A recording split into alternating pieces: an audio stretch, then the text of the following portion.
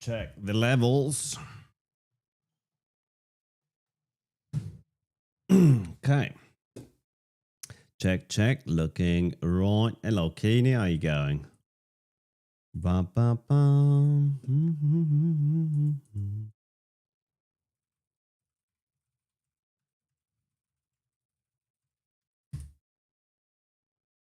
Right, let's enable streamer mode on Discord. There we go. Okay. Then all I have left to do is go and fetch my tea.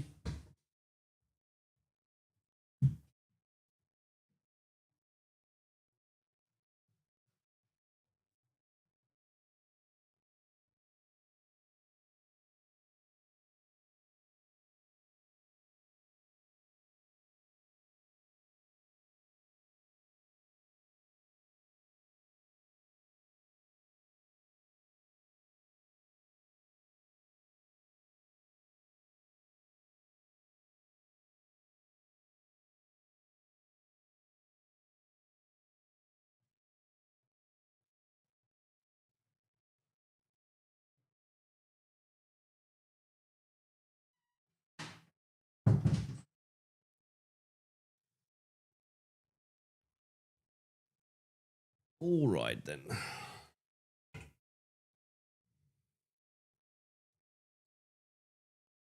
That sounds pretty good though. Oh wow, lots of messages here. Hang on.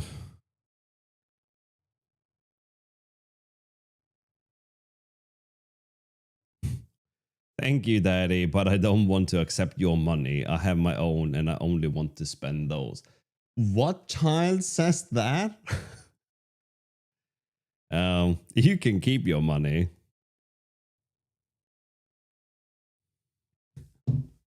What a kid she is. What a kid. Yeah, because I offered to give her some of my money from the sponsorship segment, and that was her response. I got my own money, old man. I don't need your filthy handouts. Like, oh, they grow up so fast. Okay, so now this thing that we're seeing here is dependent on this thing, and so is this thing. But here's the thing. If I kill this now and I restart this,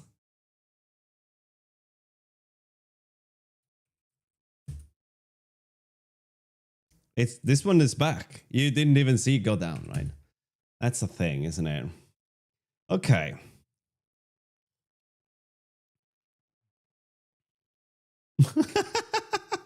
Okay, some of these comments are a bit brutal. Okay, sorry.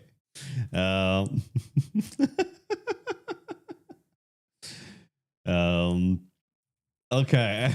Anyway, it's random.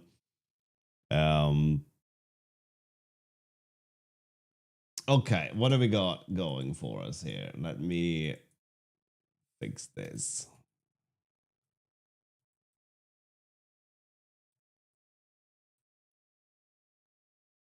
There we go. So the bug that was there earlier has now been resolved. We're about to deploy this, but before we do that, we're gonna go and have a look at the PR.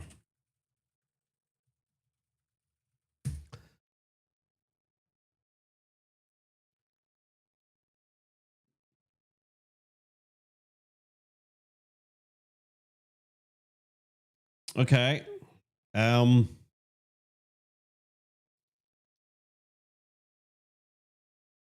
Okay, we'll mark this as a something that's holding back the release though. That's not a problem. We don't have to release a new version every day, right? Right now we're releasing a new version daily, and it's a bit much.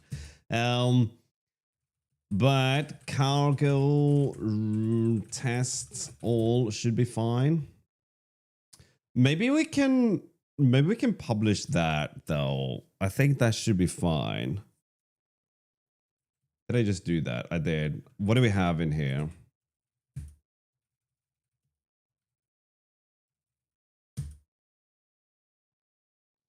Okay, so let's set up a PR for that though. So this one will have a known bug in it, but I'm okay with that.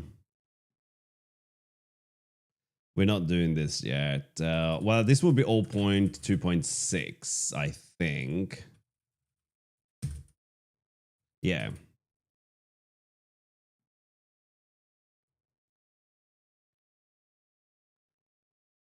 And let's have a look at our before we go any further, we're going to do a cargo release version 0.2.6.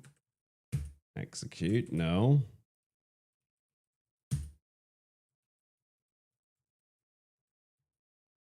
Wait, cargo.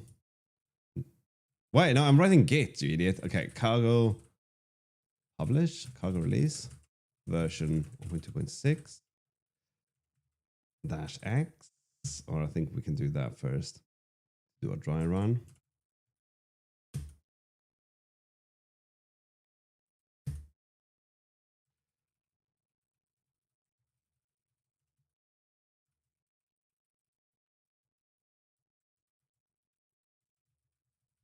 We're gonna make sure it's a workspace release.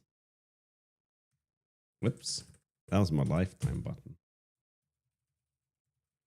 Okay, so that's right, that's right, that's right, that's right.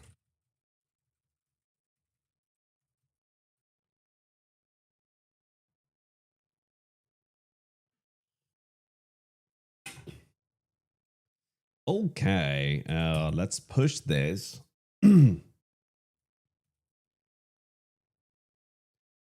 And we should have the action restarting here. So we're waiting for this PR then. We're waiting for this PR, and then we're going to release 0.2.6, which will fix the bugs that we fixed this morning. Then we can get on with things.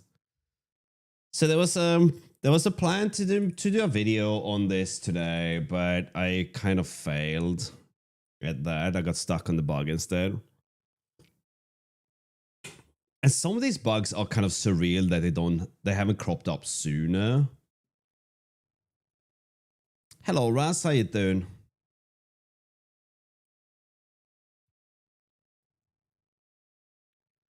There we go. So we now have that on. Switch to main. There we go. Coffee and toast.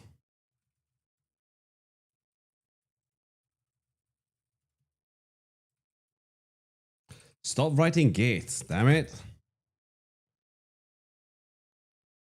Okay, so we should get an option to release a bunch of things now. Yep.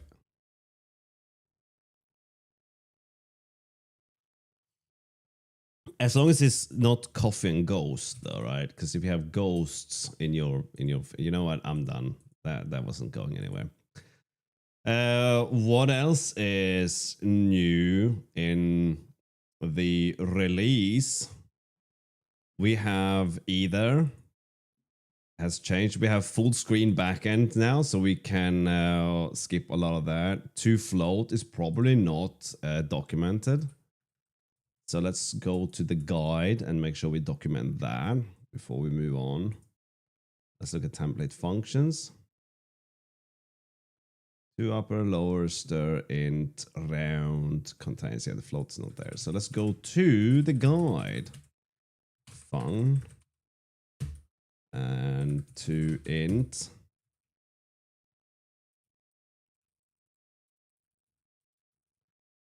So this is now to float.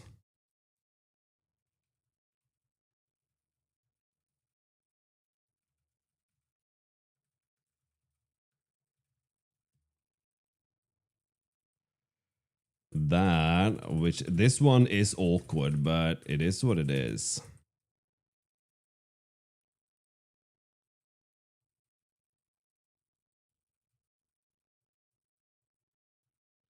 Text.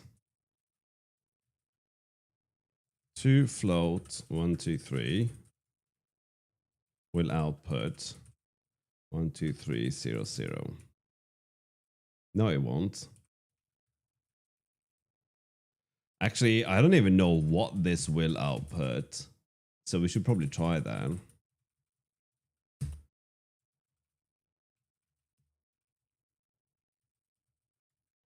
To float. It should just output 123 and nothing else. Yeah.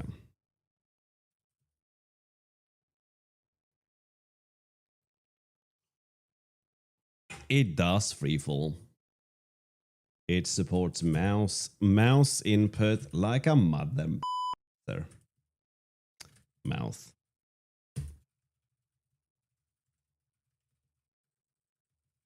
Wait, there's possibly more things to document here.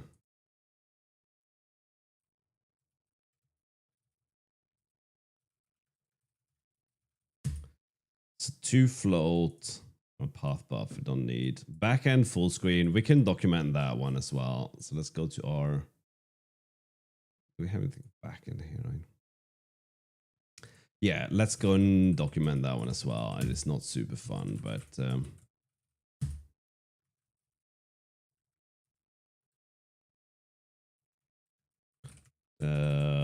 full screen function. As a convenience, it's possible to call to backend full screen. This is the same as writing,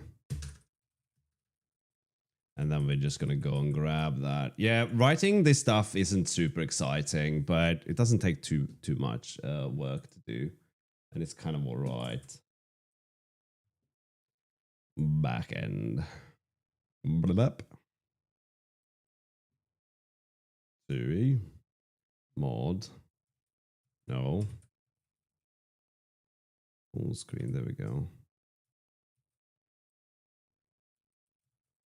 Whoa.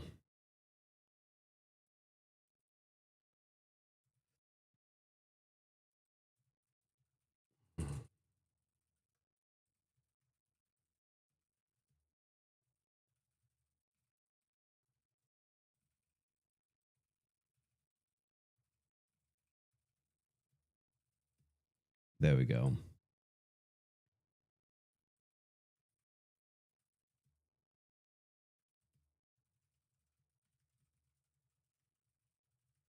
Document to float and full screen. Let's push that. Let's go to the guide.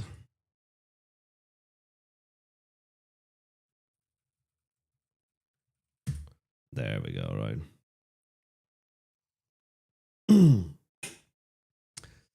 Yeah, I guess that's okay though, that it doesn't, because images, so images in the terminal is actually a security issue as well. There's a security issue with Sixels and code execution. It's probably not this.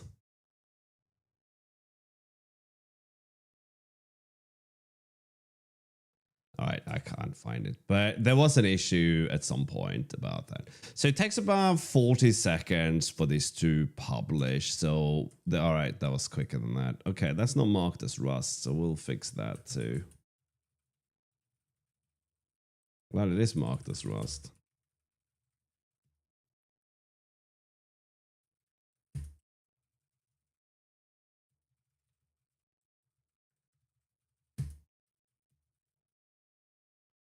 Oh.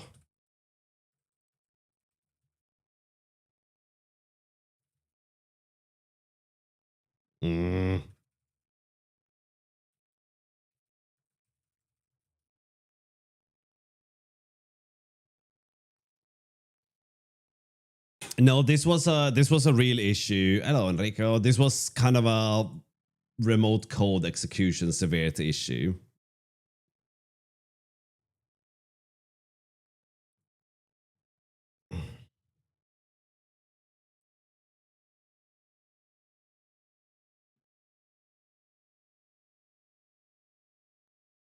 There we go.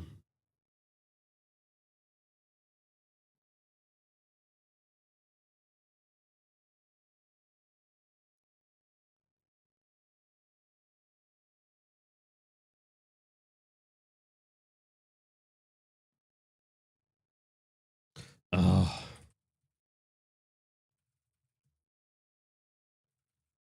really?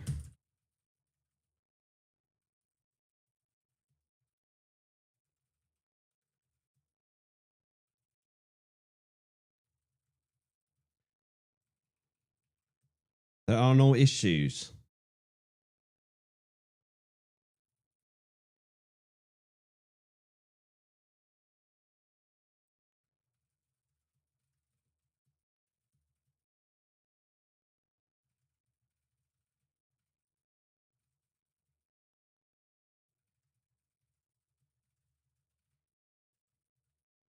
Ugh. It is, Enrico. It is fixed. Whoops.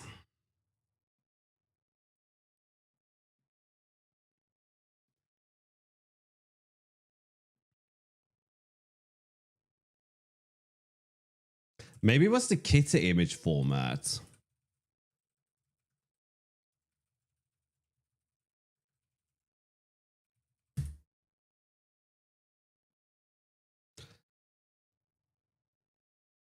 All right, then I have to do something desperate here.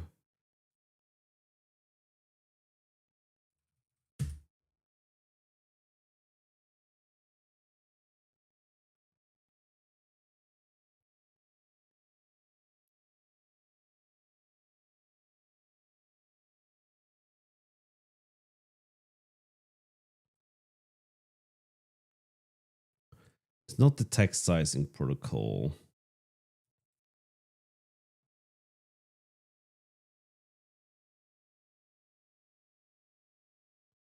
Wow, there's a lot of conversations about kitty.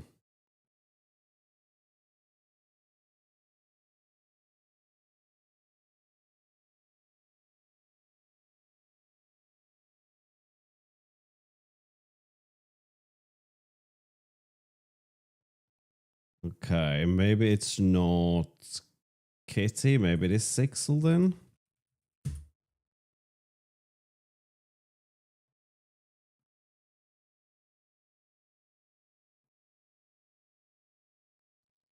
Hmm.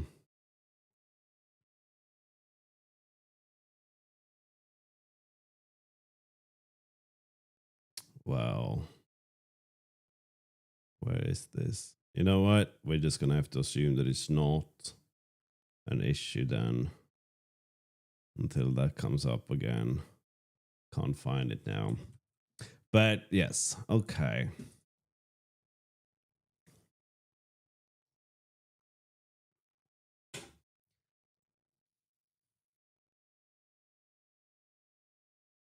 There's something where you can do, you could do some kind of remote code execution if you allow people to download images and display them. Because one of, it's either Sixels or kitty image format, unsafe headers.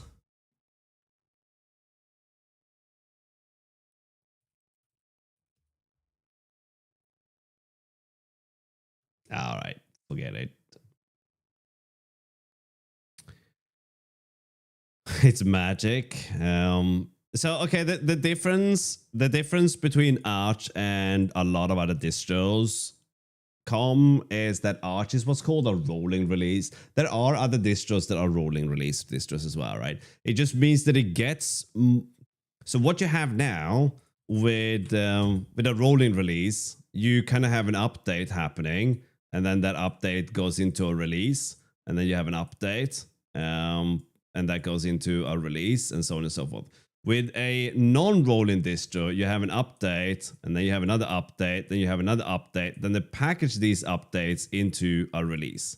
And then you have another update, right? So you have to wait a lot longer to have up-to-date software. So a rolling release gets you there faster. Arch puts a little bit of... it puts the burden on you as an end user to actually read the documentation, though. But it has amazing documentation, so it's fun. Did I say fun? I meant fine.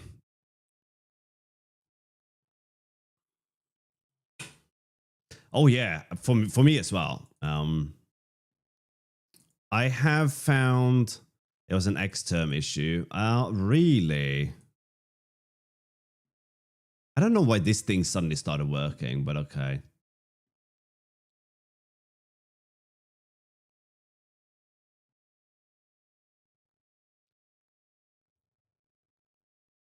All right, whatever. But yeah. There are no versions of Arch, just Arch Linux. Yeah, that's what I just said. But so a rolling release has more up-to-date software.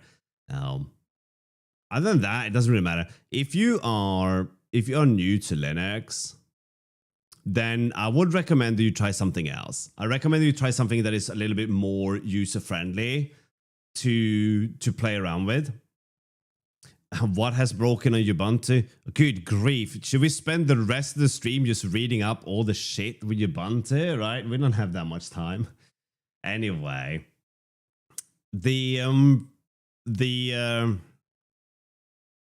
Oh man, what is this bullshit? All right, someone's texting me. Being silly. The fact that so just to give you a handful of that comes from the world of Ubuntu, right? This is not just like this is not like really breaking changes, but it's the favoring the snaps over apt. All of a sudden, it's they're putting their own affiliate links in the in like the bar. I have had dist upgrade fail multiple times on me from old systems. I updated this computer next to me after months of not touching it, and that wasn't a problem. That was an Arch dist, by the way. And you will hear plenty of stories about Arch being notorious for breaking if you don't update them frequently. But yeah, months of no updates and it was fine, right? But honestly, people are gonna like what they like. It doesn't matter what I say and what I think and what my experience is. That's not gonna be the same as your experience, right? I've had one breaking thing happen to me on Arch Linux. Two things. One was because I was an idiot and I didn't mount my boot, my boot partition before I updated my kernel. So I installed the kernel into an unmounted boot partition. Or in other words, I just put my new kernel into an empty directory and then I updated everything to depend on that kernel and then I restarted my computer like an idiot. So there's no fault of Arch there. That's definitely on me. But the thing that was wrong with that happened... Hello, Motion. How you doing? I'm good. The thing that went wrong for me on Arch Linux was something NVIDIA did. They broke the drivers and took a while to update, so you had to fall back on the LTS one. But I think when it comes to like Ubuntu flavored Linuxes, the Linux Mint has been really good, I think. And I think that's definitely something that people should No, the thing is, I think like other than like doing weird scummy things, I actually like Ubuntu crossout, but not Ubuntu. I like Linux Mint. Linux Mint made Ubuntu to what it should be. It's a user-friendly experience without the corporate bullshit, and for obvious reasons, right? But it is that, right? You erase your partition table with fdisk and write a new one that matched. So yeah, I mean, wait, the distro is not in charge of our pilot errors, right? I bet you do. There's no coming back from that. Yeah, but you can update that one again. If you wipe your Pacman database, you can just update that again. Same thing if you for some ridiculous reason like manage to drop your keychain or whatever, right? Then these things are fixable, right? I got tea in my hand now because I got so excited about talking about keychains apparently. But the database that keeps track on which packages are installed. Yeah, actually, I don't know what you would do there, right? I haven't tried Pop OS. I have seen someone try it, but that was a long time ago, and it was buggy out of the box. But again, that was like years ago. I have no idea what Pop OS is like now, and I do think that they might have something there, right? I still would pick Mint over anything else, though, right? When it comes to the Ubuntu flavored ones, right? Just because it has been non-breaking and good to me for several years before I moved to Arch, by the way. Yeah, the AUR is one of those things that has an insane conversation attached to it, right? Why is this syntax highlighting not working? All right, you know what? Forget about it. Let's go to functions and make sure the toFloat is there. Yeah, it is. So there's like an insane thing about that, isn't there?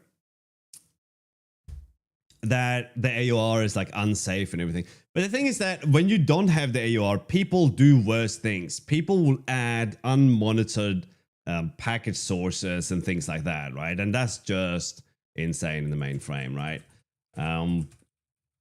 Okay, so this one still has a bug, okay? It's a known bug with 0.2.6, and that is that any resize, this is a bug that's still in there in all old versions, right?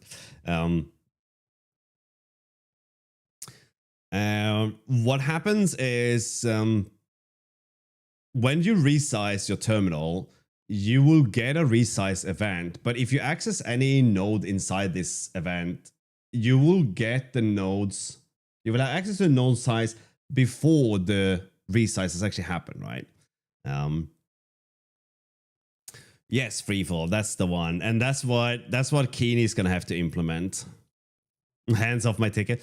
Yes, I'm just saying that we released 0.2.6, so your ticket will go in 0.2.7. Do not stress about it, Doddy, right? This is why I released this today, so you don't have to stress about making that change, right?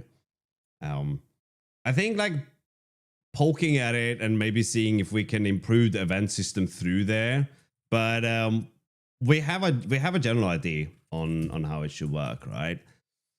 So what's next? I tried Ghosty today, by the way, but I can't get it to behave like Alacrity in my rather concerning way. Oh, stop texting me, you ghoul. Nobody cares. Okay, get out of here. Get out of here, nerd. Should we open the door? It's a bit warm in here, right? Hang on.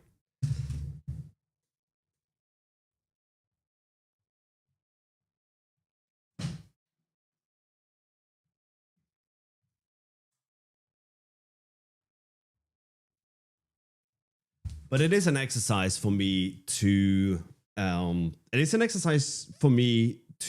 have other people submit code to Anathema, and everything I do with Anathema leads to something else, right? I start pulling at a thread, and then it'd be like, oh no, this should do this should do that, and it kind of snowballs.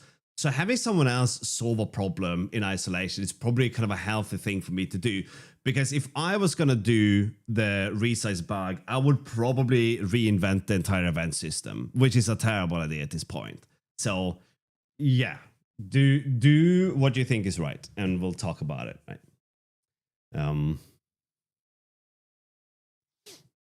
Yeah, the only reason so setting up Ghosty was a non-issue, right? It's already set up to be roughly the same as my Alacrity setup, bar the I haven't tried this in Ghosty, by the way.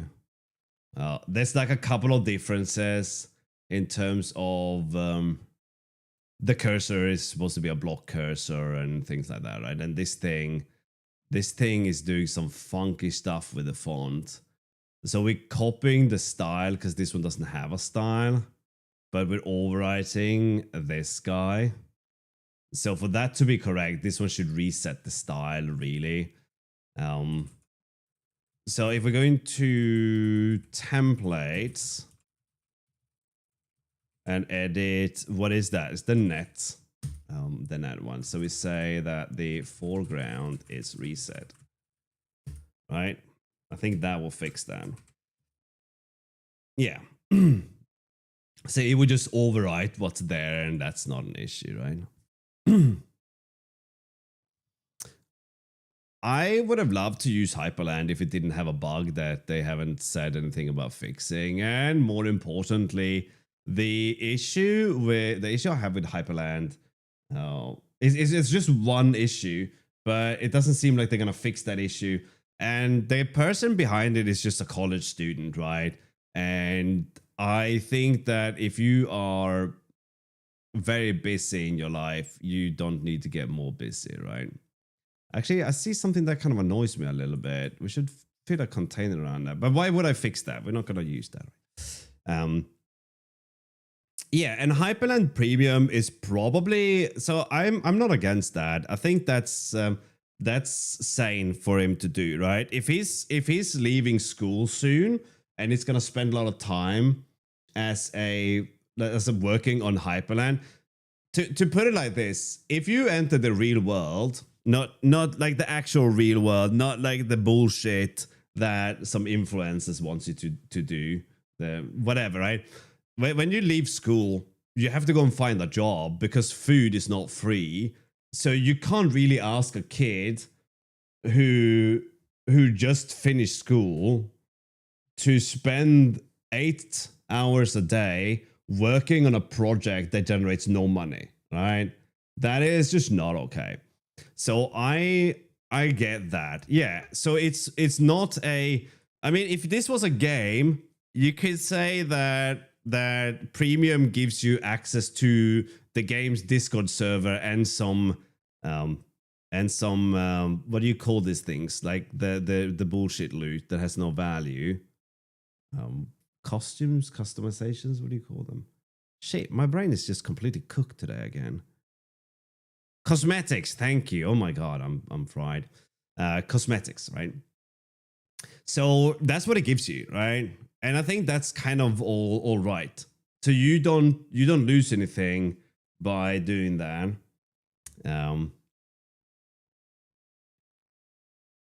You prefer Neri anyway? I don't know what Neri is. What is Neri, Freefall? Is it something cool? Hello, Bolivar. How you doing, buddy? Man, I gotta remember to drink a lot of water today. Okay, so should we try to crack on with things, maybe? Oh, is it that thing? Yeah. I saw that one. As a streamer, that one makes no sense. As like a standard user, then probably. Because I need a fixed desktop setup, right? For me to swap to something else, it has to give me something more, not take something away from me. And these things don't so far. I had my hopes up for Hyperland, and as per with everything, when I run into a bug with something, I assume I caused the bug, and I wasted some time with that incorrect assumption, right? How do you find problems in anything? You just use it, right? You try to do something and you realize that you can't do it. Either that's a limitation of the information you could discover, or it's a limitation of the thing you're trying to use, right?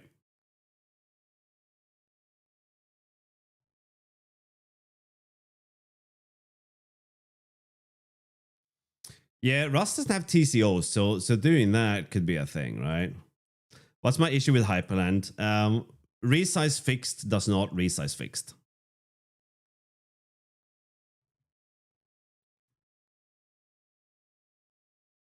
Whoops.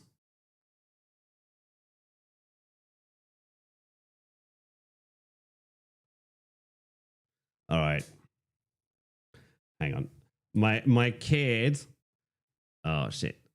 Move keyboard. My kid just left me a message and then changed to mine. Let me just send.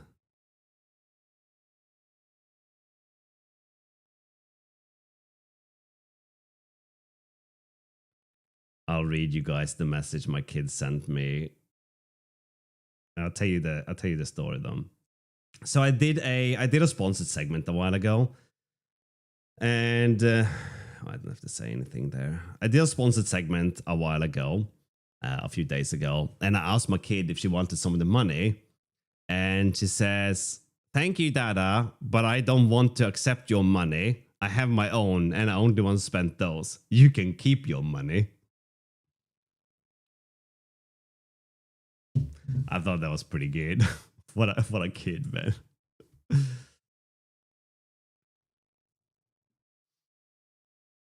Okay, where are we? Yeah, I kind of want to ask you what your Alexa function does, but I don't want to get too distracted. See, I think I answered that. Yeah, that sucks, beans. I hate that. I don't know. Okay, no, hang on. That's not for me. See, it doesn't guarantee take call optimization either. The only software you can't find problems in is the one that isn't written yet.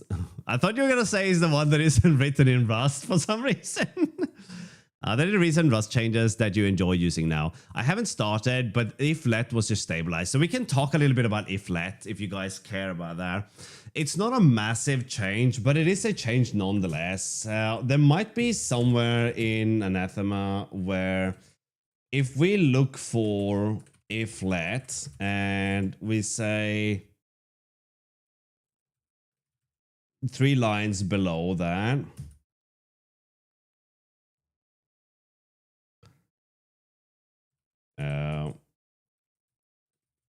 3 lines below that. So this thing, we could possibly rewrite this thing using an if let chain, right? So let's go to the store. And where was that? It's in, this is the one, right? Oops.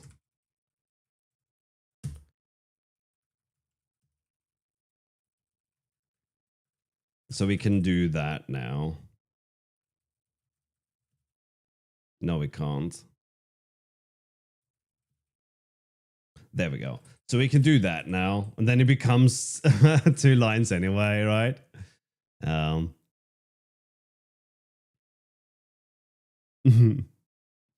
Didn't he go nuts about Sig these days? But I think that you got to remember he was very young, and I felt a little bit bad for him a little bit, right?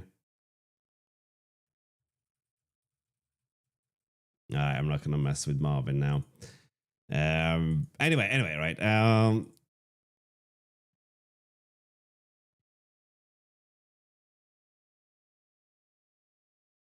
Is this for a game? No. So the thing that I'm working on, Com, is what you see here and what you see up here, right? All this is software that is running, written in a framework that we've developed here, and it's highly customizable, right? What you can do with it, right? Good thing they're not raised to be greedy. Yeah. I'm lucky. All right, yeah. Remember what the next thing is and tokenize it. So this thing, I mean, if this is written in Rust, I'm kind of thinking that sounds like something that should be a match statement, but I don't know, right? Never to you for a proper spank. It's written in Satan's language. I'm sorry, Bolvar. I can't help you then. Not that you asked, but I'll invite myself to your project anyway. Okay, so right, jokes aside, I thought what we could do is look at something that can interact with this thing that we have up here, right? I wonder if Bunnybot can restart itself. I don't think it does. Wait, no, not bunny bot. Simple bun. We have too many things here.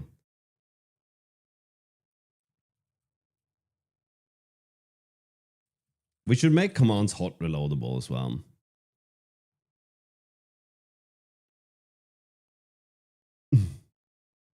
Ah, but your car is made of something, Bulvar. Okay, so we need to monitor this thing. Where's the actual main function? Okay, so we can loop this.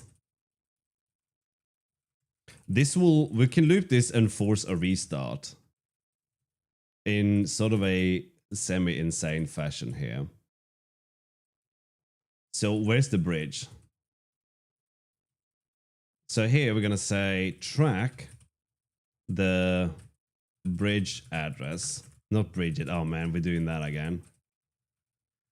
So what happens is the bridge might cease to exist. And if it does, we're going to shut down the whole thing, which means we will restart it again. So if I restart the program, we should do a comparison to make sure the address is the bridge address.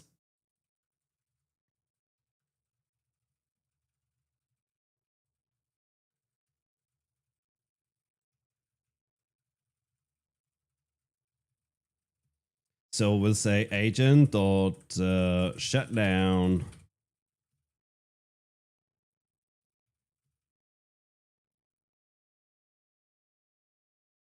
And then we return from here. And in doing so, the bot should now restart. Wait, there we are. The bot should now restart, but we have to do this first, okay? So the bot's going to come back online here. There we go. So if I shut this thing down, everything has gone down now, but if I run it again, everything should come back up again. And it does.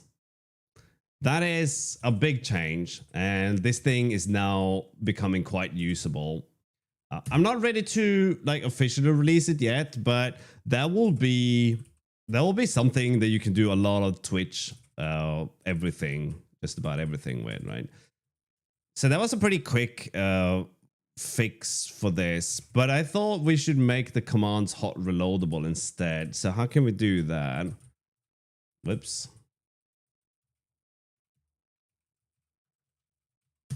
Well, we can add notify. Is it notify or I notify? You can try, but it only reacts to a few things and it's quite rude. The bot is more about, you know, answering bang commands, right? What was I doing again?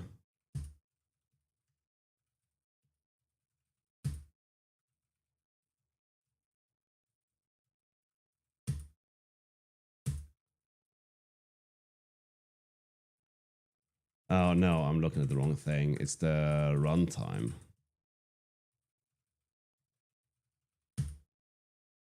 It's notify. There we go.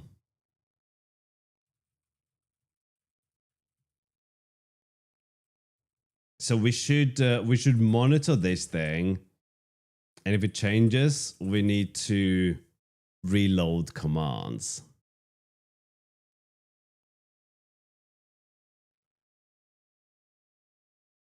We could do that by just having a command reload agent, right?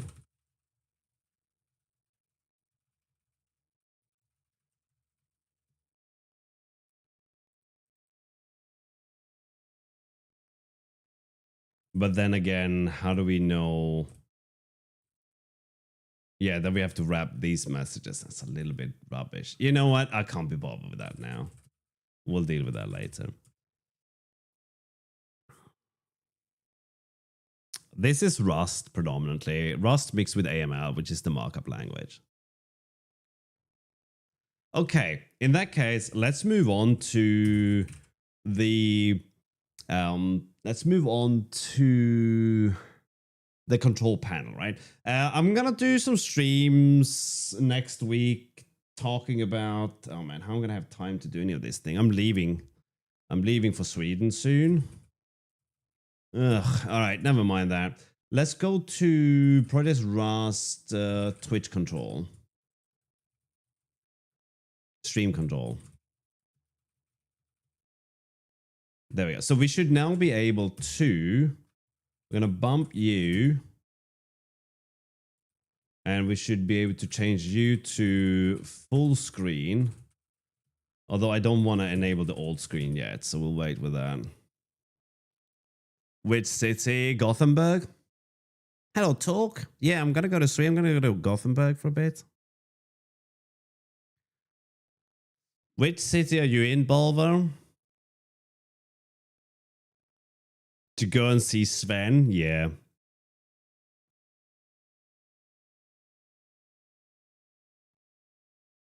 Wrong city. I'll be sure to tell them that. I'll be standing in the middle of town square going like, listen, you're in the wrong city. You're supposed to be in the other one. The one that talked about. You're 4 hours away by train. I see. Let him have it. I will avoid that though, talk. I want to be allowed to go back. Right. Still make the trip for a picture. That's a long trip to make for a picture though, right? Is it vacay? Yeah. I'm going there to, my kid wants to go shopping there. Her shopping, I say shopping, but she wants to buy like boba tea and a milkshake, and she wants to pet a cat. That's like her list of things she was doing on a holiday. And I thought it was nice and wholesome and affordable. And then I have some friends that I'm going to go and see as well.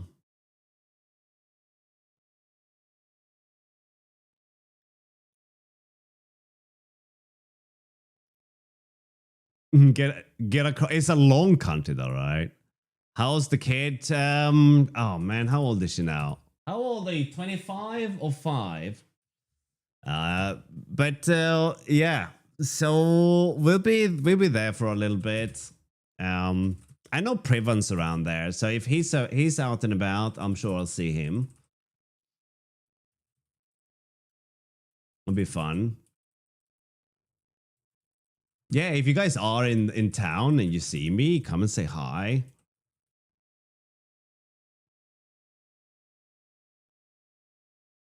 Yeah, sure will, Boulder. It's a fun amusement park. Sounds like a financial black hole talk. I'm quite happy with milkshake and petting a cat, right? That's kind of a good budget holiday. You seem to be like pointing in the direction of expensive, okay? It's gonna be 500,000 euros to get in. You want a hamburger? That's 9 million. All right, then fine. Welcome to the Discord, Bolvar. Oh man, now you got access to sub lounge. Now you can see my kid dress me up like a unicorn for Halloween.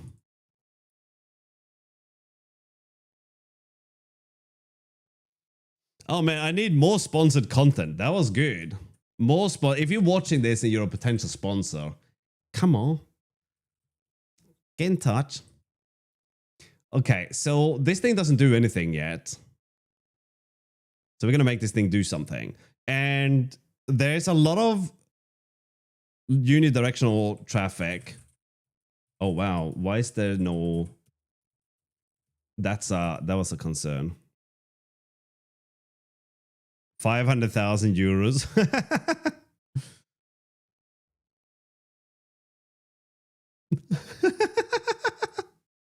You have to look at the videos though for the full context. Although I think younger people didn't understand that video, so that's all right. Okay, so what's the bug that I've introduced now?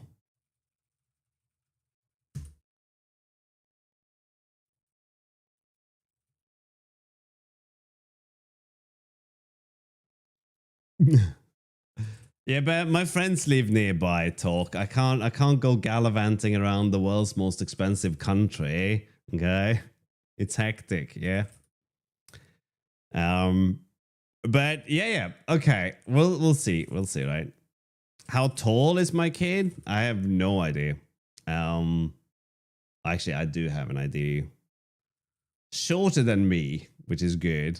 And taller than my ex-girlfriend, which is not good for her. Mr. I have friends. I mean, I didn't say they weren't imaginary, but still, right? Oh no, she's not that small. No. She's not that small. Pocket-sized children. She's not Spanish. She was born there, but she's not Spanish. Okay. I remember. I remember. I remember my ex's abuela. She was pocket-sized.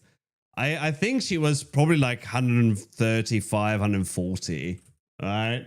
She was like it felt like I felt like a giant when I was with her family. Um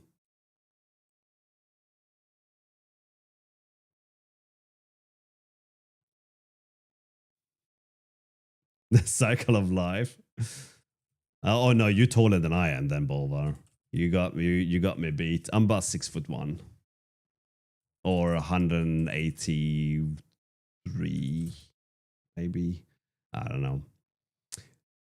But more important, ¿qué más importante? ¿Qué pasa con esto? All right, why is this thing wrong? Okay, let's do extras here. Whoops. Now we should have some text here.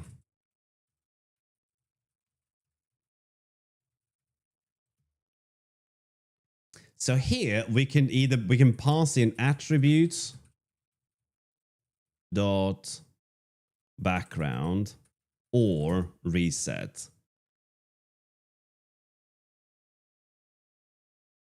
Although technically we don't have to do that. We don't have to change this at all. That can be done here.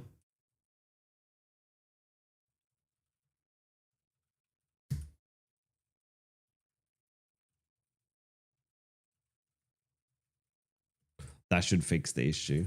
It did not.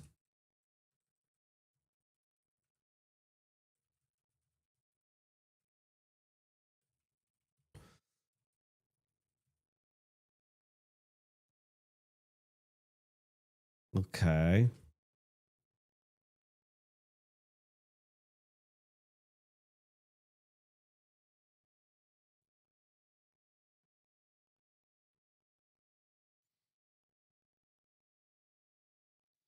That's kind of an impossible question to answer, Com. I guess you can say he uses the kernel at least. But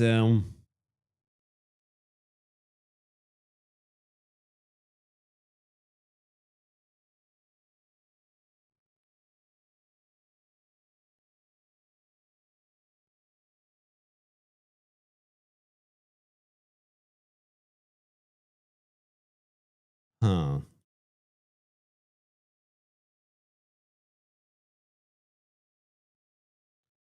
Okay, this is confusing me quite a bit. Why is this not working?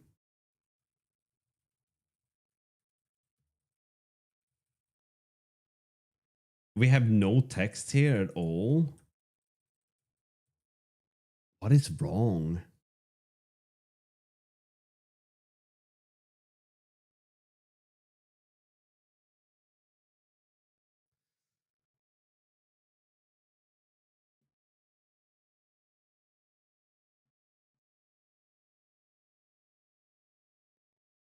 Sure. Totally can do that in response to your message.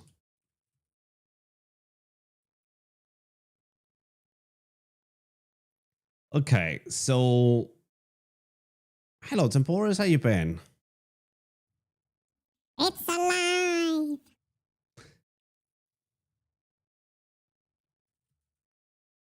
More importantly, why is this thing broken? Is it the container? Is it the... Like, what is it that is breaking this? So we don't get any text. Oh, that means that I've released something that is broken. Hurrah. Hello, C3. I know, Scott. I called him yesterday and be like, where are you, man? And it's like, why are you calling me? Who is this? And like, you're not watching the stream. Where are you? I'm outside your house, man. Where are you?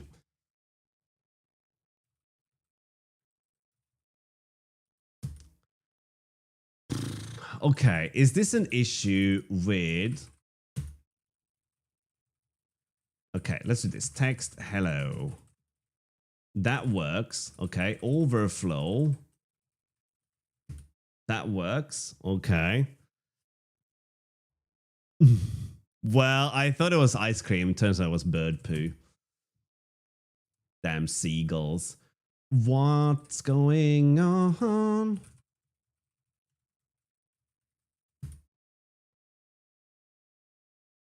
Okay, so far this is correct. What else do we have in the input template that I might be missing? Oh, there's a C stack in there. Let's just copy all this stuff and fiddle with it.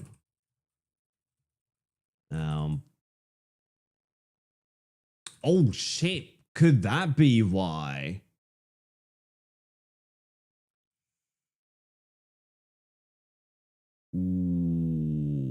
Okay. No, it isn't. It shouldn't be that. All right, let's do this then before I do anything else. Let's just have an input here.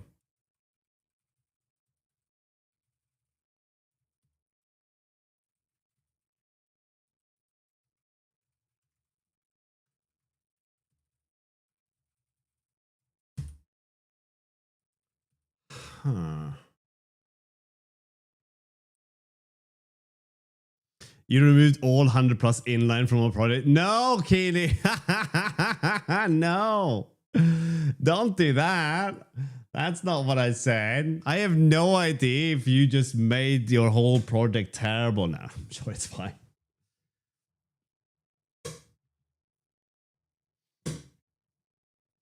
For too long, the pigeons have ruled the skies. No longer shall we conform to the pigeonization. One seagull for all seagulls. Hmm.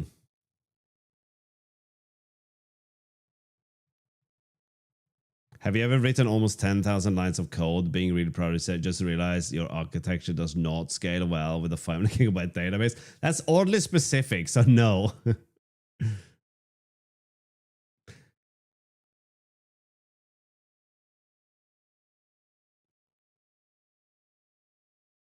How is Linux OS made? English is my second language, so it's sometimes difficult for me to say what I want to say. That makes sense, Com. Don't worry about it. Tell you what, there is a post by Phil Opperman. Now this thing, there's too many P's there, but this thing is for Rust programmers. However, you can probably read this and understand more about how things work without caring about Rust. This will teach you how to build an operating system in Rust, but it will also teach you about all the other things, right? The I was gonna say like memory paging and stuff, but okay, the entry point. This is kind of what we're talking about. Right? So if you kind of disregard the code and look more about the read the text that is there instead of worrying too much about the code. Sure, it's gonna be quite centric around Rust, but I'm gonna link this one anyway because it's a good read. There are probably you got LFS as well. That's also quite good. I don't know if that will go through all of that, but yeah.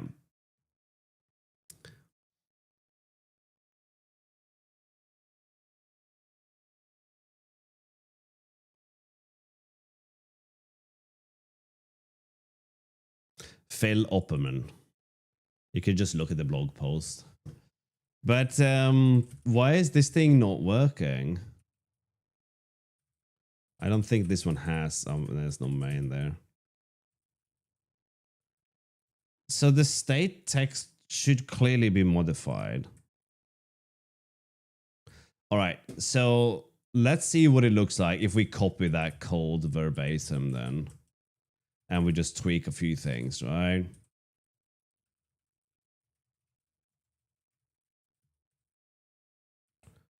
Okay, that works.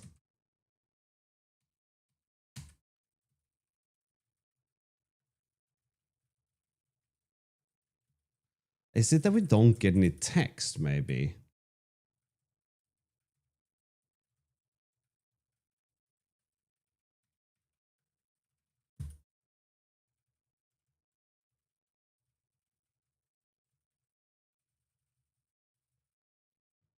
That should... yeah, there's something really weird with this. Why are we not getting any text in there? Brunch. You're so posh, mate. Is it tea at the Ritz after that? Afternoon tea, maybe? With a little cake platter and all? We have a fine selection of cakes for you, sir. Only a scone, please. And some extra clotted cream, if you will. And none of that twiddle you call Tetlis. Only the finest from Fortnum and Mason. Hello, Caleb. How you doing? All right, so there's an issue with this. This doesn't seem to work.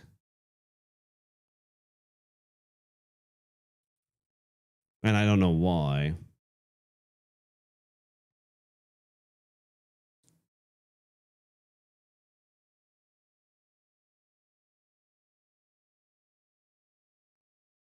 Oh yeah, we used to go to a place called the Berg House and had scones and clotted cream there.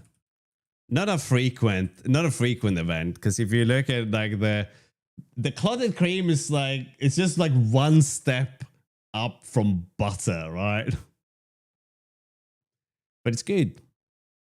You won't have a lot of it, but it's good.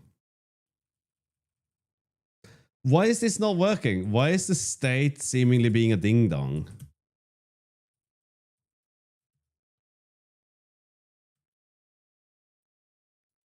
I don't get it. It clearly is inputting the state, so that's not wrong. All right, I am freaking out, man. We have to add our main file here. Wait, there could be... Oh, no. No, I'm an idiot. Don't tell anyone. I did it again. Oops. I did it again. I did dumb things. No, I didn't. No, I didn't do dumb things. It clearly adds the state. Why is it not printing anything out?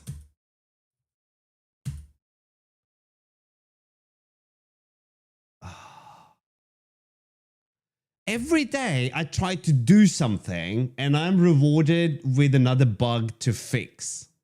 Or just let me build something, you ghoulish world. At least the status bar is working.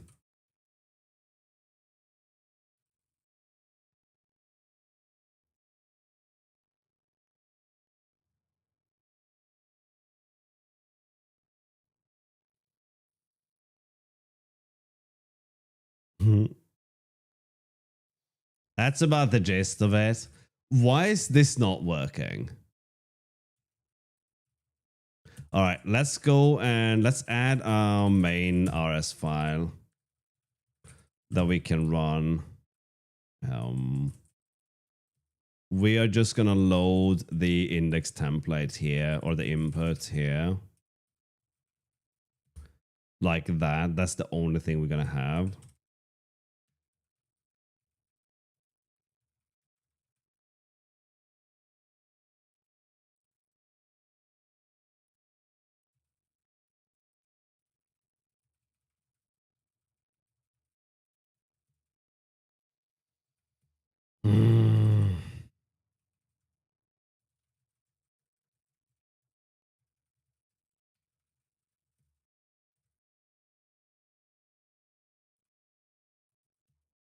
unregistered component. No, it isn't. I'm registering the component right here. Oh, right. Input. Whoopsie. Oh, that works.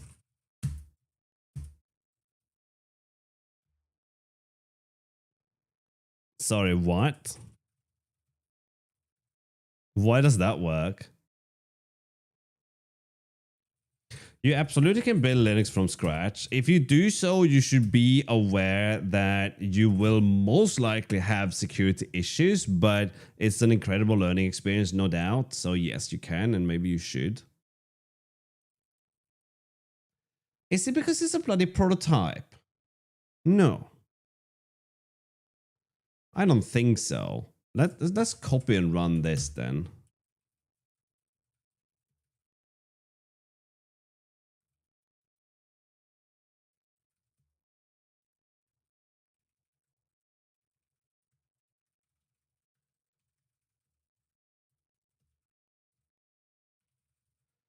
Oh my goodness.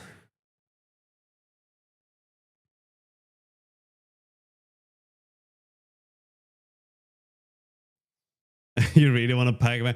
I think Slackware could have taught you that one, but I see what you mean though.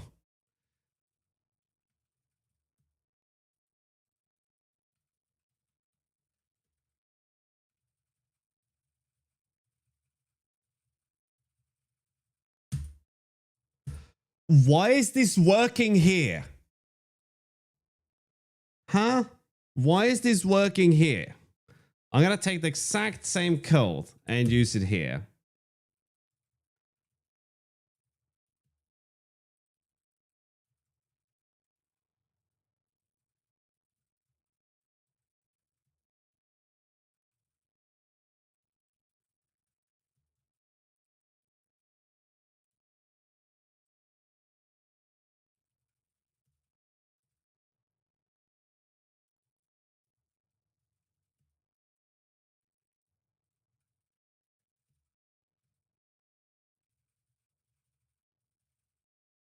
Okay. That is insane. Right? It's the same code.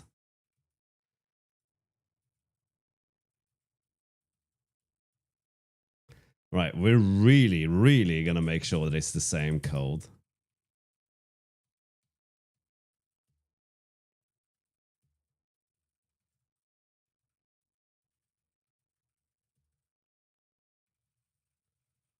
What is going on?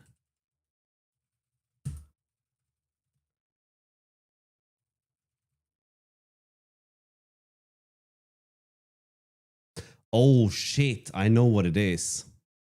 I know how to break it. Damn. That is not a good thing.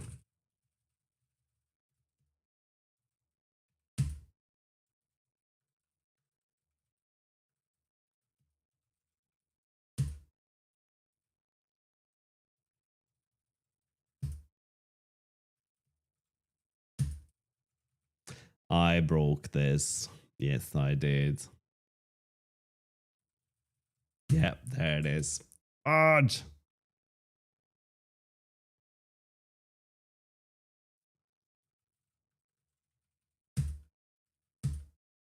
Mm.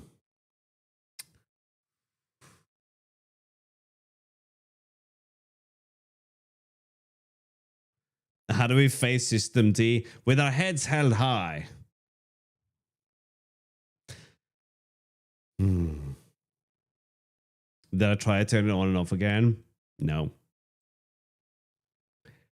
I don't know exactly what it is that broke it, but I know that there's a hot patch coming in, okay?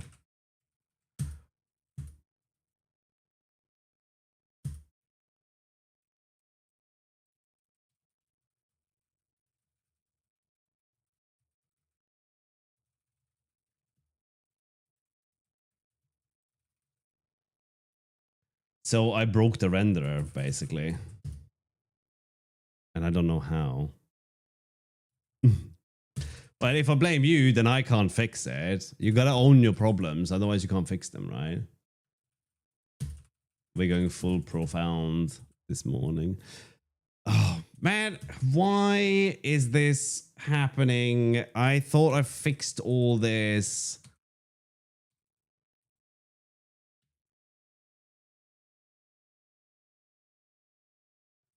Like, the only difference that I can think of, is the continuation cell. And it can't be that.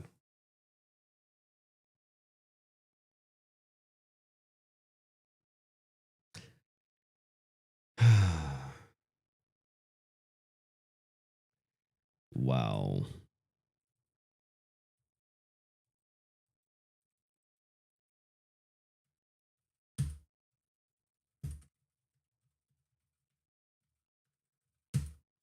All right, so where's the present?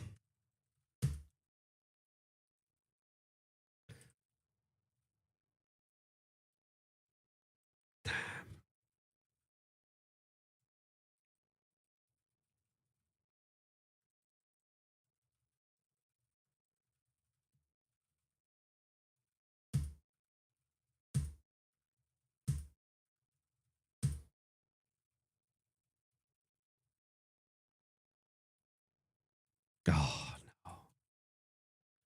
So the only thing that I can think of is this, right? If this fixes it, I'm going to be a little bit wild here. Oh, thank goodness. Wait.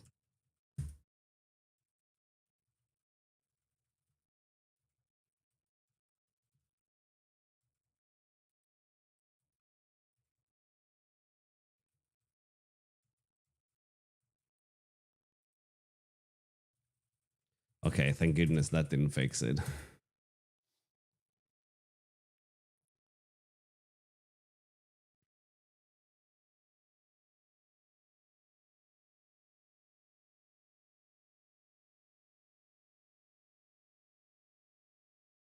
We just someone's side project. We just someone's hobby project they do after work.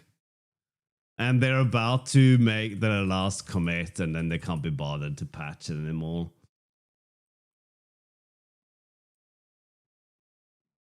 Okay, so this didn't fix it.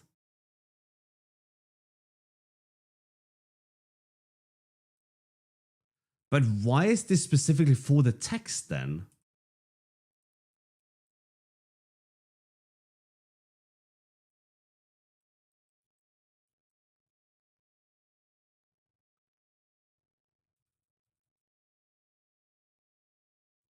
Okay, we're gonna do something more insane here.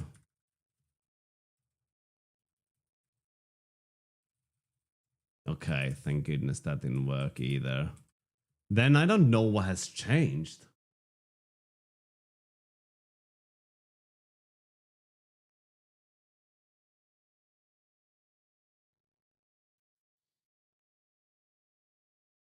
What? We're a great species. That's just speciesism right there. We're amazing.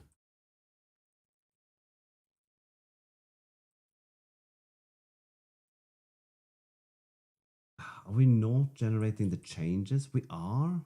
Okay, so there's two things that has changed here. That and there's another one where we generate the changes.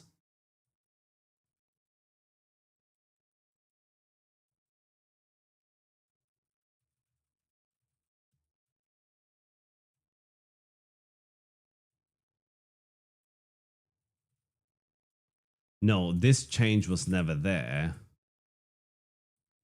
So we'll panic here.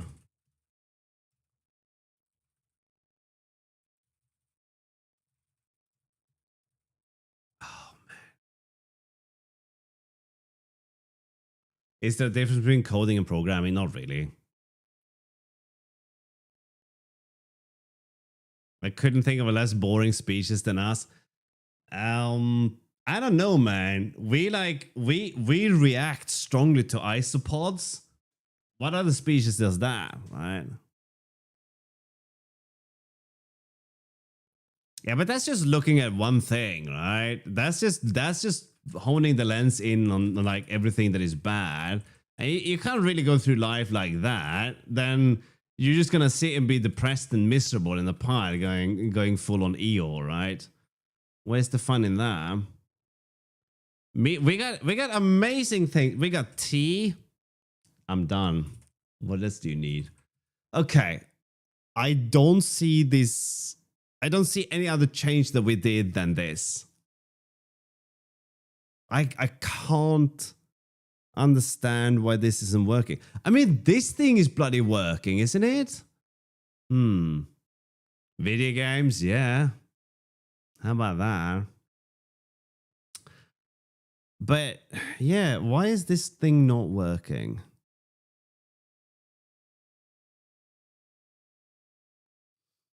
I think it was the patch that allowed credit card payments on the internet, Caleb. I think that's what us over.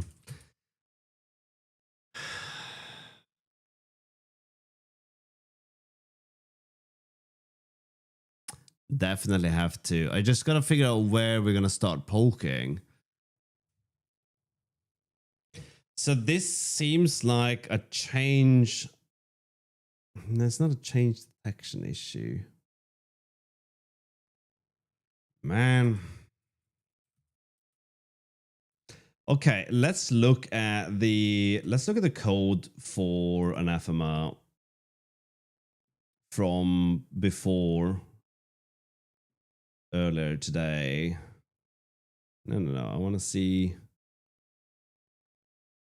the commits.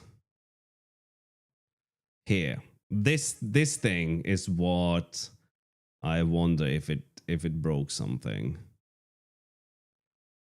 Index there's not a problem. That's not an issue.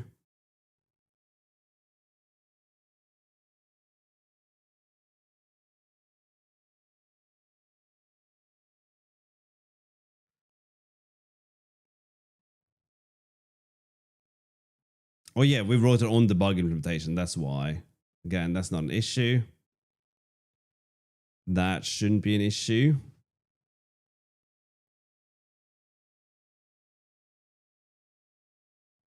That should not be an issue.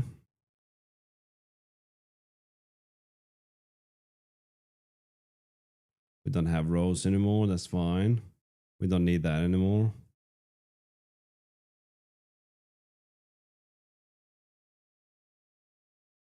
That's new.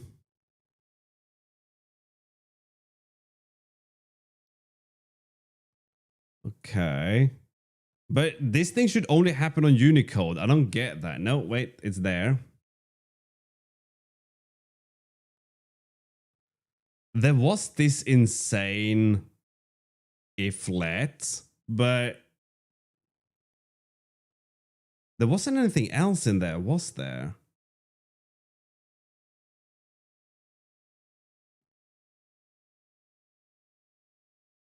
All of this is captured within here.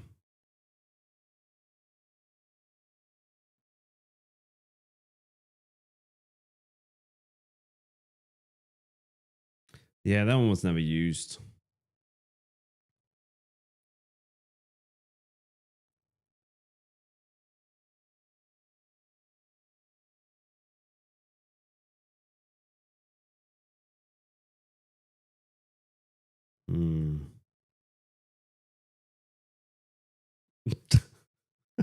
Forearms.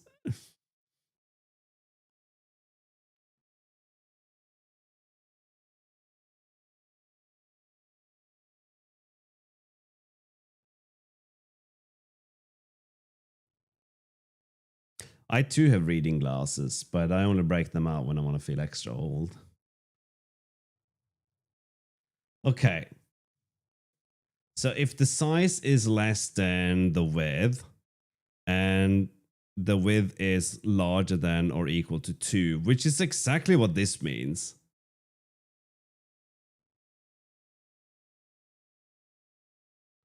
Then we put a continuation on there. with a local. Yeah, okay, that's not it.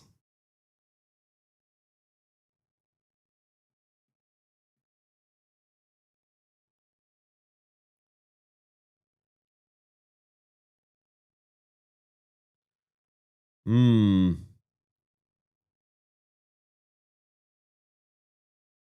But there shouldn't be any continuation cells in there in the first place, right?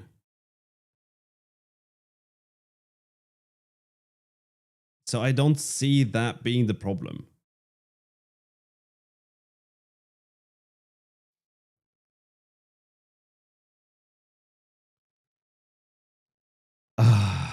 Okay, let's do...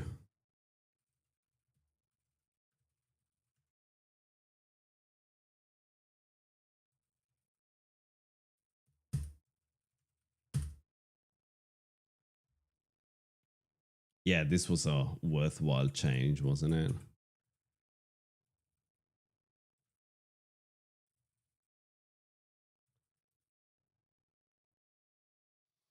Okay, on new here, instead of setting this thing to an empty string, we'll do from sandwich. And then it works? Are you freaking serious?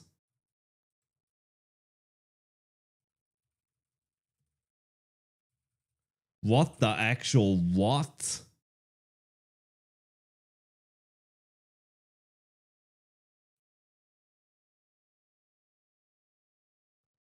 What is going on there?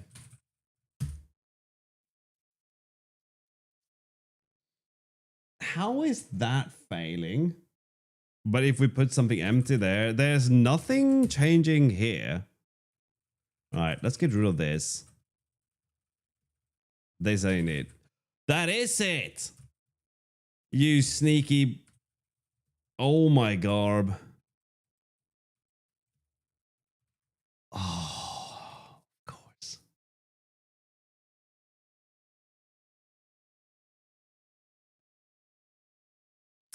But that should be truthy once we have a value in there.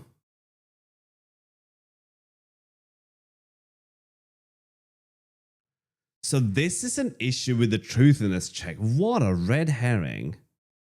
Damn. What a red herring. Okay, let's do this then.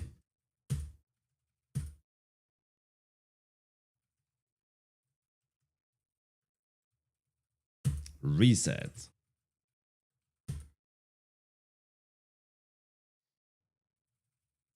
Okay.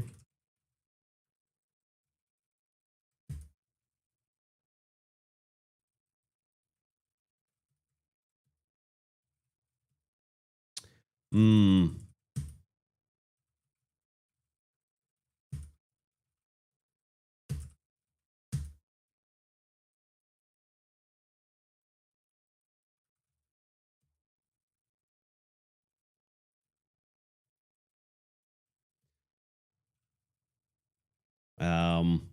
How do we fix a version to an exact version? Is it caret or equal sign?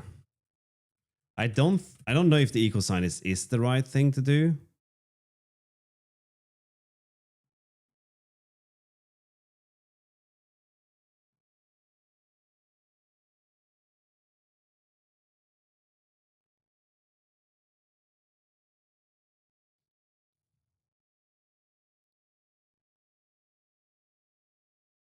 Oh, caret is the default one. Wow, I don't remember that at all.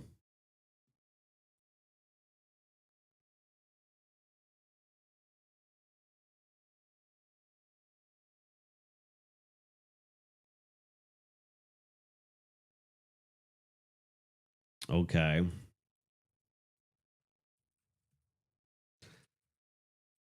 So this has to be an issue.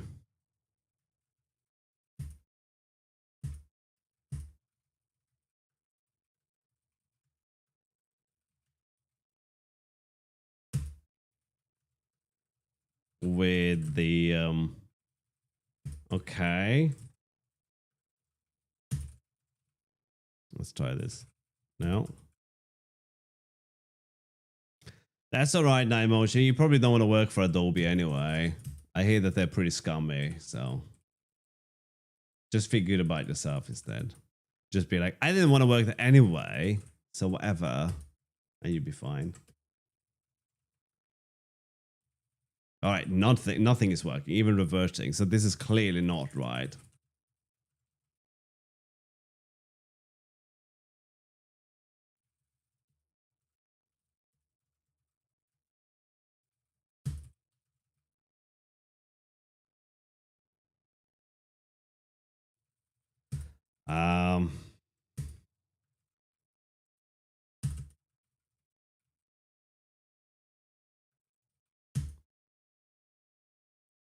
That should have worked, but it doesn't seem to work.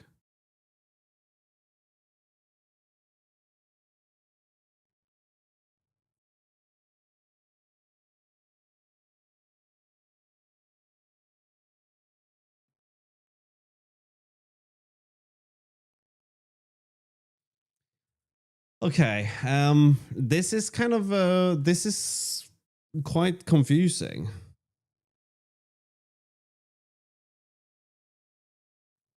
We should, first of all, we should do this. That should be sufficient, no?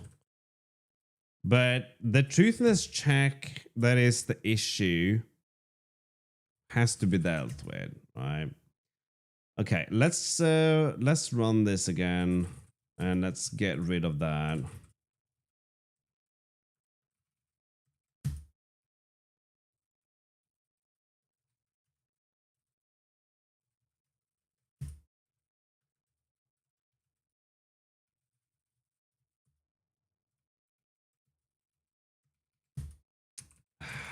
How does this one fail a truthness check twice?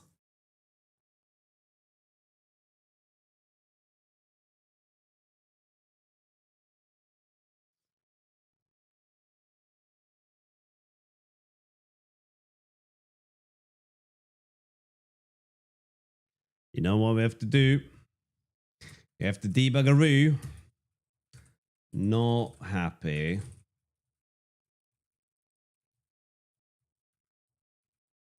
It's not an either. Actually, we can try to resolve this as an either before we do that.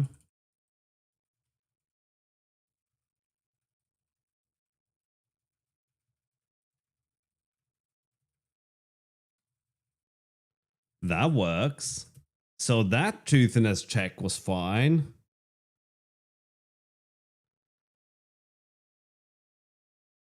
Then it's going to be down to how the if statement works. Oh.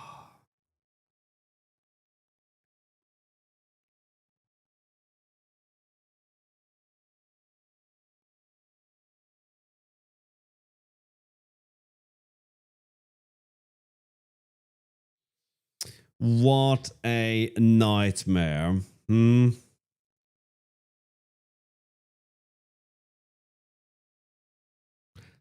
So the thing the if statement depends on is changing.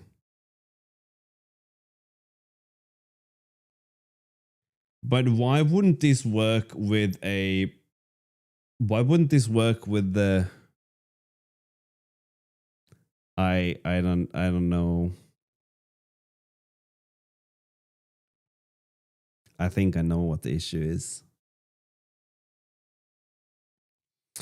The issue is with the generation of what is there.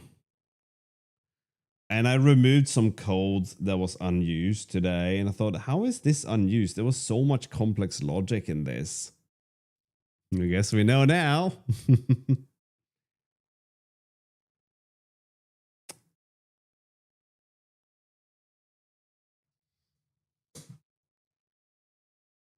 Okay, so maybe let's point this to our local version again.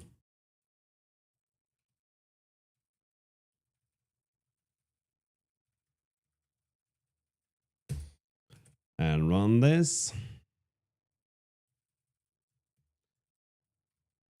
I think I know where the issue is.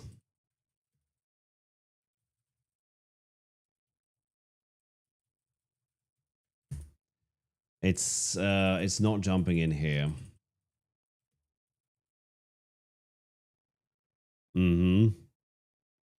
So this comes from the, oh man, I just want to build something with this.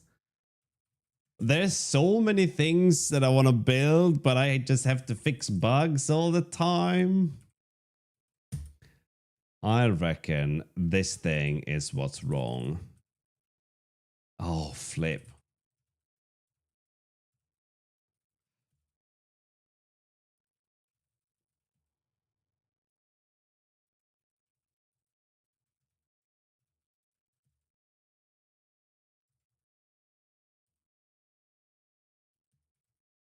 I hope this works. Oh. Right. At least it's an easy fix. Okay. A very simple one, but there's a big difference between looking at something as a Boolean value, saying whether it's true or false, and doing a truthness check. We could, Tons. We did. I will Sway on my laptop, but on here I'm on i3.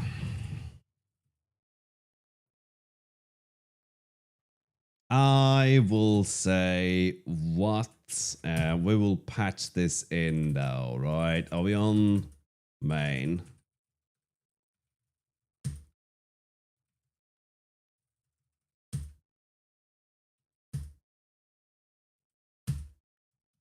All right. We're going to have to do 0.2.6.1.0.0.0.1 again now.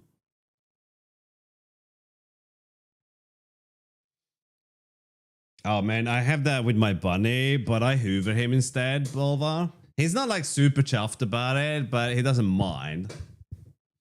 We're gonna run a number soon. Yeah, your code's gonna end up on 0.49 though, Dotty.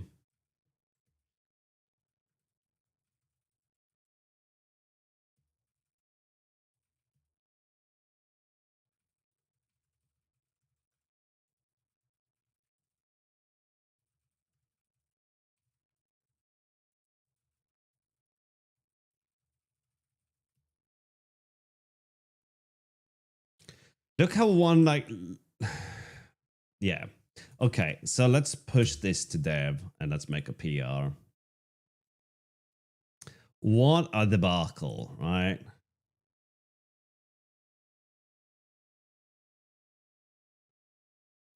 No, I have like the small nozzle and then I just hoover him when he sits down and does something. And I just like, I hoover and I kind of like get close to him to like bunnies shed like there's no tomorrow, right? They would just blast fur everywhere. So hoovering him is better than brushing him because the brush gets full of hair in no time.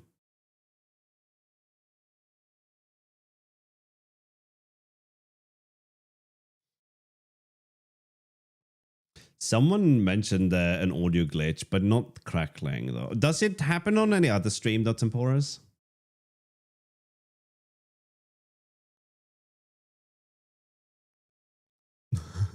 Time to get hoovering. Better for whom, indeed. All right, let's merge it. Wait, what rules are we bypassing here?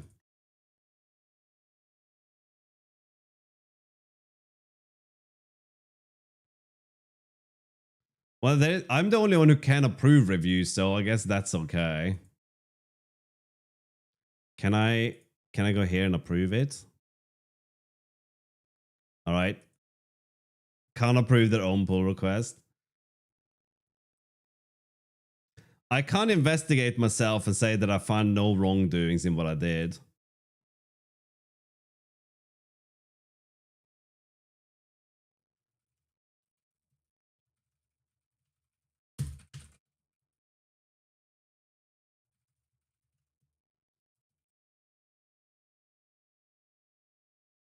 Yeah, pop open another stream and see if it happens there. Cargo, publish, workspace, version 0.2. Is this 0.2.6.1 now? Uh, so are we allowed to have 4 numbers in somewhere?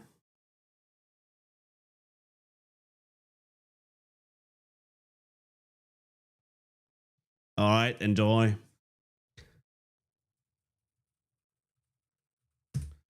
Let's have a look before someone guesses and just gives me wrong information. Technically not. Jumbo Major just got a 1.0.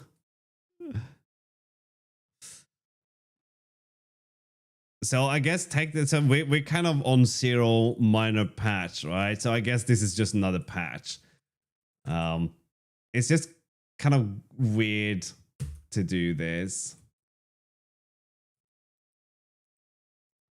Is it release?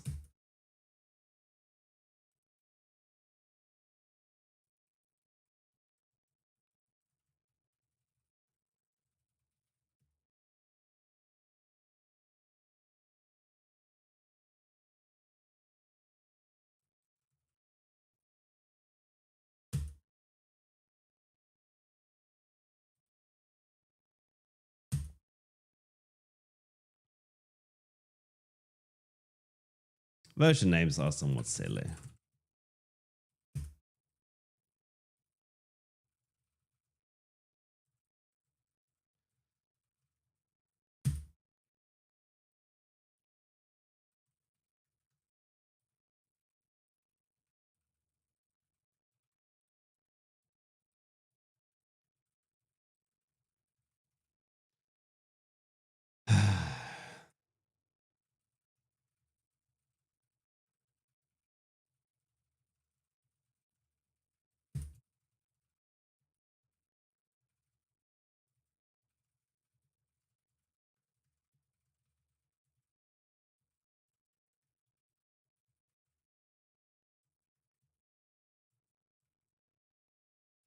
Wait, is that what's in our log? All right, whatever.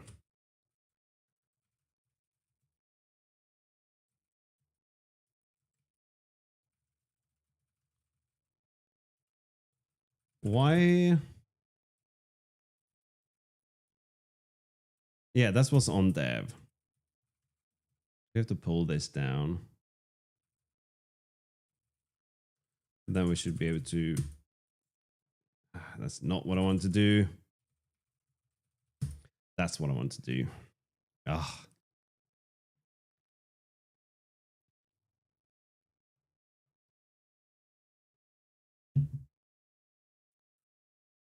No, that's not the one I wanted to amend. That's the one. That's the one I want.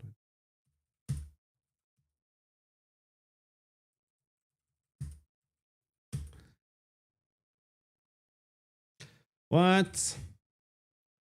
Oh shit, am I on main? Shit. Right.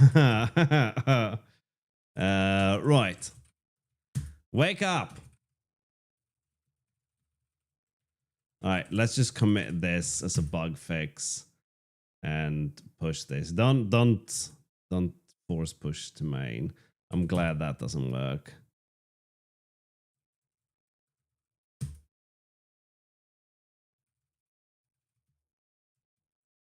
Wait. Beans.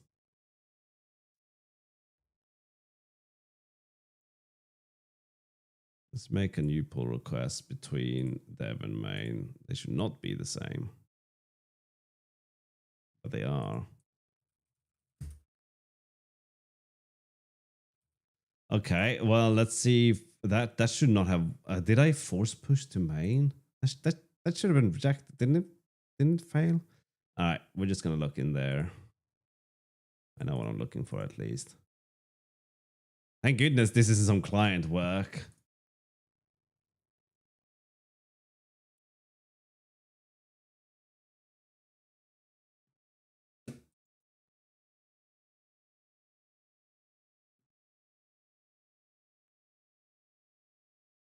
All right, that is correct.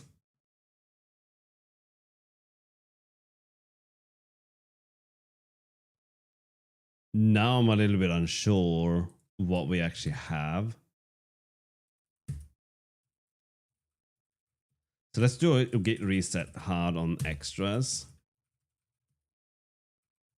We should have an untracked main file. Let's remove the lock file. And let's remove the target. That's correct. Cargo run. Which version are we guessing? 0.2.6, that's the wrong version. Oh, I never published, did I? That's why.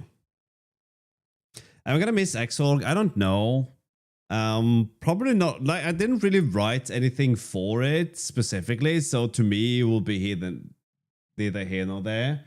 I've used it for many years, but I don't have an emotional attachment to it or anything of the sort.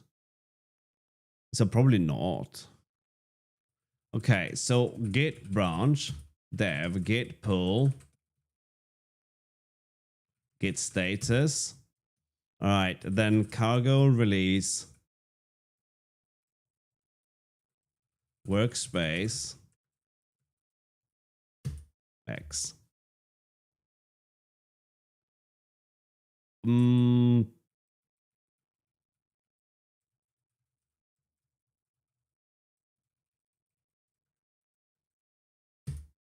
Maybe that's why it failed.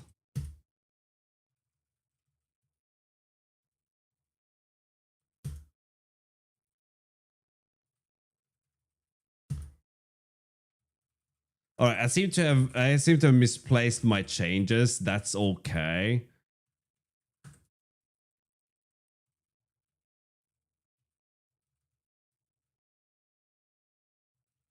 Fixed.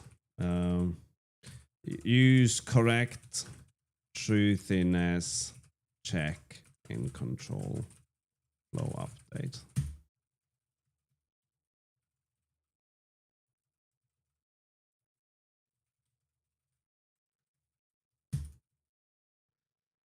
Oof.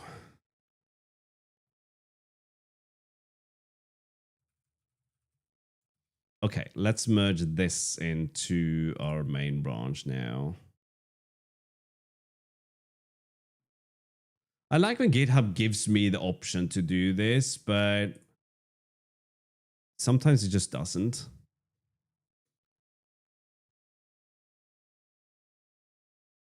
So this should just be the changes now, right? The changes and the version. Yeah, the version bump probably should have been part of that.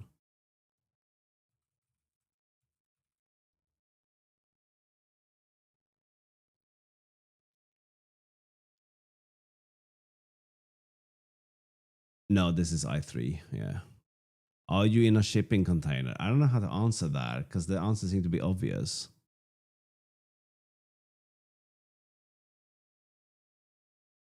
Are you in a shipping container?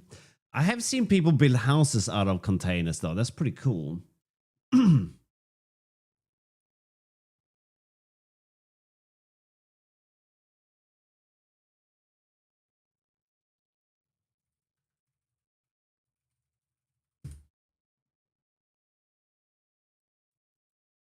Okay, now we have to release this.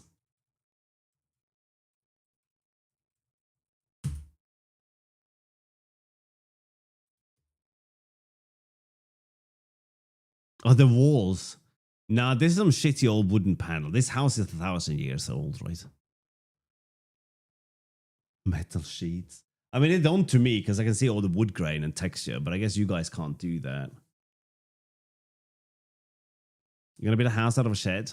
Nice. Isn't a shed already a house? Only if you have very low standards. Yeah, I'm sorry, Celestial. It happens. All right. While this is building, we could fire up the old game duel. Although we want to keep an eye on this to see if anything fails.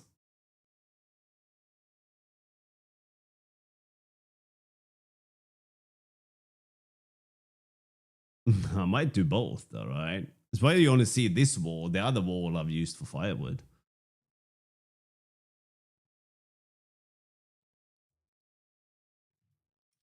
This is a Bakeneko 60, and I do like it.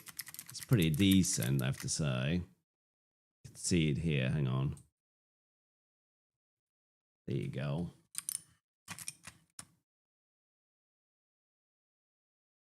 Wow. It is nice. And the thing is, it wasn't even that expensive to build. The keycaps were probably more expensive than the keyboard itself. It's no soldering, so you can assemble it yourself fairly easy as well. Hat in time? No. I don't think so. This looks like some kind of DS game, maybe. Definitely has some kind of Nintendo vibe.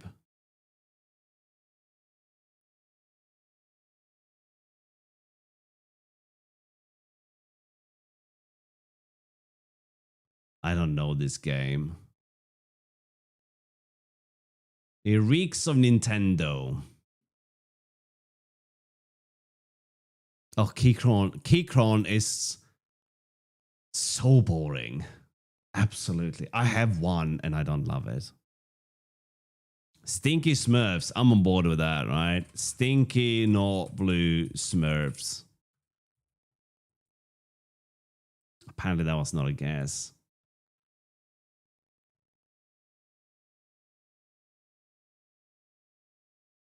I don't know this game. The Plucky Squire. Nintendo Switch. Not 2024. Man, the graphics really got me. Really got me. Rocket League. That one wasn't too hard. You could see the car in the background there. Are we 0.2.7? Yes, we are. Rocket League. Okay, so with this thing updated, no lock file, no target, still have the main file we're going to delete later. Oh, nice. Okay, so can we now have a placeholder for our input?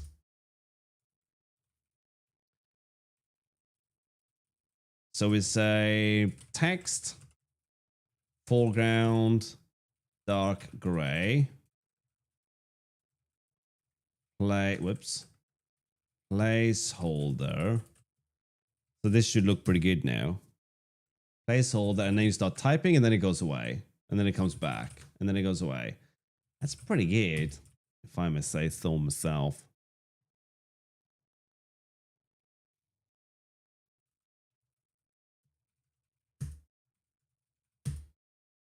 Okay, nothing needs to be done there. I don't know how to answer that solo, since there's only one as far as I know.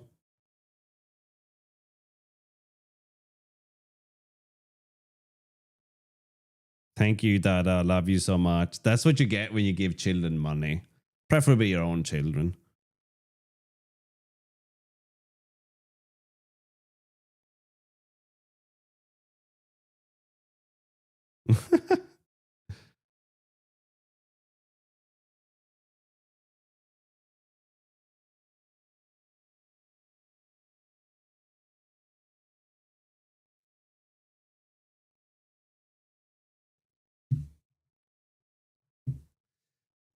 There's like Manjaro and the likes, they're derived from Arch, but I guess you call them Arch likes then, right? Or Arch derivatives or whatever. Right? But Manjaro seem to be having so many weird issues. I don't know what they're doing over there, but I wouldn't poke that one with a 6-foot barge pole, right? Yeah, lots of issues, lots of weird issues. Every time you read about some Arch issue on like Reddit or whatever, and then like further down the conversation, it turns out the person was using Manjaro, and you can sort of feel the collective eye rolling and groaning that comes from the readers. Yeah, Manjaro really seemed to be a bucket of dog poo, right? It's just the only reason why someone might have used Manjaro was because they didn't want to go through the installation process of Arch, but there are installers for it now. You don't have to use Manjaro. I just don't see the reason for it to exist.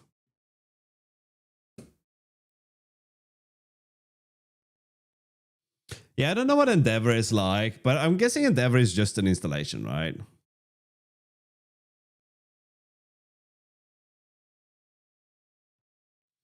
Not in this case, Danaka. There are issues where, I mean, I remember one Ekton had. I thought it was on Arch, and we were talking about Valgrind, and for some reason he kept crashing, and I was like, okay, try this, try that. And it turns out he was on Manjaro. It's like, okay, we just installed Arch then instead. He did, and the problem went away, right?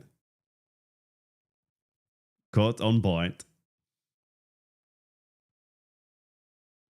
Yeah, I think it's just the installation step, right? All right, so what do we got going on here then? Danaka, you gotta stop giving EA money. At some point, you're just gonna realize that they are nothing but dog poos, okay? Right, so what's the extras looking like now before we move on?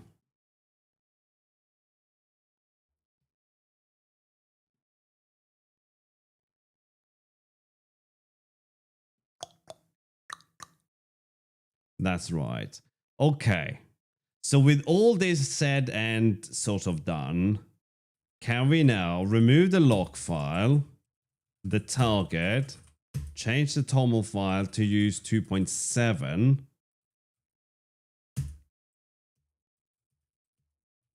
cargo,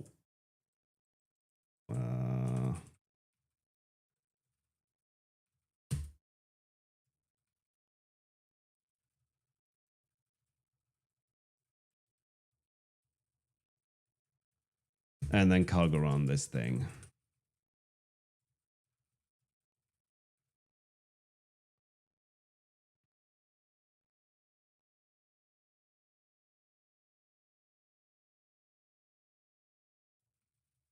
Oh man, that works.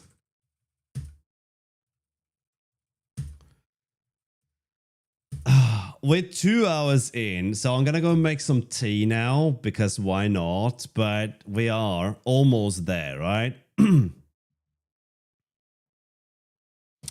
Well, I think the Arch installation process is actually not that difficult, right? You have the installation guide here somewhere. There we go. So once you've done all of this, because I'm sure all of you will do this, right? All of you have done this, haven't you? Good. Okay. Then maybe you don't do that because you don't care, right? I kind of skip that step, I think. And I just set the key map later. And I don't have to do that either. This is the first thing that you get done. If you're on wireless, this requires effort. If not, then you do that and you move on. So that's kind of one thing you have to do. Then you set your time. I don't use Fdisk. I use CFdisk, but it doesn't really matter. This is new. They've set up this has been added recently. You format, you set up your partition, you format your partition. If you for some reason feel like you need swap memory because you want to attempt to hibernate, then yeah, sure. But I don't use swap, so whatever, nerd. All right, this you gotta do, all right? And then you do that. You can copy and paste almost all of these things, right? I mean, that's probably not what it's called, but you know, most of these things you can copy and paste. So what are we up to? Like 3, 4, 5 steps, right? 6, 7 with the swap, and then this will install the operating system, right, to your hard drive. So you probably, I mean, like, you can do this. I add things like Vim and other things to that. You can just tack on whatever other packages you want in there, right? Then you do this thing, and then you change into your fresh install. And by the way, if you do this, if you follow these steps, you understand this, you realize that if you break something and you can't, and it doesn't boot, you can just do this step, right? You mount your partition to, you boot from the live disk, you mount your partition to MNT, and then you do that. And you're back into your system. You can fix whatever bootloader issue you have, right? You don't have to wipe everything and start again. Time zones are for nerds, but do that too. Set your hardware, your system clock to hardware clock. Do the locale thing. That's probably quite wise. This is where I set my key map for the first time. And yeah, your host name. If you have microcode, then you do that. Set your root password and reboot. But this step here, this is what takes time. This and the network and Wi-Fi, this is what takes time because you got to pick a bootloader, right? It's not really that complicated. We're going to make some tea. Yeah. We're going to make some tea and then we're going to do what we should have been doing 2 hours ago.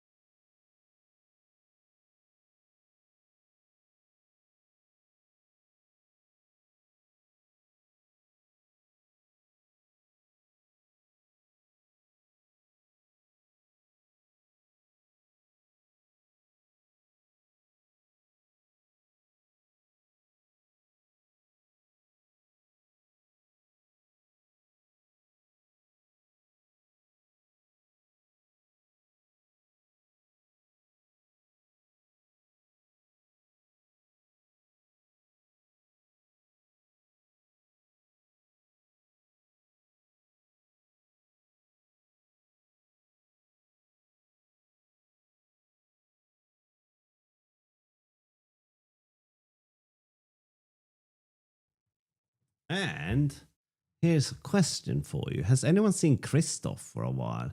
He doesn't have his VODs on. I tried to see when the last time it was his stream, and I haven't seen him in ages. I wonder if he's gone walkabout. Oh, really? Marek is streaming. Should we just watch his stream? Hi. So now I'm saying hi to him.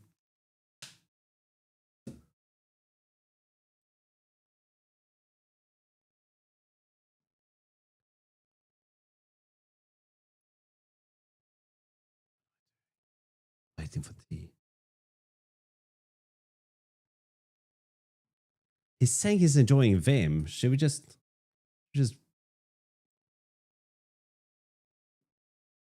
Oh, Marek, what are you on about?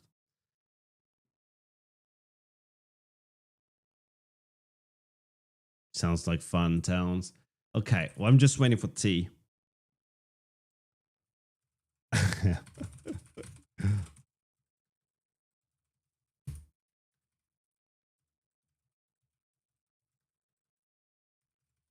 Marek says hi.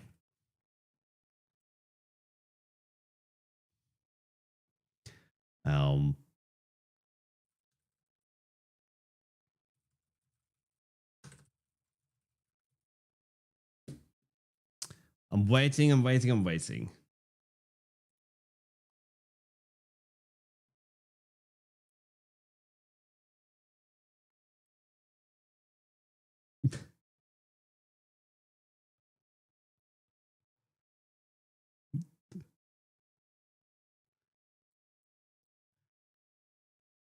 Okay.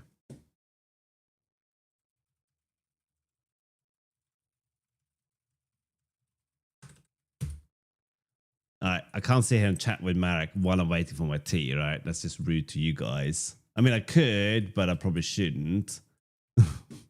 What did that guy do? Well, he was looking at another screen, talking to another streamer, right? I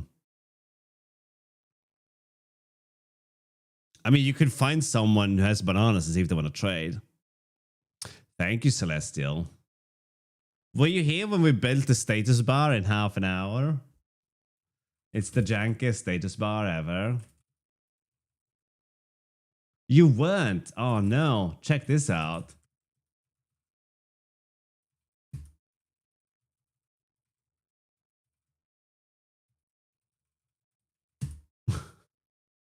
All right, tea's ready finally.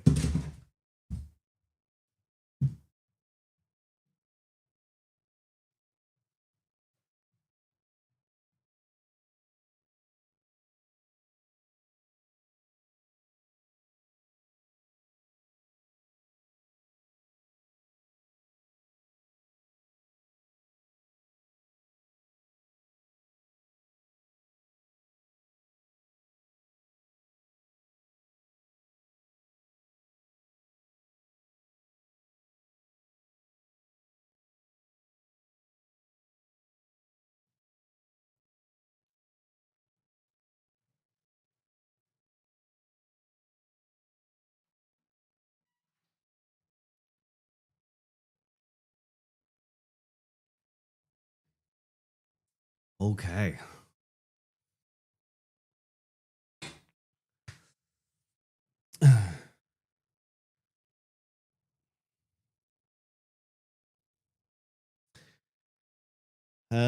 Yeah, I don't normally use status bars, but since I realized that I can just run Alacrity as a status bar, and then I run a program written in Anathema in there. So all of these things are like super basic to work with. If we look at what the CPU one looks like, you can just change this, do whatever, right? While it's running, because, you know, it's cool. So, yeah, I think it's pretty decent the way you can do this and turn it into an AO. I was going to turn it into a YouTube video, build your own status bar in half an hour, the hack bar, right?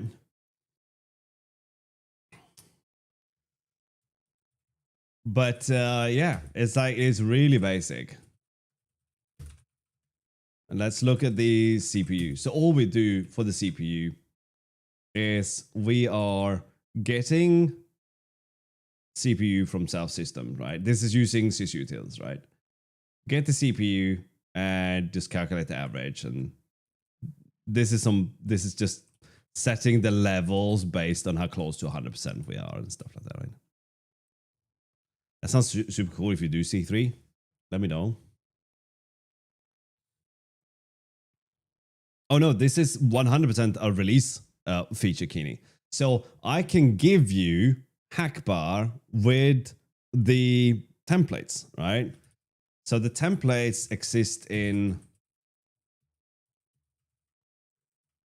config hack bar templates, right? These are the templates. If we look at the host, for instance, right? We just have the little bunny there. We might not want that, right? Maybe you want to do something like, I use Arch, by the way. All right, there you go. So you can do that instead. If you want to be, I mean, I obviously want the bunny there because it's cool and manly to have that. But yeah, if you want to see what information you can have in there, it's subject to what's in the states, right? So we have host name. Let's go to the host. So we have name, host name, OS version, and kernel version.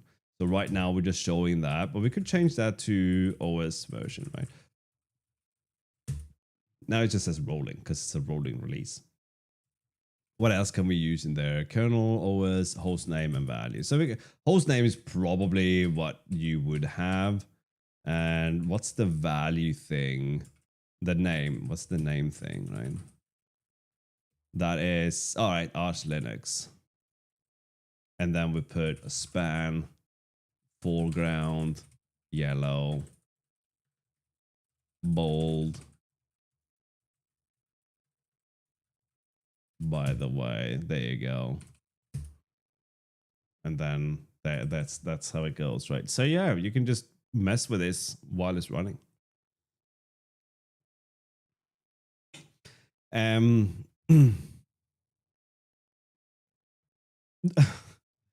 I actually thought about posting something on there, Celestial, for fun, just because one of the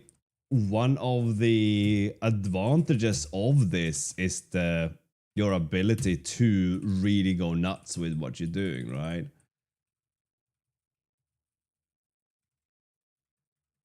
There you go. Hack bar 00. Maybe it could be 010.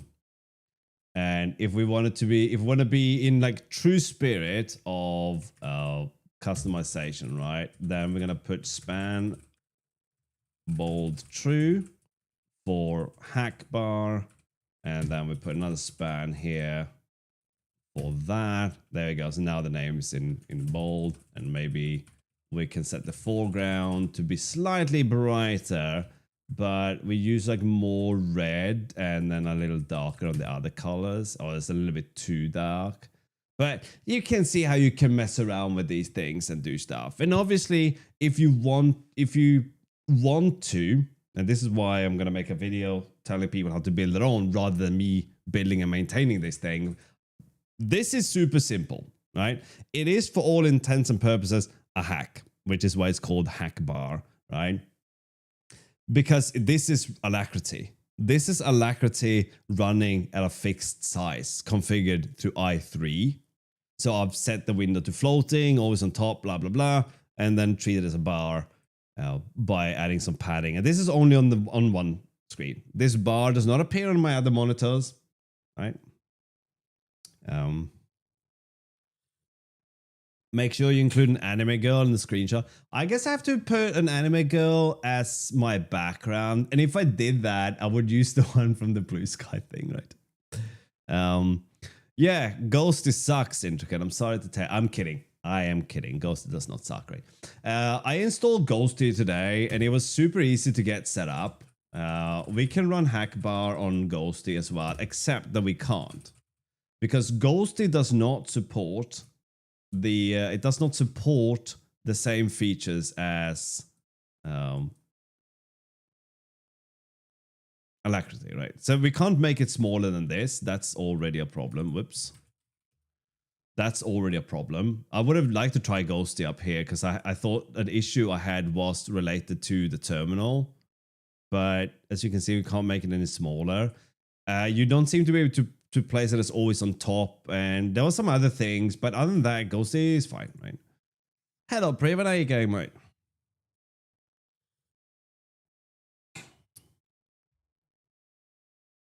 Already clipped it.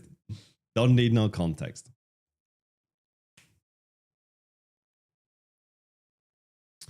Yes, hot reloading has one drawback, and that is if you are using prototype components, we have no means to restoring those because we don't know which components went where, right? For instance, if I use something in a for loop, right? So for I in 1, 2, 3, and then I had a component here, right? Oh yeah, I broke it. Sorry. We can't do that because host is not a prototype, right? But if we do something here and we have text component here, right? Where did you go? All right, you should be like that if we want that to work. So if we did something like this, we have no way of knowing which component you're referring to when we go to restore them, because you might have completely changed the template. So instead of doing this, right? Let's say that you do this, right? So we get the number in there. Let's say you do this and then you go, okay, but in reality, I'm going to change these and I'm going to write this instead. 1, 2, and 3. Okay. That's all well and good, but then I want to change this to be there. But we have no way of knowing how you have reorganized your components, right? So there's no way to reattach. When you reload the template, we take all the components in the tree and restore them into component storage. And then when we encounter them in the template, we bring them back out again, right? But we can't do that with prototypes. That's the only thing you can't do, right? The ease of which you broke it tells me I can't have it. So there are some known bugs, obviously, and reusing templates is one of those, right? You shouldn't use an already existing template, right? Let's make this a little bit nicer. Maybe not green. Maybe that. That seems fine to me, right? I don't think we need a version number. Right, this is our hack bar, right? But yeah, you can do so many things with this stuff. I'm doing all right, Priman. And it's really easy to test and prototype.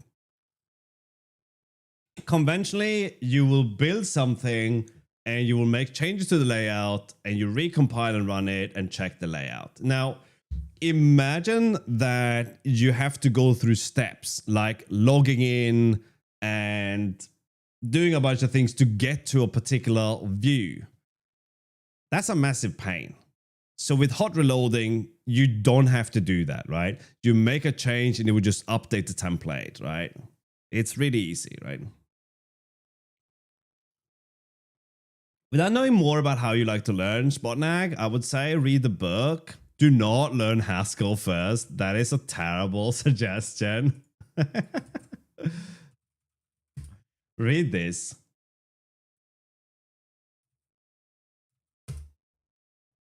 It's free to read. It's really easy. It will go through the hello world thing. It's like super easy to get involved with this thing, right? I know you were larking, Towns. I know you were joshing us. But yeah, so that's Hackbar that we had. I mean, like we could take the last message from, okay, let's do something dumb because why not, right? That's what we live for, isn't it? You know what? I was gonna take the last message in chat and place it here, but I just realized that's a really bad idea. In case someone says something really stupid, but it would be trivial to do that because we have that running here. This thing has collectively all the Twitch information about our stream, so we can just query this, or we can run this, or do whatever, right? Anyway, clearly not. So that was the hack bar. Again, if I show you the config for this, again, I'll include this in the video, but status Barry, that's what it was renamed all of a sudden. Let's rename this to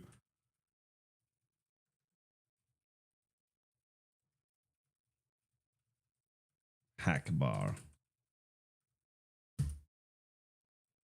There we go.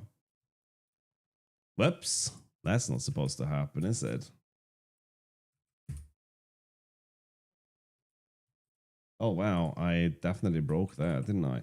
Oh, right. That's because that should be called hack bar. There we are, right? So this is it, right? This is us starting the hack bar, and this is setting up the hack bar to work as a bar, along with this, right? I also have a workspace exclusion here to, or only a gaps top for the work for this workspace, right? But that's it, right? That's it. That gives us a terminal window up here, and then the rest is just anathema, right?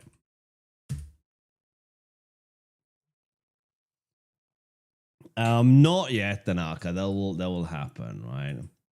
Okay, let's get to the stream control project. So this one is now working, so we can deal with this. So let's start getting information in here, okay?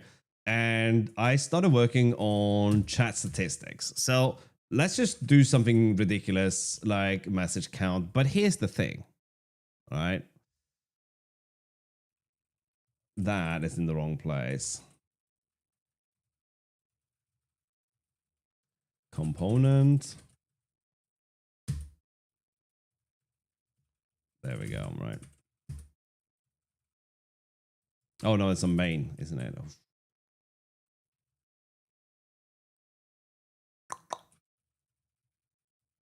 Is that it? Yeah. Okay, so how do we get information in here? That is what we're gonna have to figure out now, right?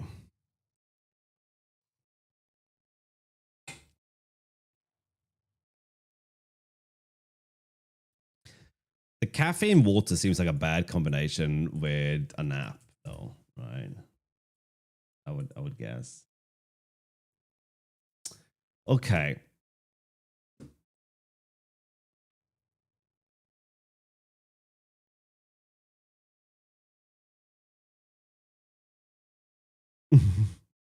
Okay.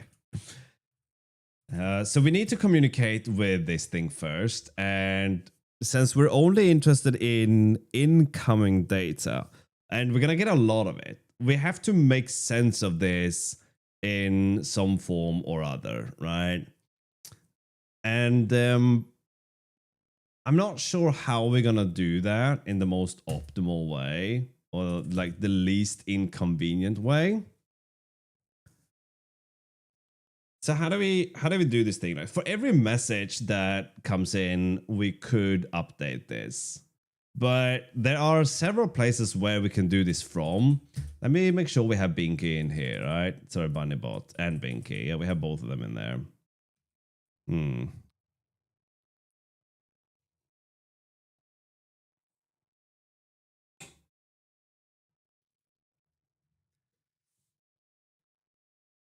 Maybe what you need, Towns, is to train an LLM to deal with the person at the other end.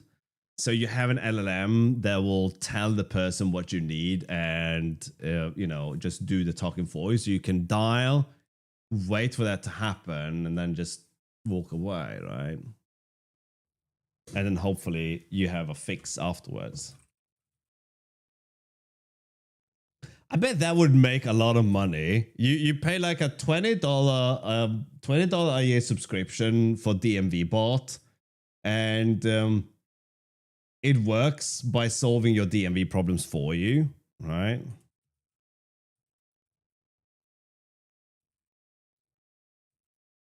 Everyone loves subscriptions.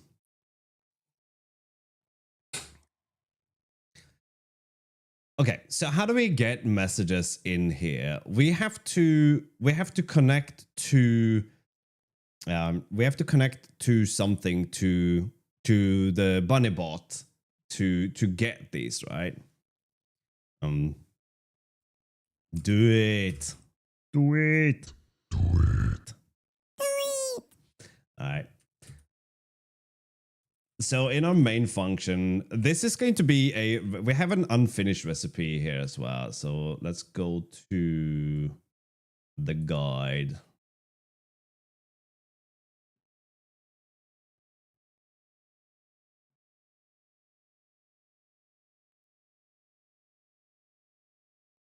We should have one for async. So I can write that one up now because we're going to have to use this effectively. And I think there's an issue for this on GitHub as well. Got two issues here apparently. Okay, write up the index page for this. And then what's the issue with hot reloading? Is this solved? It is. Okay, is hot reloading not written up? Runtime. It is not. Okay, so we'll do that one as well then while we're at it. So that one should go to recipes, async.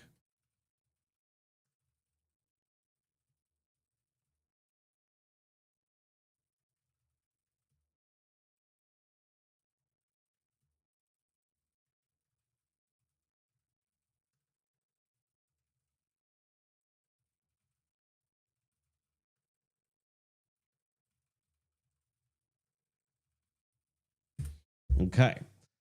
So with the routing, we have all this malarkey. With the async, we don't really have to go that far. We can start by having async and anathema. So let's just have an example here.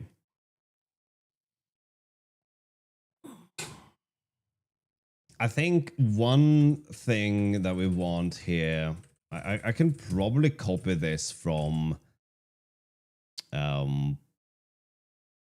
this project here, right?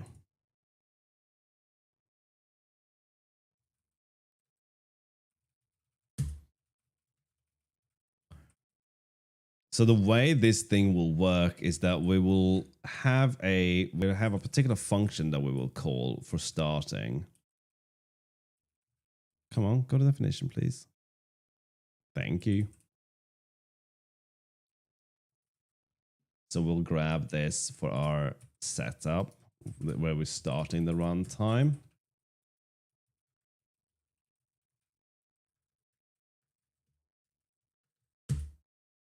I don't know what has happened with syntax highlighting in here, but it is just bulked. No idea why.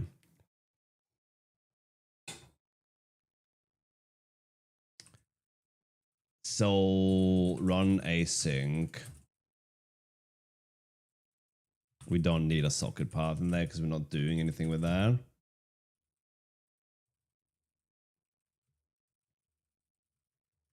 Since the runtime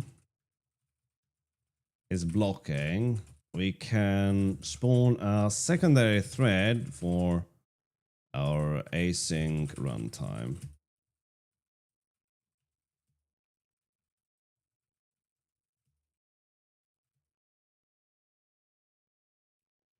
And then here we're setting up the token runtime. We don't need that or that or that or that or that.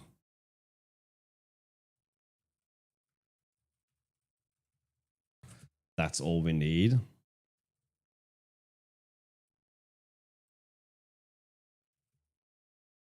And then in our main function,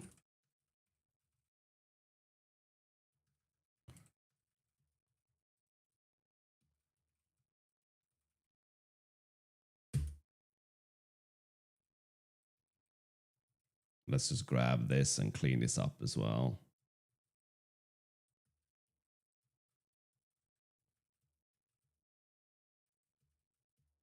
Very strange, but okay. So we don't have that. We certainly don't have a socket path here.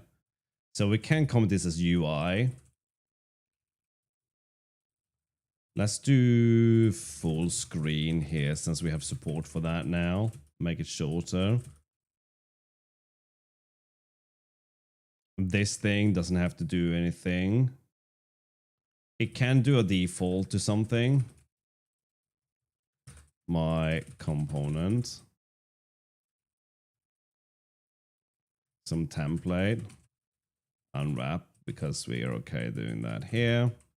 Don't need that. Get the emitter.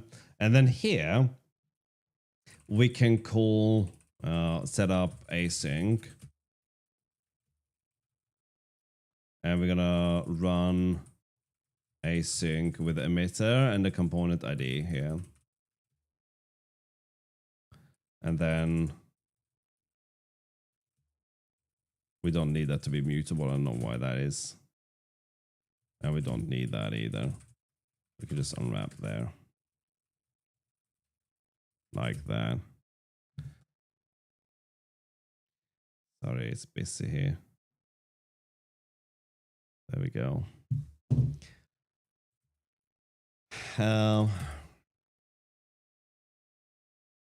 Says the UI runtime is blocking. We can spawn a secondary thread for async runtime to run on.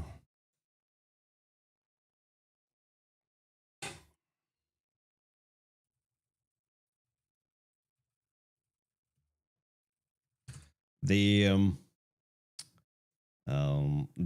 runtime cannot move between threads as the values are not sent.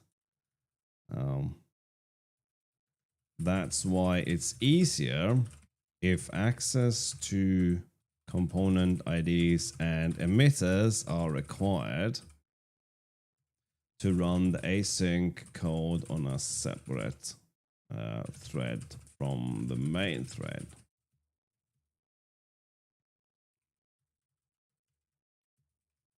Create a function that starts the, we need something here. I don't know what. Create a function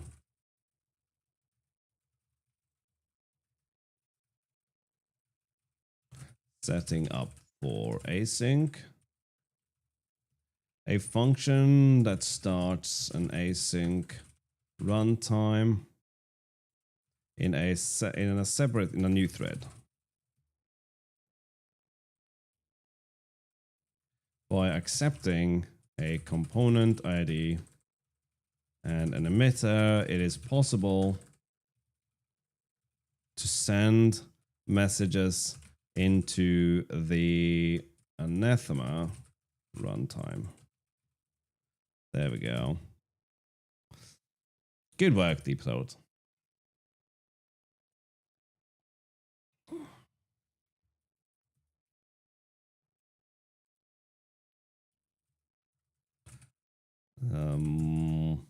Running the anathema, or what should we call this thing? Setting up the UI, right? Set up the UI. Run the, or set up the anathema runtime on the main thread. Generate component IDs and emitters and pass them to the async runtime via the aforementioned function. I think this is enough to explain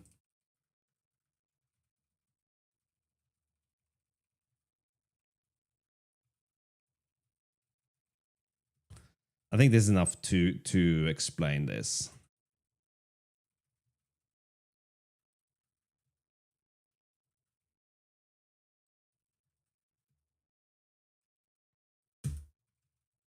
Okay, there was something else we need to document. That is in the... Which one is in charge? Is it the runtime that's in charge of hot reloading?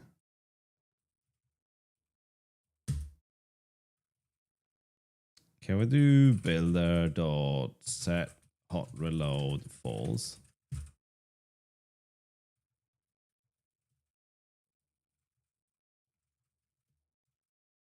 Yeah, okay, so it's just hot reload. I thought this was documented already, but it is not.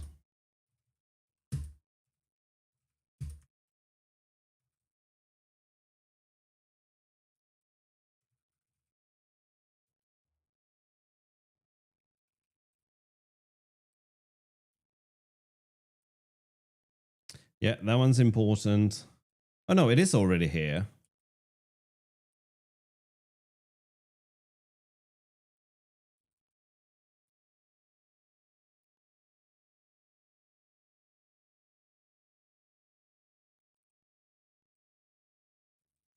To enable, all right.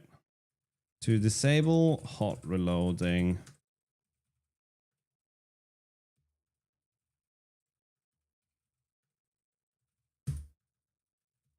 We would do runtime.hotReload false.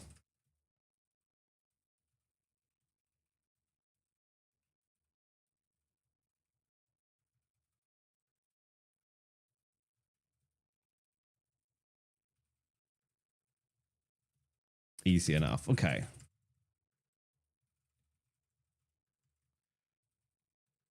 Async recipe and document hot reloading. I think that was the dev.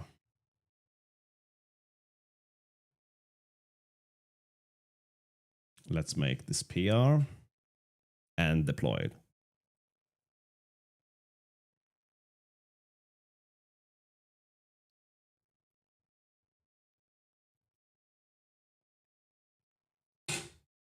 Tea's getting cold too fast.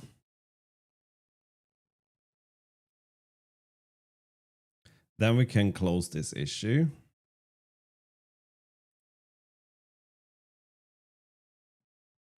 And what else do we have in terms of issues? Well, why?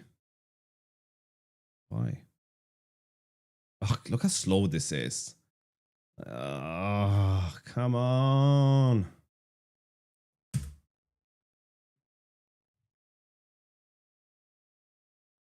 All right, so that one is fixed now. That should now be in here.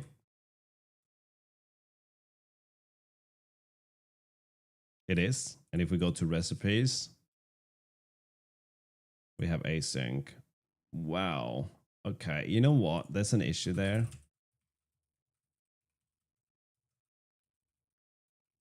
Async isn't in there.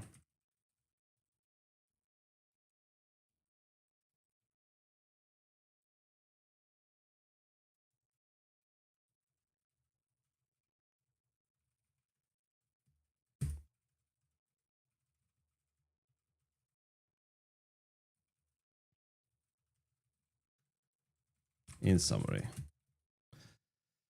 Man, what are you guys doing? Eating food? Having fun?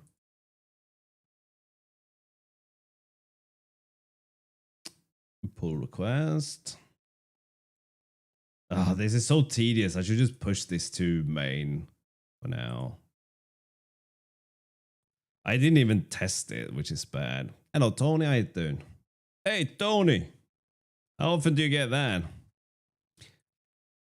Well, I'm wondering what chat is doing. They're all super quiet, right? Alarmingly so. You know, like when you have a kid and they don't say anything for a while, you can't like hear them. You'd be like, what are you doing?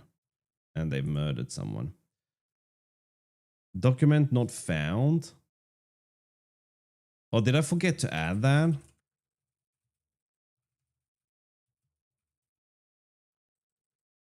All right. Let's just run this and see what I goofed up here, right? Nice. Well, she'll find out. The fact that you have a girlfriend kind of... What did I do with the routing code now? Man, what did I goof up?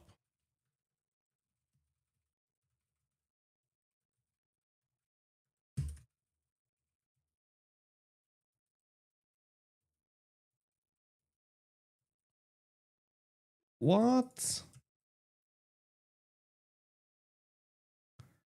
What is going on here?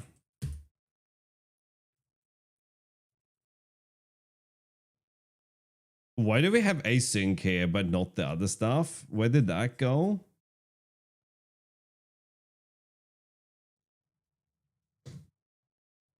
I'm too old to murder. As in, you too old to commit murder or you too old to be murdered? To be clear, either one sounds good to me though, right?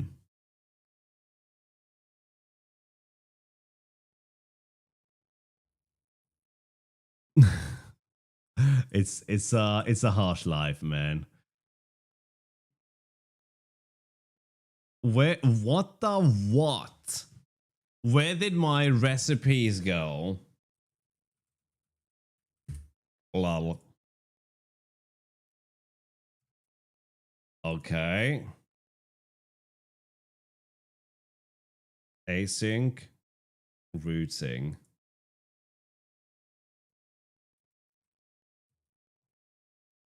Okay.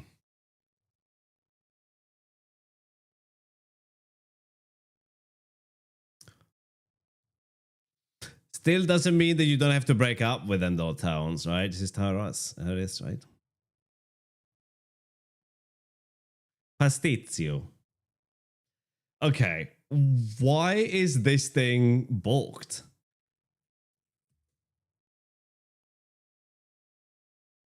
Oh, towns. Oh, then the Arch community is gonna frown upon this, okay? The only acceptable wife is a body pillow, okay? I'm sorry to be the one telling you this, but I feel like someone has to. Where's my document? Why doesn't this work? What have I done wrong?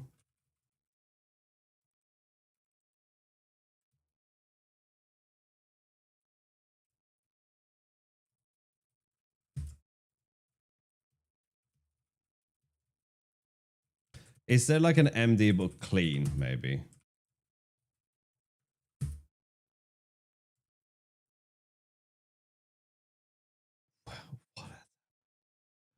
Why is that not working? What in the ever loving has happened there? Async routing. This clearly goes to a page.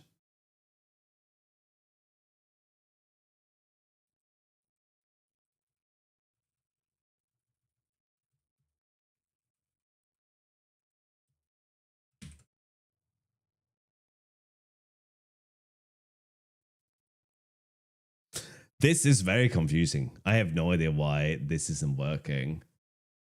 It's there.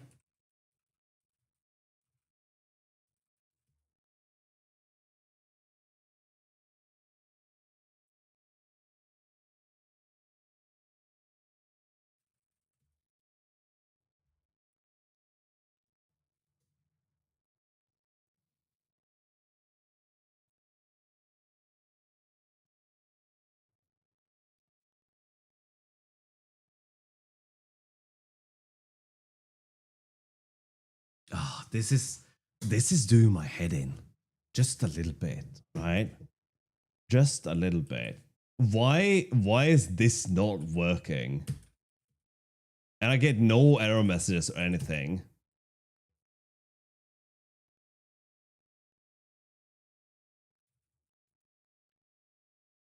Files change, routing markdown.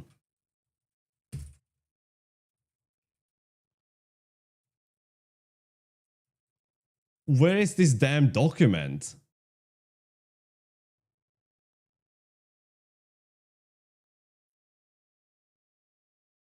No, you can't, Towns. They have to agree to date you, otherwise there's a problem. But the general idea is good. So long as they consent. There you go. What have I broken here?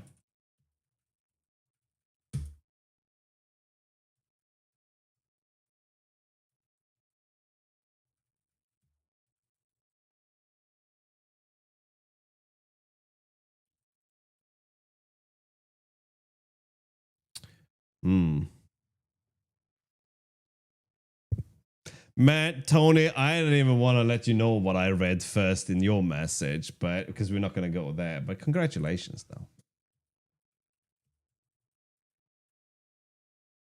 Okay, this is right.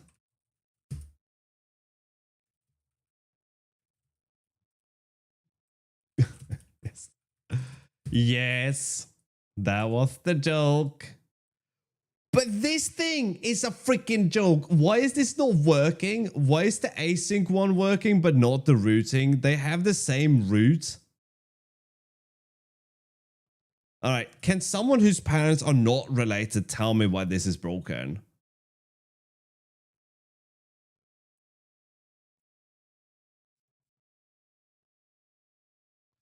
The buttons shouldn't be there either. Okay, you know what? I am losing my marbles. On dev.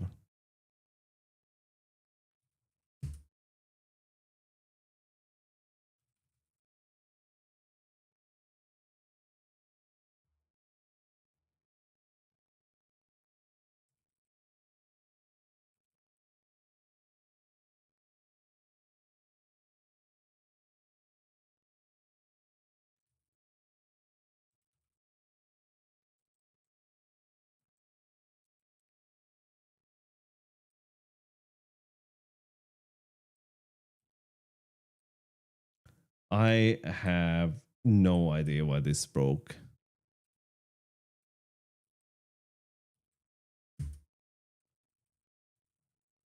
Okay, let's do view routing then.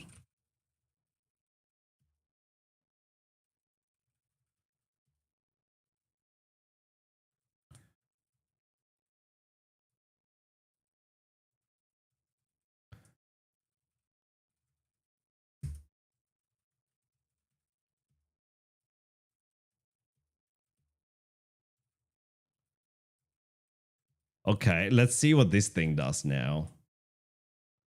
You are locking for days. Okay, is it that we can't use that?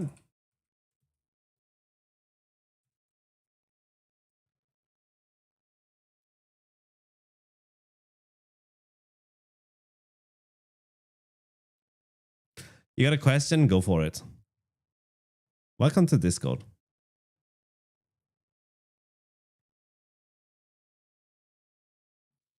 I don't know. I don't know where it's going. Let's add a page for themes.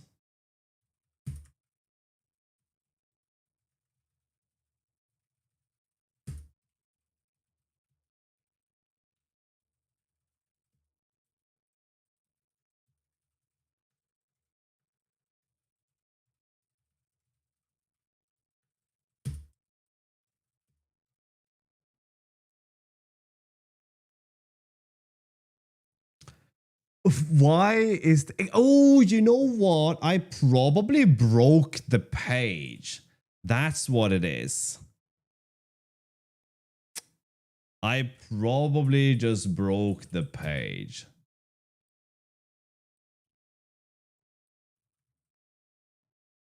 So if we delete everything and just do that. No. Wait, that's not... Yeah, that is view routing.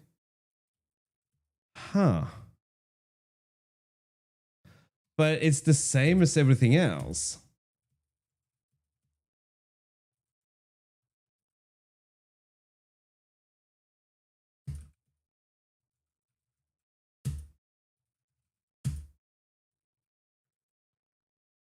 I don't get it. It's the same.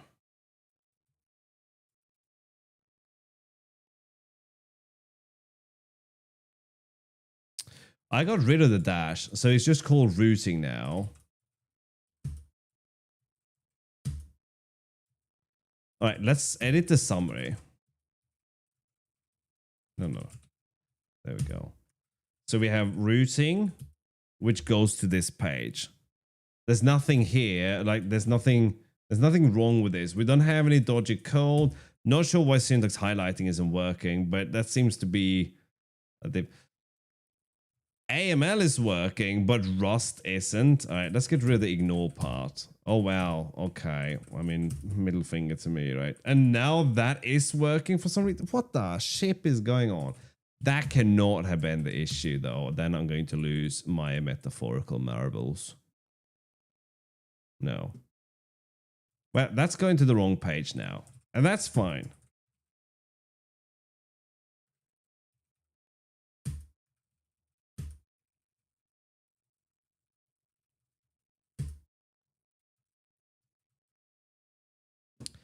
That should be the right page. Is the something okay?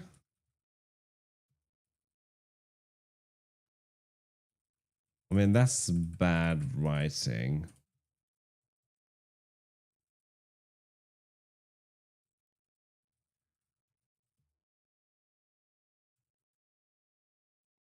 Apparently not that. And we don't get any information about it being wrong either. It's just not there.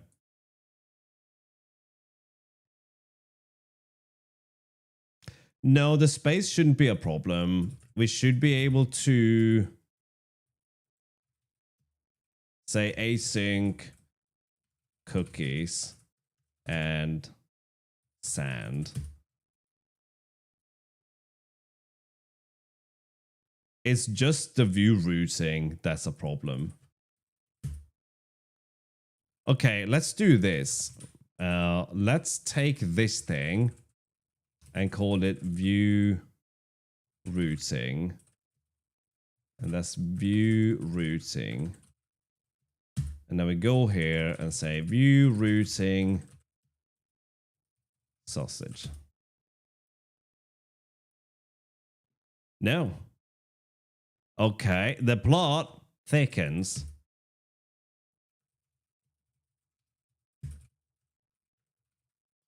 Let's try something else. First, let me get rid of my watch because this is doing my head in.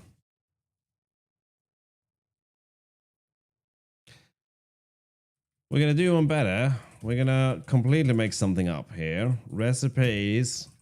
Get rid of you. Get rid of you. And summary. Get rid of you. Okay. So async works from there. And themes works. Async works from here. No, get on with it. And themes works. All right, cool. So if we go to recipes and we add sawdust, and that's sawdust right there. Gross. Huh? What file is this? Yeah, it's modified. All right.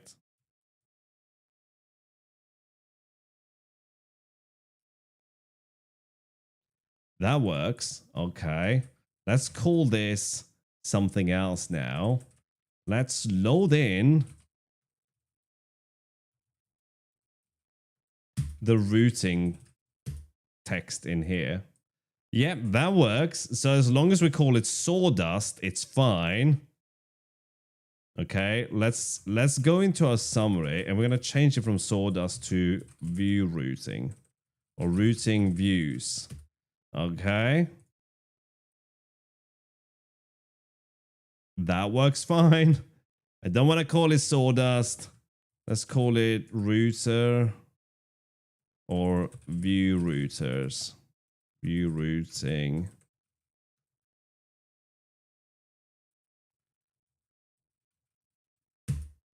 Okay.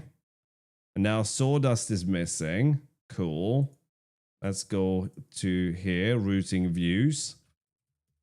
And let's get rid of you. Read in the routing code here. Async, fine.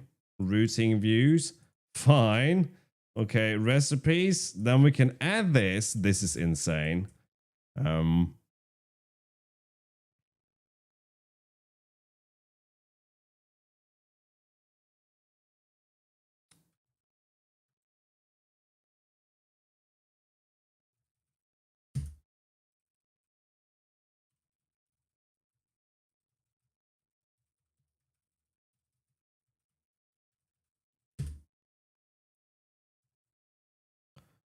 What the actual what?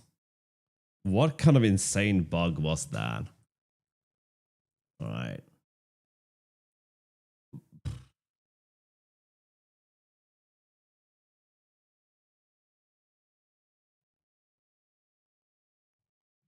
Okay, then we'll call this routing views for good measure. All right, it's there. It's good. What a palaver. Okay, let's remove source recipes. No, recipes, routing. That one is no longer relevant. Let's look inside recipes. Right, let's remove recipes. Sawdust, because no one cares about sawdust in their lives, I presume. Make sure this didn't break this through, I don't know, magic. Okay. Right. All seems good.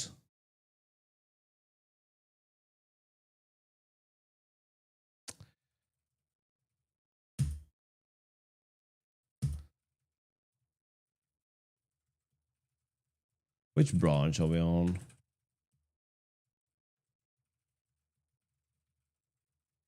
Fixed. Broken links. There we go. Wait. Did I push that? I think I did. Okay. Wow, that was frustrating and unpleasant for everyone involved. Let's just do a pull request for this thing, right? Hello, Wire. How are you going? And I still haven't done what I was supposed to do 3 hours ago now. Again, we're just finding and fixing bugs and blah, blah, blah. That's all. Let's merge this. There we go. Cooking, but what's for breakfast? What are you cooking?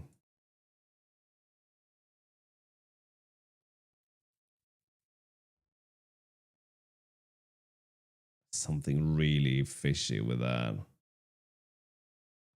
All right, so this thing should be deployed soon.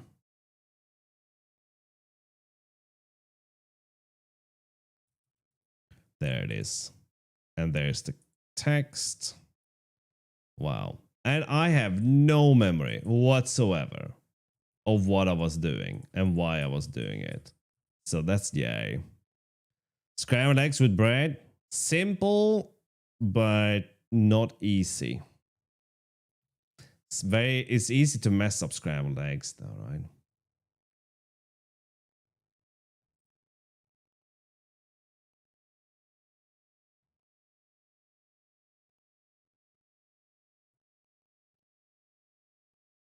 Oh yeah. You can get dry and lumpy scrambled eggs. You can get smooth and creamy scrambled eggs.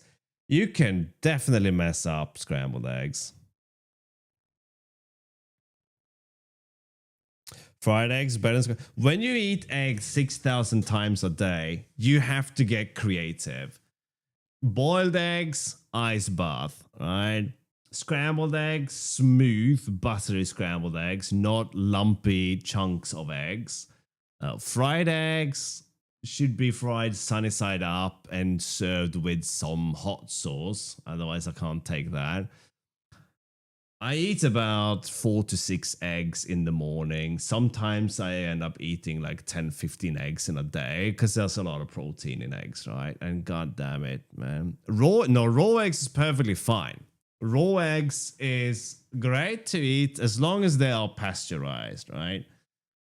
Raw eggs, but you don't eat them raw, as in like you don't crack an egg and eat that unless you're into beef tartare, right? No, you mix them in your protein shake. So frozen spinach, raw eggs, a bit of peanut butter, whatever protein powder you have, protein rich milk, blend it and just chug it and hope that you're not gonna shit yourself in the next half hour, right? Beautiful.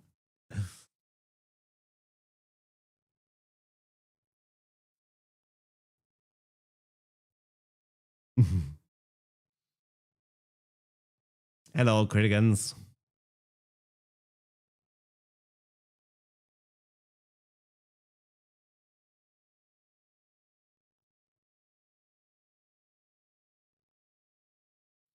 Yeah, I struggle. I struggle a lot with eggs. So eggs is a really good source of protein, and I kind of get the you eat it and you just feel like oh right? Sometimes it's just like boil 4 eggs and then just eat them and just chew them down. By the way, Caleb, did you see that the Liver King? I know it's you like one of his fans, right? He was arrested for threatening Joe Rogan on some ranty video. Like, man, poor guy's truly lost it, right? Oh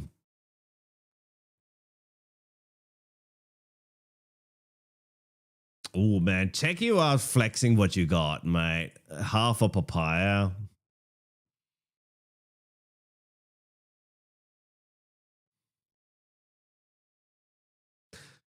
Yeah, that's it, right? Eggs, it's hard to beat eggs, right? Fat, protein, right? 5 eggs every morning, yeah. And eggs last a lot longer, like than people think as well. I thought Liver King stopped being. I mean, he was relevant to his following, so he made a lot of money on selling his supplements and stuff. Like the guy lived in a mansion, right? And then and he kept going on about how like steroids wasn't part of his regime and everything. And then it turned out that he spent about $11,000 a month on steroids. I mean, imagine if I spent all my sub money on steroids. I don't think you can get a lot of steroids for $5, but still, if you like you and then sit there in various podcasts and video chats with people like other lunatics and be like, oh no, it's not like I don't do the synthetic stuff, right? And then force your kids to eat like raw testicles and stuff, right? I can't get my kid to eat a fucking vegetable and he makes his kid eat like cow testicles. I'm like, come on, man.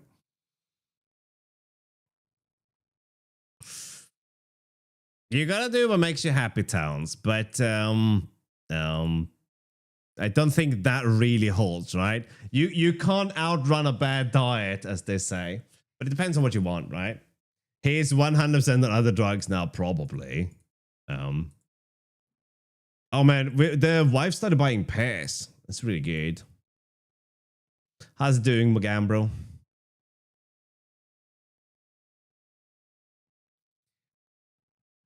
Yeah, but when you hang on, in my 50s with bodybuilding level of muscles, I'm completely natural. You just have to sunbathe your asshole. Yeah. Like idiot stuff. Oh my god. Yeah.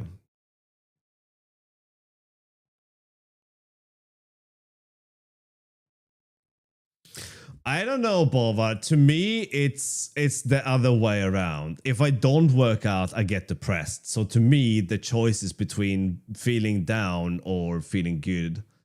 It's not a workout.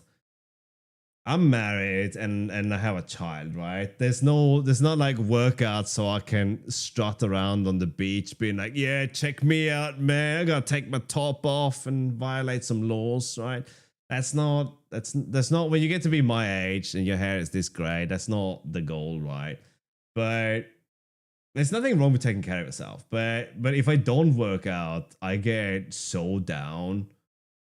It takes a lot of energy. So a day I worked out, I'm going to be very tired. And sometimes I work out and then go back home and fall asleep. But if I don't work out for 2-3 days, oh man, it's really heavy. I just get more and more miserable, right? Oh, the mental health aspect is so underrated, Scotty. There's like, again, maybe if you're like in your 20s and you can like you have the genes for it, then by all means go and become a fitness influencer, but except don't do steroids, right? It's dumbass. But do whatever, and you know you can get your proper, you know. But when you pass a certain age, then it becomes really difficult to stem the tide that is your belly, because that thing wants to move forward, and gravity doubles the older you get, man. Everything just sags and hangs on your body. You're like, whatever, right? But the physical strain from working out does wonders for your head. If you are, I mean, there's a reason why the first thing doctors are like, all right, eat healthy and work out, and you're like, well, we can't all do that, and why not? Okay, I'm gonna play video games. Leave me alone, right? But yeah, it is. And you don't have to go to the gym 5 days a week and lift and scream at your own reflection, right?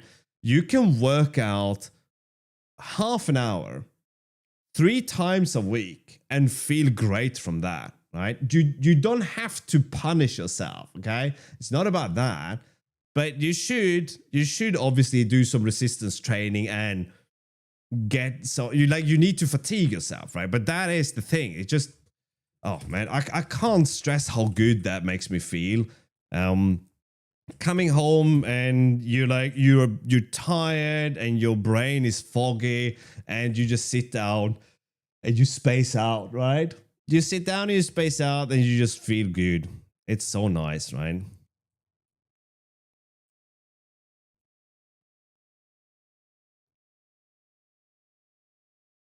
Oh yeah, it is an absolute. I mean, this isn't gonna work for everyone, but for me, to not work out is to let myself fall into that feel bad thing, right?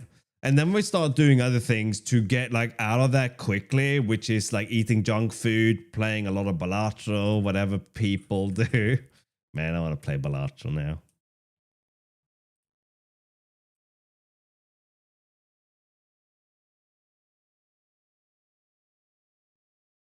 I do squats while I brush teeth. Man, that just sounds like an accident where you're gonna end up with a toothbrush down your throat, right? When I started working out, I had a treadmill, so I would just walk on the treadmill. I didn't start to work. I didn't do any workout until I got to this part of my life, right? I lived my youth just eating junk food and right. But I started working out by walking on a treadmill. And then we got some, I think this was during COVID, when COVID started, and I got some dumbbells. So at one point I was doing arm curls while walking a treadmill, and I can tell you that that's a really bad idea. That is an accident waiting to happen. The dopamine fix is real, yeah. And I think it's endorphins that you get from working out, right?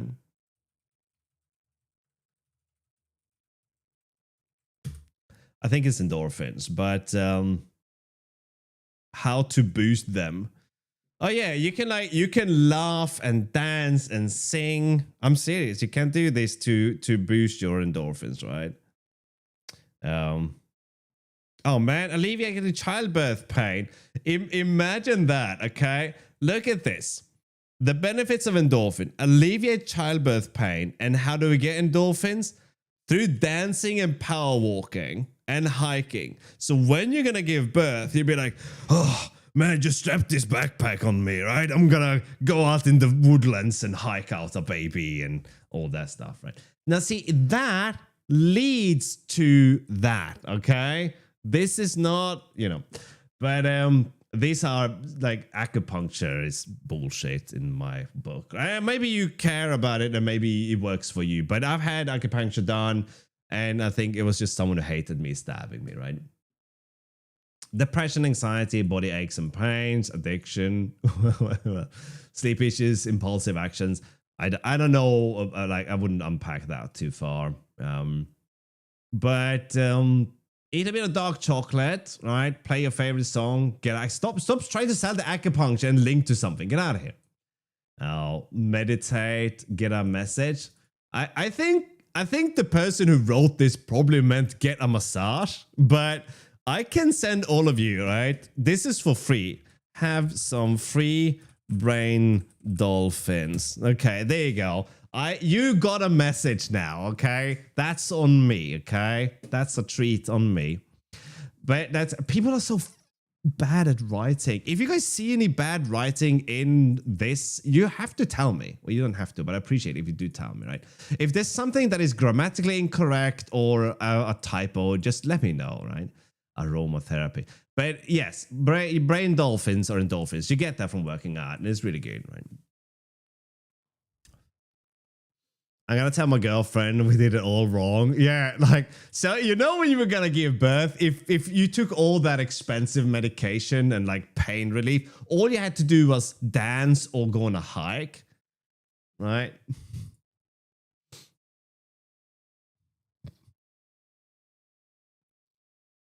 Primary form of cardio. I don't know how much cardio you get done in 35 seconds, but good on you. Acupuncture help with my TMJ. I had acupuncture done in my hand and on my arm, right? For my elbow and stuff. It was my father-in-law. I think he just didn't like me, and that's why. Ah, you beat me to the punchline.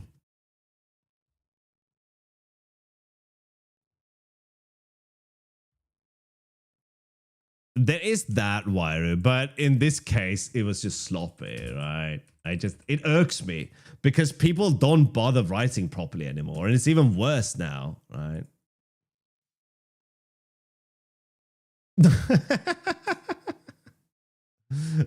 That was funny, Bolvar.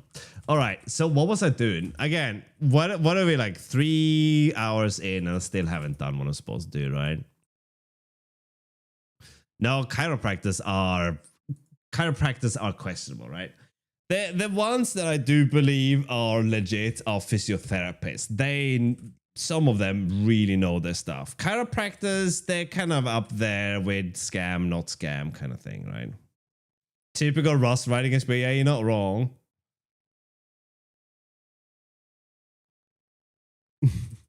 Brutal. If there are any chiropractors in chats, I'm sure you're loved, okay, by someone out there. There are pseudoscience. Yeah, that's what I think, right? You don't understand the fast sex joke. How? But I don't know how to explain that joke, Towns. It's a very simple one. I feel like there's not really much explanation that is needed for that one. But I guess it makes more sense if you're a dude. The joke is more funny if you're a guy. Most of what dudes. We're just going off on one here. Physiotherapists are awesome. I once broke my arm and recovery was good because of it. Yeah. I had one fixed back issues and elbow issues and shoulder issues. And at some point, I'm going to go back, get some more issues, right? Yeah, I've heard the people have had good experience with some of them. That's why I don't want to say that all chiropractors are nonsense.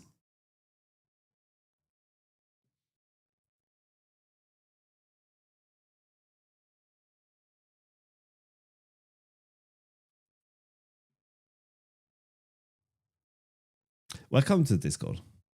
Okay, so should we try? No, you didn't. Lol, scam alert.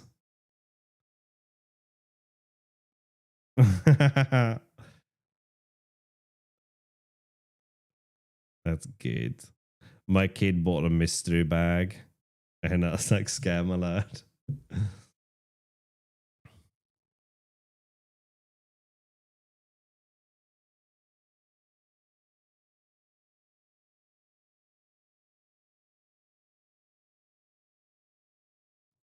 Wait, what? Okay, this is a very confusing conversation. Anyway, before we all become doctors and try to solve all the problems, should we just get on with some programming, man? Oh, hang on. Let me just read the text. All right, cool. Hello, ICS. How you doing, buddy? Okay, so there is a house in New Orleans, but that's not the one we're going to talk about. Instead, we're going to talk about this thing. Can't believe we're fixing bugs like it's going to get a start here, right?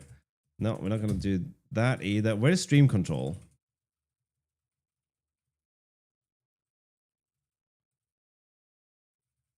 Right. So we want to be able to start receiving messages into this thing, right? So what does this look like? Well, we have the bunny bot. That's the bunny bot up there, right? Which is actually something that collects all the Twitch information, right? Right. We do this, then it could be like a happy son or a daughter. Right. And then we have a bunch of other sort of satellite programs here, like this guy. And where are you, Bunnybot 9000? Well, here's it somewhere. So we can use this one for our information as well, right? We just have to figure out how we're going to use this information. So this information has to come into our not database, but I draw it like a database anyway. It's a happy one, right? It has to end up in here, which is going to be stream control, which sounds more like a CLI thing than anything, but we don't care about that for now. So it's going to end up in there, and then we have to distribute it from within there. So we kind of need our own internal message router, all right? I think. So let's do that. Let's set up the network malarkey here. Do we have that? We do. So we're going to call start network.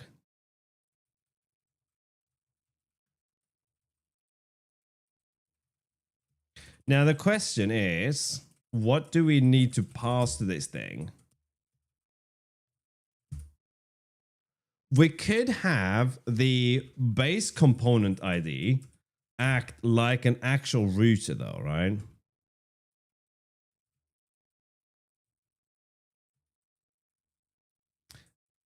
So here, we need to pass in whatever it is that we're going to get from our networking, right? So let's add an async function here called networking.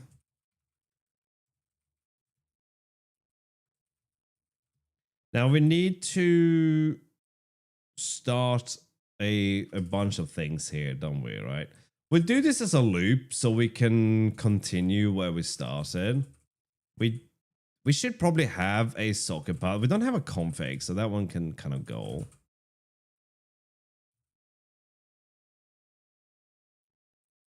Right, we need to pass in a little bit of the old information here, right? Then this thing could just be a path buff. So we start by doing that. Okay, yeah, we're good.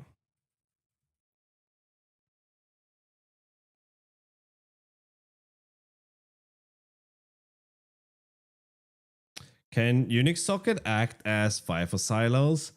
I don't know what a FIFO silo is.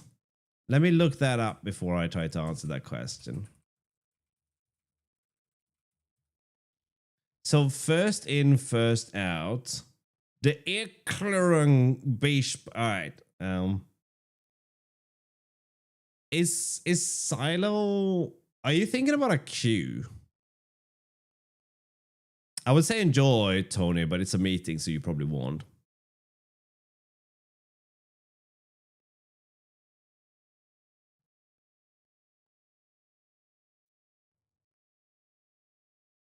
An accumulator.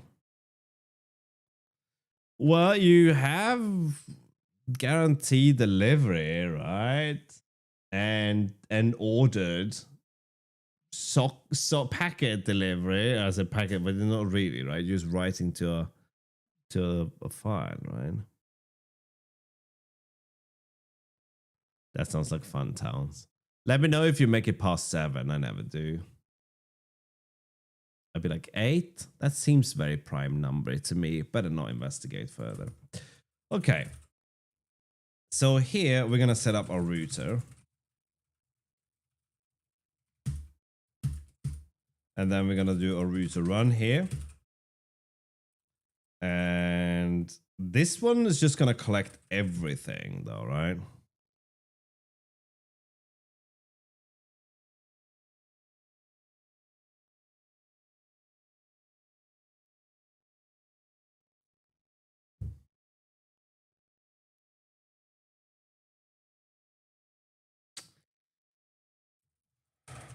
We need an agent from the router. I don't know what we're gonna call that.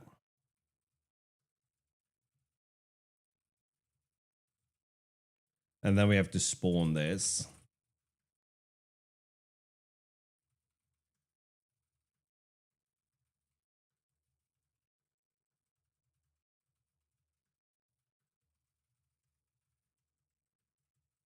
And that's kind of all the bootstrapping we have to do here.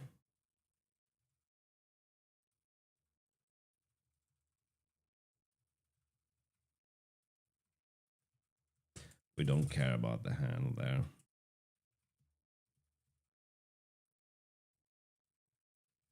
Okay. So we can start the networking here. If it fails or if it goes down, then we'll end up doing this and then we go back again, right? So we have this eternal timeout that we can hang to.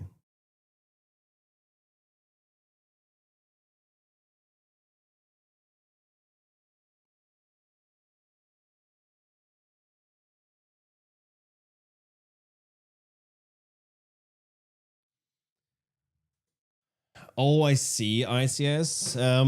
Yeah, if you're gonna have multiple, then if you're gonna have multiple connections to it, writing to it, then that's a thing. Yeah, I don't think I'll be the right person to talk about them. Okay, so incoming messages that we get from this. The first thing we're going to do is we have to set this up to connect to the bunny bot, right? So we need to establish a connection.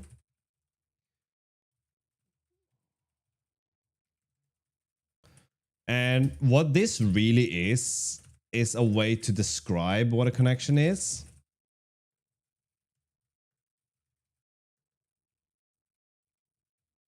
So we're going to pass the path in there. What do you want from me? Agent and a path, right?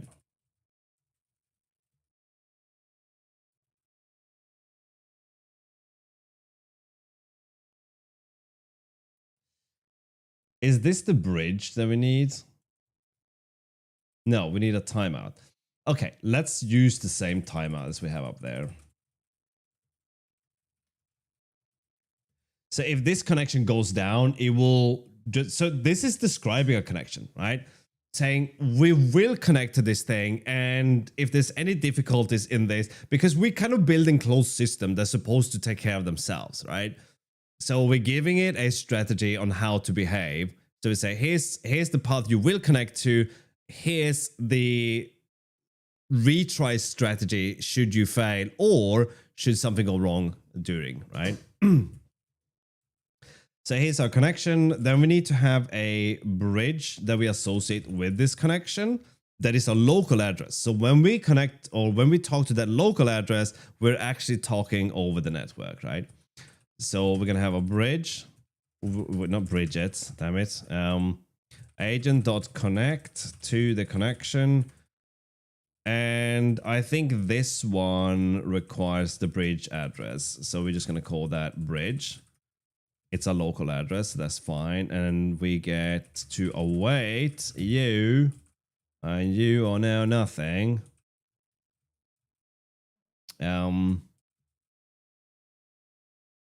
Now, how do we... Okay, so then we have to get the bridge here, right? That's going to be agent, whoopsie, resolve address with retry. We use the same retry strategy for this thing, right? And the address we're going to resolve is the bridge.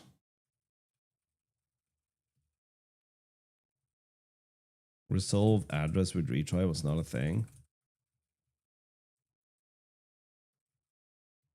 With retry.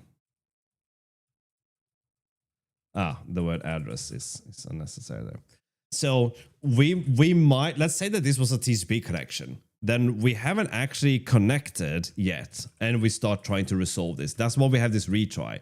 So this is only for outgoing network connections that we need this, right? And then this thing is a result. We're going to unwrap here because I'm lazy. And then we have to track this. Agent to track the bridge. That means that if the connection goes down, the agent will be notified. And now all we have to do is actually all we have to do nothing. Now we have to connect to the aggregator. The aggregator is what gets all the data from Twitch. So let's do agent.resolve address aggregator. But there's a lot that's wrong with this. So this is a remote resolve. Is that not a thing? Resolve. Oh, it's resolve remote. Okay. What insane song is this? It's a little bit too crazy for my liking. Okay, so we're going to resolve a remote address, and we have to do so through a bridge. So we have to pass in the bridge address and then the address that we want to resolve, right? So this will be the bridge, and then the address is going to be the aggregator. So we're going to get that from the bunnybot, all right? The bunnybot knows about this. Okay, you want ownership? I'll wait. Aggregator.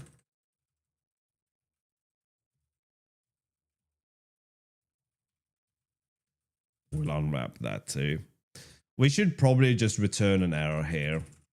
Result. And since we don't really know what we're going to do here, we're just going to put a box 9 error for now. What we could do is actually just use anyhow.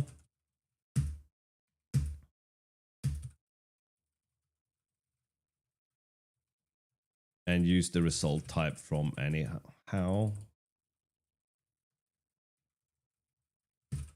Like that. And we have to do this for all of these now. So we don't care. We will never stop reconnecting here. So the networking thing here, even though it returns a result, it's a we don't care result in this case, right? What are you griping at? All right, so now we're almost there. Apparently not.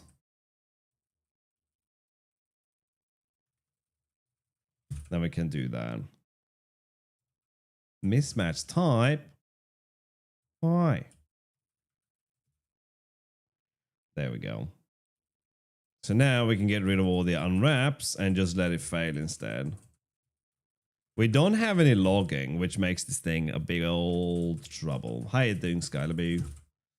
But this is a lot of code, but it does even more, right? We're describing connections, resolving addresses, and all kinds of things, so we can finally set up a loop here.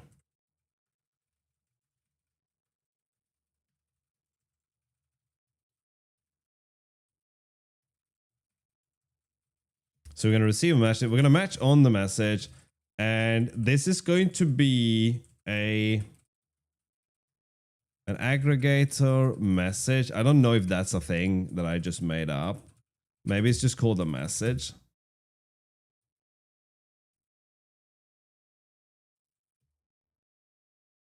Do we have to maybe go and look at the bunnybot for this? The aggregator. It has a module called messages. So this is the one that we're interested in, right? It's either us getting the backlog or some kind of event sub value. So let's just see if that's the message that we were trying to resolve. It is. So we're good. Fix this. And we're even good here. All right. So here, if this address is if the address is the same as the bridge, and I haven't done this in the other ones, right? We should. There's only 2 these, not 3. Wait, where did we move the bridge? Here. If the address is the bridge address, then we can bail at this point, right? So we can just return okay and let it restart. We don't really care about connect and disconnect in this case, and we're not going to deal with any requests internally here either. The request API is a bit insane. But here, we're going to have a value of interest. So we don't care about the sender. We only care about the value. The only reason we don't care about the sender is because sender is just going to be the bridge, right? We only have one connection. So we're going to match on the value, which is going to be a message.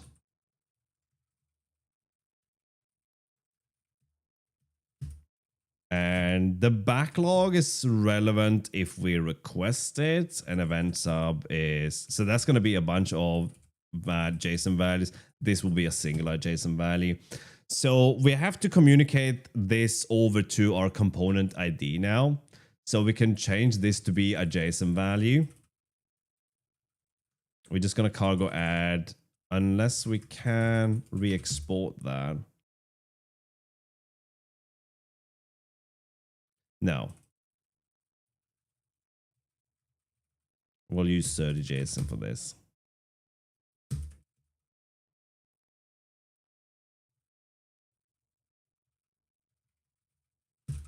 So we're going to let our index component be the message router that's going to distribute messages throughout the application. So we need kind of like a table for components that wants what message. This is going to be very chatty, and I'm kind of intrigued to see what comes out of this. So if we get a message here, then we're going to tell the emitter to emit async to the component the message. And that's it. If there was an emitter in here, we could have done that, right? So let's pass the emitter and the component ID here into this. So we are passing that here.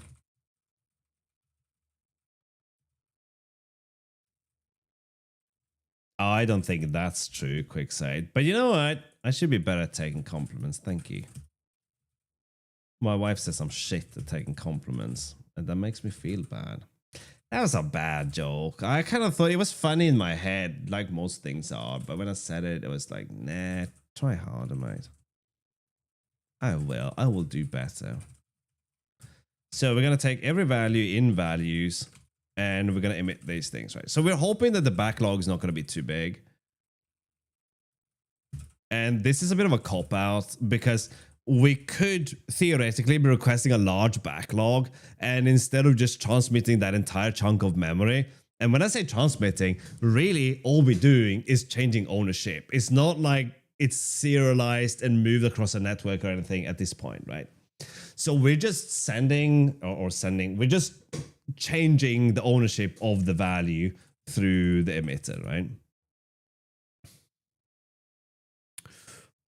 I think that might be because we don't want to associate ourselves with people who are delusional of their own self-worth and people who are entirely narcissistic.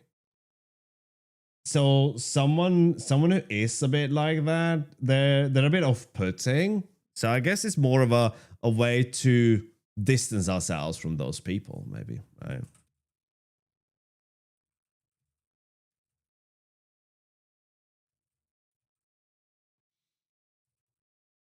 Maybe. Okay, so we basically, all this stuff is now set up so we can receive a boatload of data from Twitch just through these two functions now, right?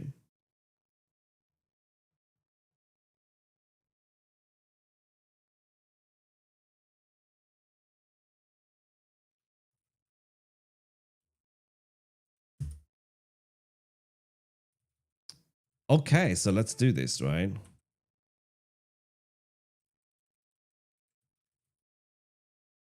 Yeah, when I compliment my wife, I will say something to her and then I will walk away so she doesn't have to deal with the compliment.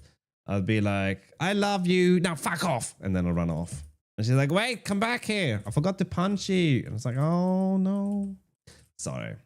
All right, so we have our index component. So we will turn this into our message router now. So this will be the core receiver. So it's going to be not weird, but all the network data will culminate or accumulate in one component. So it's almost like we have our own internal aggregator. And then from there on, we will start writing these transformers to transform the messages so we can distribute them to the corresponding component, right? So let's make well, I guess we can actually build it here. Maybe, okay, let's start by building it here. When you don't know what exactly you're going to do, don't try to over-engineer it, because you're most likely going to get it wrong, and you have a lot more work to do to fix that, right? Well, let's do this, okay?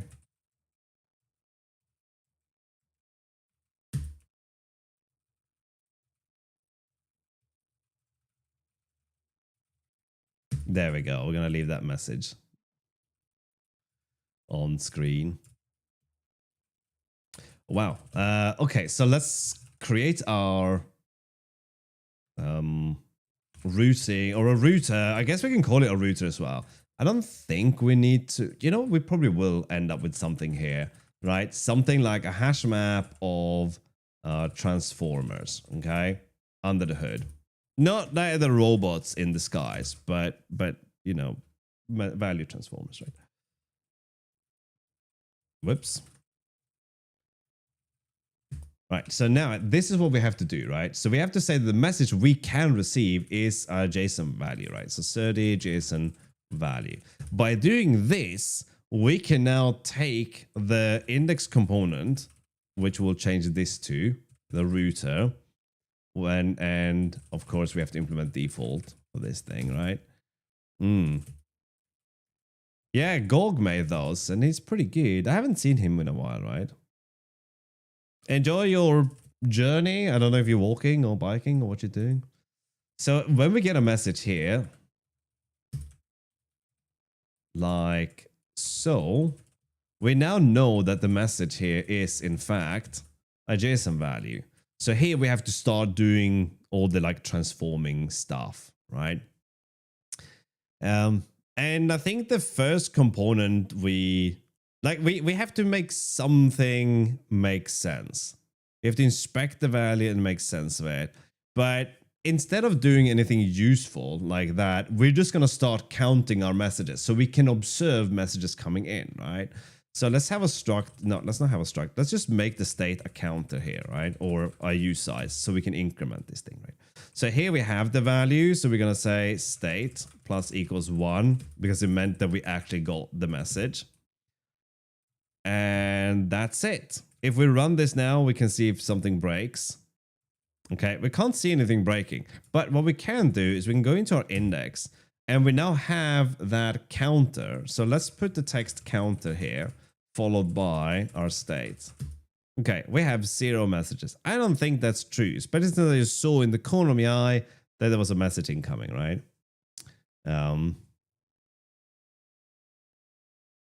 Oh, so sorry, Quickside. I didn't see that, or rather, I realized that I had Spotify open covering my alerts. My bad. Hopefully we got an alert. Thank you so much for that, Quickside, and thank you for reminding me. If any of you do sub and I don't react to that, please remind me. We need to get the sub alerts into screen, and that's part of what we're doing here. We're gonna get them in here, right? So I do apologize. Thank you so much for the sub. Appreciate that.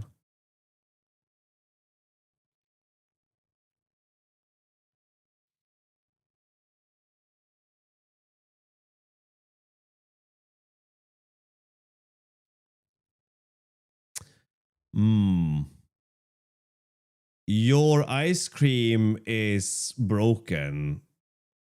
Has broken its legs. I see. Yes. My Italian is not so good. It's all good, Quickside. It's all good. And you know what, Quickside? If you're on the Discord, you can now see my kid dressed me up like a unicorn for Halloween. And that was pure unadulterated suffering. So this is not incrementing the messages, which means we're not getting the messages. So let's go back into our main. Let's make sure that we actually have, we know that the router is running because we're in the index and we typed out some states and we can see that this is in fact a number, right? So we know that's the correct value, but we're just not getting any messages. So let's look at what start network is actually doing. here. So it's going to loop and do all these things. So we might have to attach a little bit of tracing to this, right? Use AI to translate it. I could, but I like my translations better. Here, let me try. Let me try to reply to you as well, right?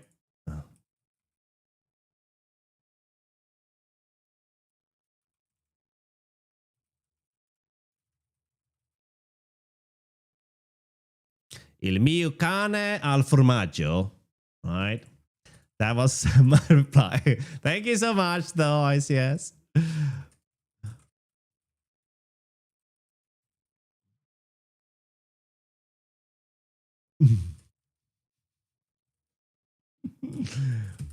I did try to learn Italian once. It didn't work. The people in Italy didn't want to speak Italian with me. They wanted to speak English with me instead, and I was happy to comply. I was standing there trying to only for them to go. All right, so we don't actually have to give this one an address. We could just make a struct address or local agent here and pass that in, except it's not that simple. We have to have serialized for it. So let's just call this local agent then, right? Since we're never going to resolve that address anyway, it's a bit of a non-issue. My dog ate my cheese? I don't know. I don't know Italian, obviously. The problem when you're building text user interfaces is that you cannot print. You cannot do print debugging. Well, you kind of can, but you sort of can't. The first thing we're going to do is make sure that we're actually starting things up, though. So we're going to get here and we're going to check our warnings. Now, it's common to ignore warnings when you're prototyping, but some warnings are quite important. And that is, if you omit the await call here, you are never going to resolve that. So that would be a problem. So we look unused implemented of future. Here it is. Okay. These are the warnings you have to care about when you're writing async code. You can ignore the other ones while you're prototyping, but these ones you cannot. So we never resolve the bridge, so we're never going to move forward. Let's see if the message counter is going to start going up, though, right? My translation machine is the best. I want to learn Italian. Recipe for a tiramisu, something, right? Il mio cane ha mangiato il formaggio.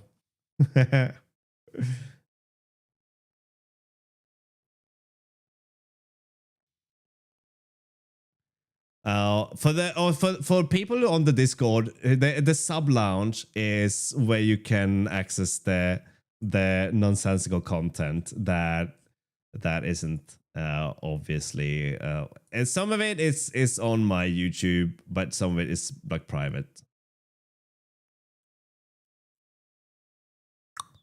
Okay. Yes, sub lounge.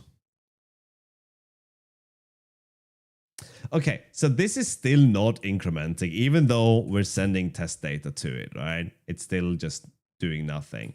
So we'll continue looking through our warnings. So the goal now is to get to the number counting up so we can start. Here's another one. Oh, that's the most important one, by the way.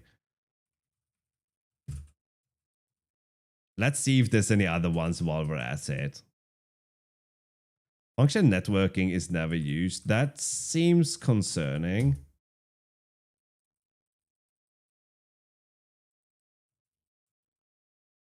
Start networking is never used, isn't it?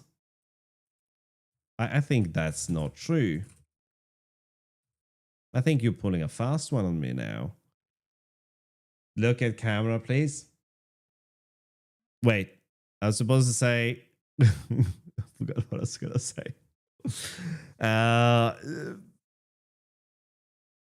Oh my god. You found it? Very good. Yeah, there's a video on my setup as well in there as well. Oh, she loved it. She had a great time just plastering bullshits on me. I think that was like the highlight of her day.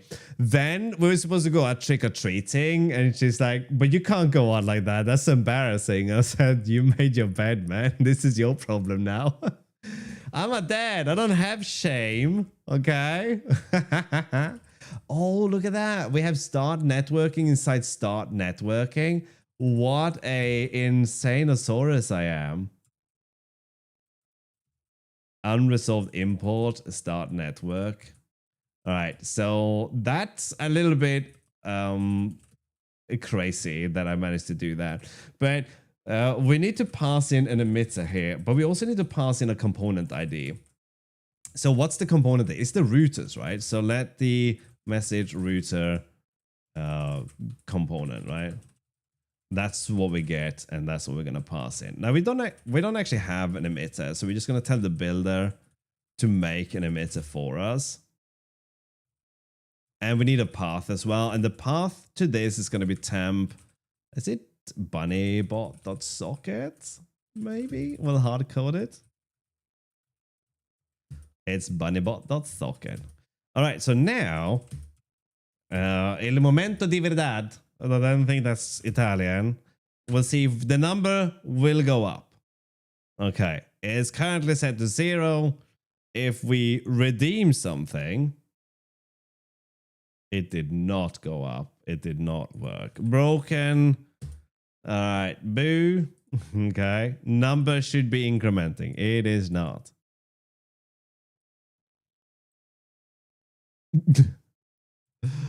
Okay.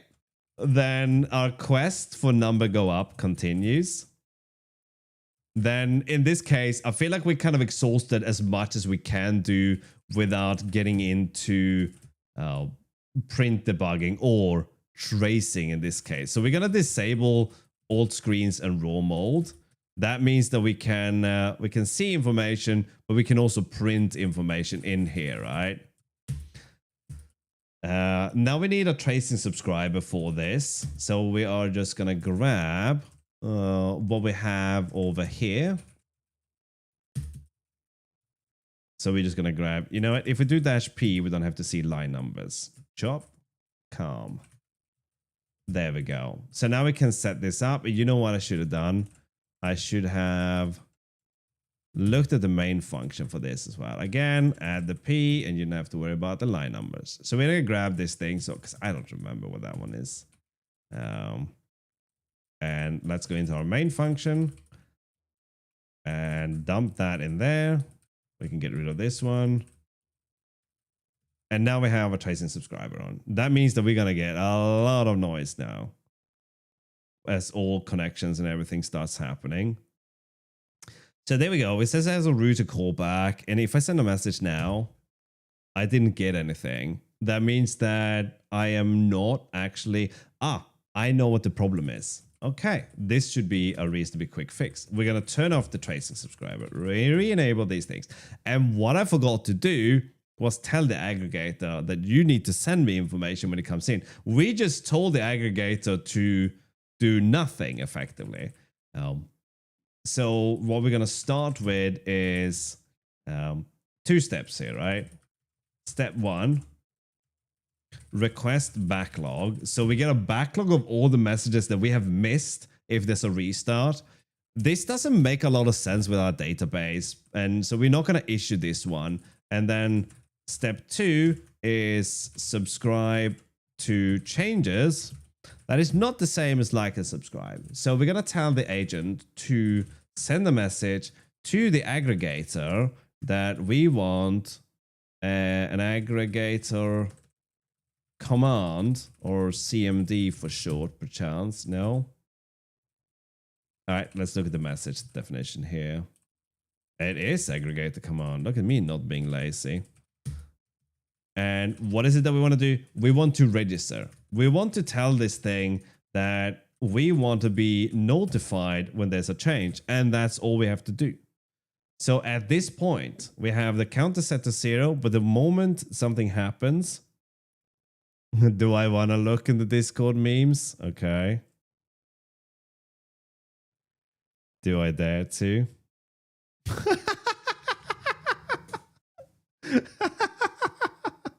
Can we open this in a new window, maybe?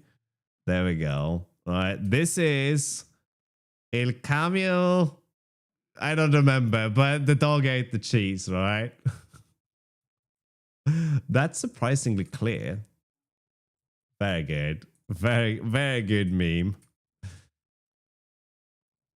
That picture needs context, so you have to have seen that stream. There we go. Again, our counter is still set to 0, but that could be because of the silence. So we send a test and bam, it's 1. Okay. What if we redeem a quote? Something went wrong. Try again later. Oh, Twitch. Oh, Twitch. Okay.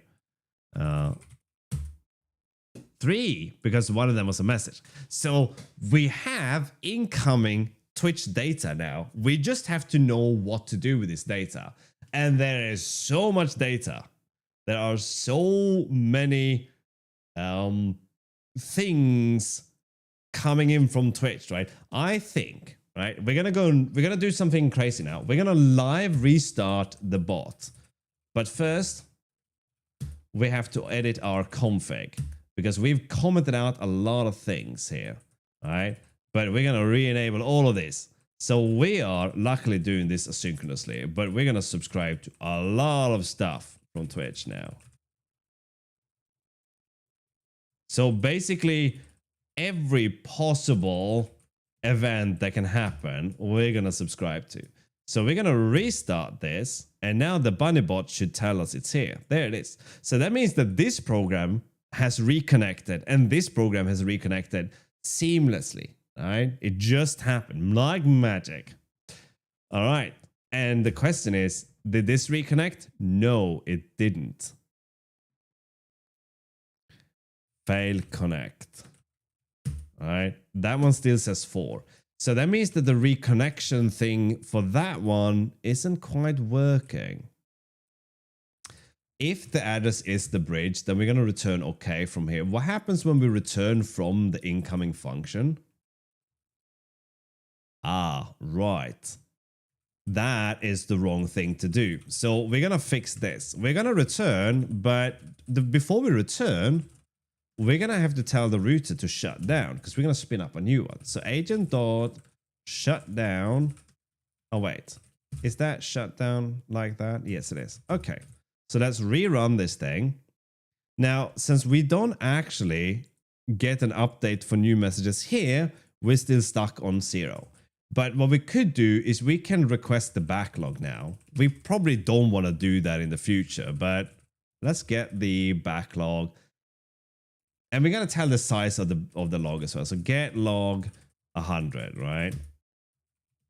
So we should now get the message counting up there to 7. There we go, right?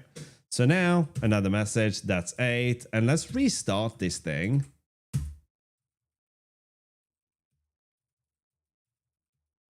Right?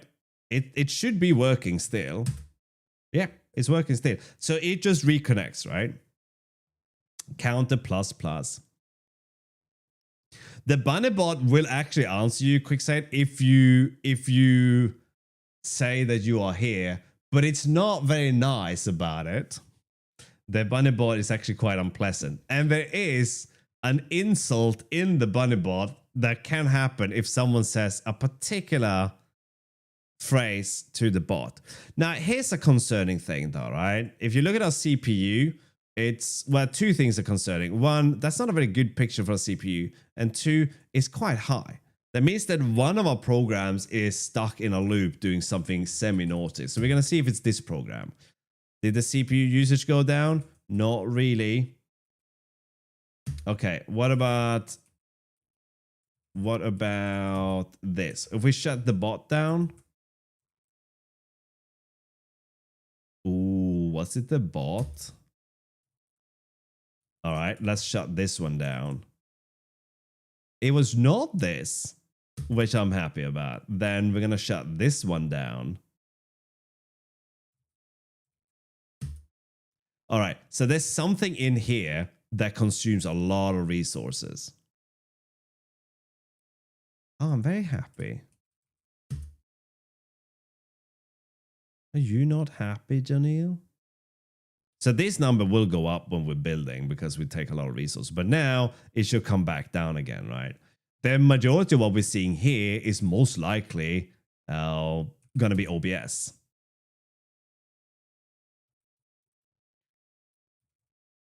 Okay, so there is something here that is not great. You are dead. Well, happy Friday to you.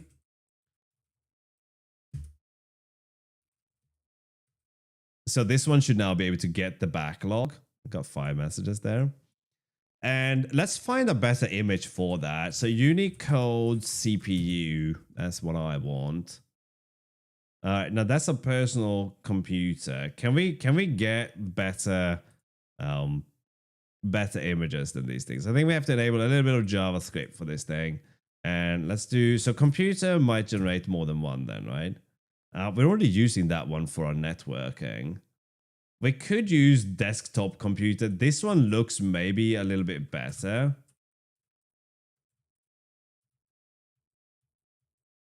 Yeah, I think I like that one better. So let's go into our config, hackbar templates, and let's open up the CPU.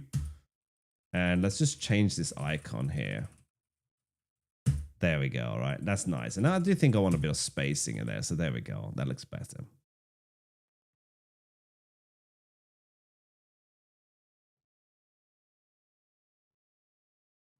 TUI, and you probably got paid for it as well, right? So that's good too.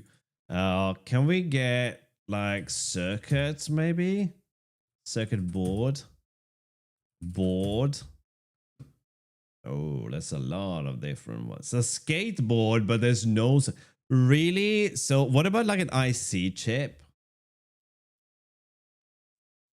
Is there no Unicode for an an IC chip? What about a chip? That's a chipmunk, but no blueprint. Wow. Okay. Unicode IC chip. That has to exist, right? Unicorn. That's not what I was looking for.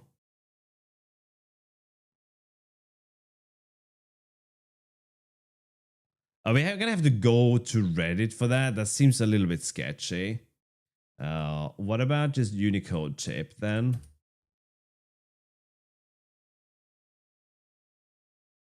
I have to say that I am a little bit disappointed.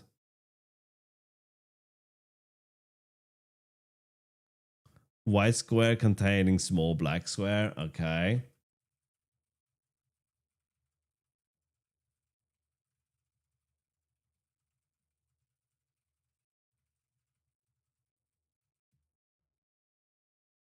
All right. I mean, it's kind of more like a checked to-do list item. Have I de-Googled my life? Yeah. You know what I did by accident? I installed Google Chrome the other day by accident.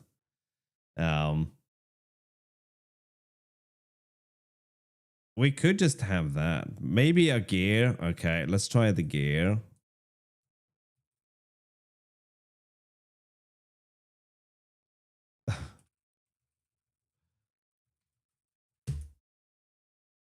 It's not bad. I feel like the font size is too small though. Processor, thank you. Unicode processor. We get a processor running on Unicode now. We'll try processor here. No.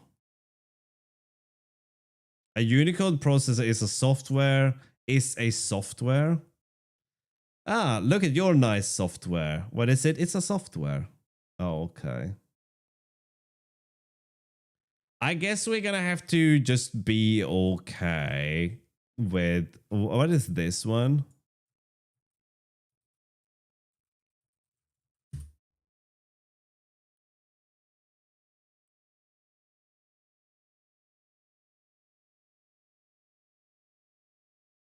private use area, but we're not guessing that.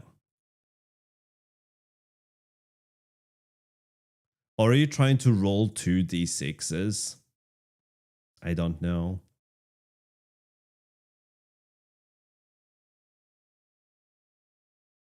I wonder if I'm missing support for this in the font, though. Maybe that's it. Right? Okay, enough distractions, right? Let's do some other things, right? Should we get rid of the percentage? No, it makes less sense if we do. What we could do is we could round this. No, we couldn't round this. Why does that not work?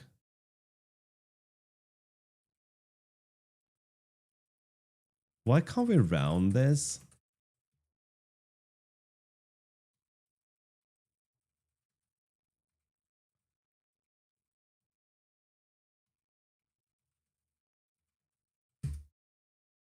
That's kind of weird, isn't it? Okay, let's try this. Let's put a span here. Another span.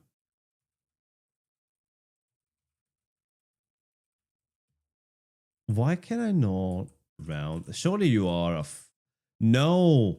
Oh my god. Okay, to float. It's not a floating point number. Goodness Cretaceous me. I'll come back here, right? All right, I'm not gonna mess with it. But we have rounding. Why is that just not a floating point number? All right, we'll fix that later. We'll deal with that one later. Okay. How is a float not a float? Because it was a float, and then we truncated some of the values from it. So if we go to hack bar and we open up the CPU here, we can see that the usage is at F32. Ah, right. But the average, where's the average? Average usage is an F32. Wow, that's a bit weird, ain't it? Why does it become...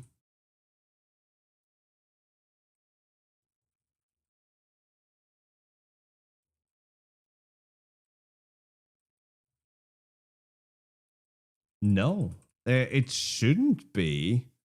And why is it so... you know what? I didn't read the template code.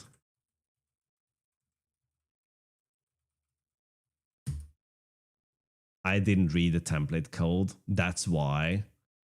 So we're rounding this, but that makes it a string. I should probably specify that because that's kind of weird. And I wonder if we need that. So we could probably use like 1 decimal value for that. And I also don't think we need the same update frequency for the CPU as we do for the... Huh, my hand is getting suspiciously warm. Oh yeah, quick sec. But the good news about the DeFi is that if you don't like it, you can send it back. It is really cool. I think we're going to change the frequency of the CPU update code. We'll leave it at 2. And CPU. So we're using this frequency here, but we'll make a new frequency here. And we'll say every like 2 seconds maybe. Because it's very there, isn't it, right? Read the documentation. The documentation. I will do no such thing. So we're gonna build this release. Gonna build this in release mode. And we're gonna do cargo install to the local path. And by doing this, we can now restart the bar.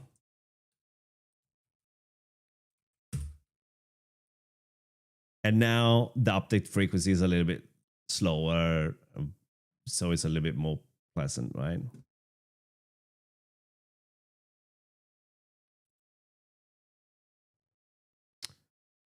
Okay, so meanwhile, we are getting our counter going here. Now we have to make some sense out of this. So we're gonna write these transformers to know who's gonna get what message. And we have to map this as well, right? So we have one component that we are going to send this to right now, and that is the chat counter. So we have to find out what does that look like if we just go and look over at Twitch. Now, I've already written that one in another project, so we can kind of just snag that transformer from that project instead. So let's make a new source. Let's make a directive of this.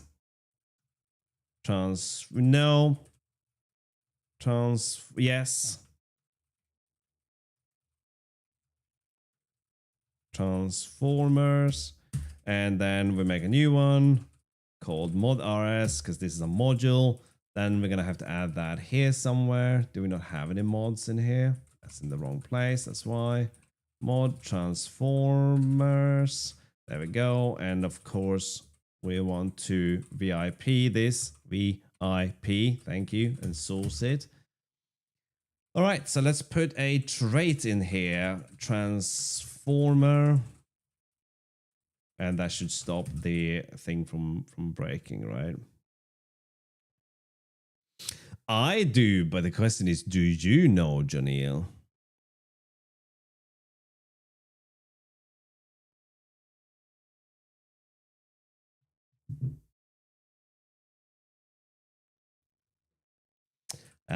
So we're going to get some JSON value in, and we have to transform this to a value that we want, right? Since we're gonna be dealing with like generic stuff, we can actually be quite generic with our transformers. So let's make a new one for chat.rs. So here we will have chat, and then we'll have a struct here called chat, and we're gonna implement transformer for chat. All is well. The moment we import super transformer. There we go, right? I did, Wire. I've already used them in Anathema now. What was it like when I was learning to program? Oh, I had dinosaurs walk the earth. That was problematic in itself. It's a bit like trying to learn basic in Jurassic Park. Would I use Google? Oh, I'm not that young, okay? Google didn't exist when I learned to program, okay? We had books. I think what would be fun is, so here's something that is fun and sad at the same time, right? Learning from books is good, but it takes a little bit more effort and more time, right? It's kind of a long slog process, a diligent process, right? You'll start learning, you start reading, and you're not finding an answer to your question. You're finding out how things work, and then you have to extrapolate the answer to your question. This means that getting to the point is a lot slower, just like listening to this conversation, right?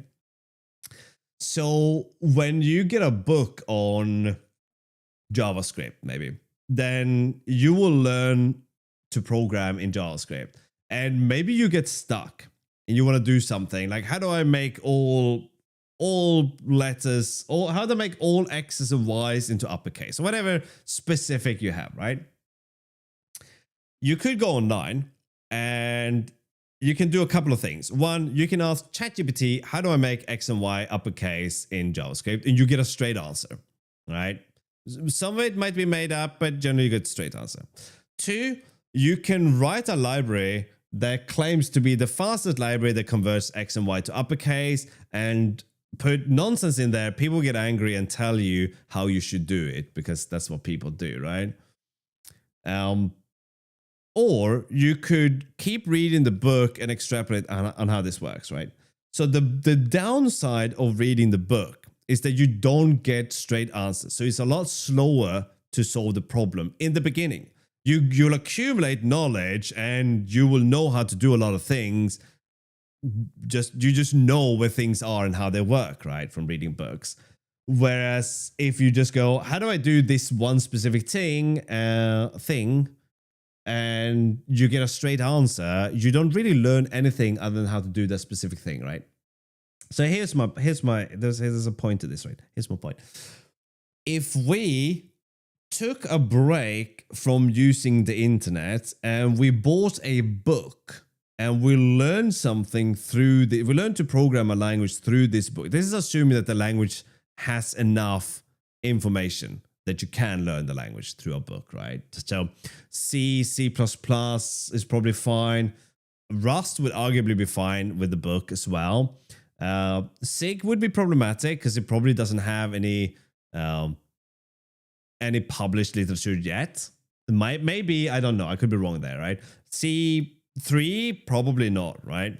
And Gleam, maybe not, right? You get my drift, right? Java, definitely, right? C#, absolutely. I read lots of Rocks books and stuff, right? So if you learn through reading a book instead of getting straight answers, it means that it's going to take you a long time to get there, but you will learn so much more along the way, and you are forced to figure things out.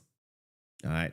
But I don't think we have that in us anymore. I think as a human race, why should I spend a lot of time and energy doing something the hard way when I can have it done for me the easy way? All right.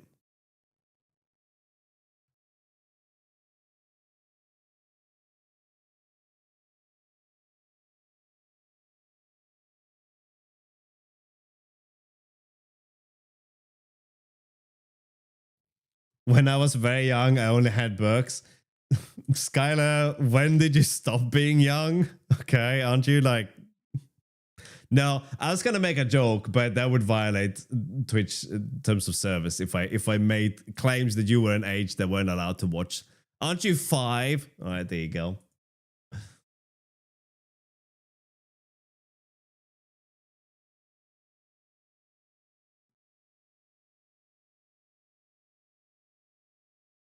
Yeah, that right now, as it is today, absolutely. ChatGPT is not a good solution to your problems. It might be at some point, but today it is not, right? I do not. We need a Christoph book. Yeah, Christoph started writing a book, and I really like his take on it as well. Again, has anyone seen Christoph? I haven't seen him in ages now. I haven't seen him stream. I haven't seen him on Discord or in chat or anything, right?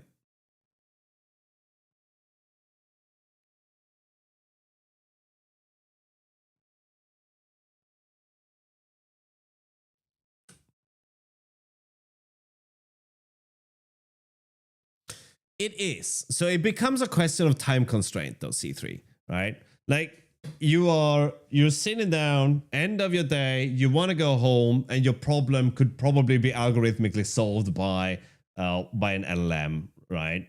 I get that, right? You'd be like, okay, how do I do this thing so I can go home and not worry about this? But in general, no. And also, here's another problem with that, though, right? Because you take a little bit of a confidence hit, right? When someone can pretend to be a good programmer because they have the entire internet at their fingertips, some people aren't entirely humble, right? So if you don't understand something that you could easily understand by using ChatGPT or scouring some old Stack Overflow post or whatever, but you decided to learn through a book, right? And conversation. So when you don't understand something and you write about this, people can be rather they can use your lack of knowledge to elevate themselves. So by humiliating you, they elevate themselves, right? It's a common human trait, okay? It's just how people are, right? So by saying, I don't know how to convert a string to uppercase, and then someone will say, well, and there's a link to an MDN article doing it, and it followed by some choice words on how you are a terrible programmer or whatever, right? And I think it's a bit sad that we are like that, right? And the thing is, not knowing something shouldn't be something that you get penalized for, right? You shouldn't be afraid of not knowing something. Not knowing something, you can then take that and go and learn that something, right? But shaming people for not knowing something and making fun of them, is that really any different from, like, if you're making fun of someone's intellect, is that really any different than making fun of how someone look, right? Is there a big difference there, right? To make fun of how someone look versus if someone's intellect, right? I said that in such a smart way, I stumble over the words. This is clearly me slowly creating a meat shield for myself through you guys, right? So you guys will take the flak for my idiocy, right? I'm about to build a budget tracker in HTML, CSS, and JavaScript to get back into programming. That's a good project. Remember local storage. You're not sure how I should go about teaching myself to do that. Good question. Like the proper structure, ways to do things. Okay, I'm going to circle back on that one quick sec because I got some answers for you right there. All right. Ways to do things. I could use ChatGPT, but that's more just give me the answer when I do that. I always feel like I don't end up learning anything. And that is correct. Okay, so here's the thing, quick sec. And I am just about like chastising myself for doing this sometimes, right? When we don't know what something is, right? Like, you know what a budget tracker is, but maybe you don't know what a budget tracker looks like if you pop the hood and look at the code. So to build a budget tracker is a really good exercise. So you build one, then you make it the smallest scope that you can. No fancy anything, no bells and whistles, just a input into something that looks like a spreadsheet, right? So you build that first version, and then you look at it and go, okay, the following things were difficult to do. So you throw it out and then you build it again with the knowledge from having built it once already. So you know what's painful. So you know what to avoid. And then you just keep iterating, and eventually you will be the master architect of budget trackers. And then you want to make a game, and a game has not even remotely the same architecture as a budget tracker. So you have to do it all over again. But that's just how it goes, right? That's why I complain a little bit when people talk about books on generic architecture for software. It's like, what software uses generic architecture? Like, how does a game and a website look the same architecture? Like, there's very little overlap, right?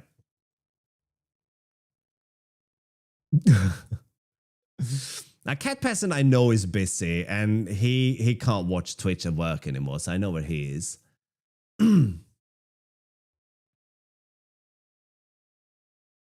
Some people don't want to learn. That's true.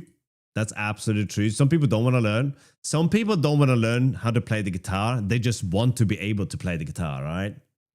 Intellect is a bit vague. Do you mean natural ability or views? Are you trying to make fun of my intelligence? Is that what you're doing? Okay. No, but I think the point is still the same. We don't have to define what intellect is here. I think the point is still pretty much there, right? If you make fun of someone not knowing something, is there any difference from making fun of them for having like weird feet or maybe the nose is really big, all right, or something like that, right? Is there any difference there?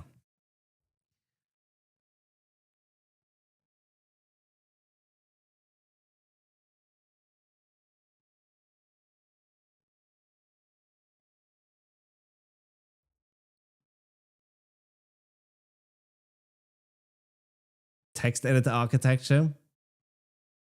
5 attempts to delete the whole code base. That seems about right. I think if I was going to build a text editor, I would go and invest a lot of like knowing into ropes and rope structures. I think they seem really interesting for text editors.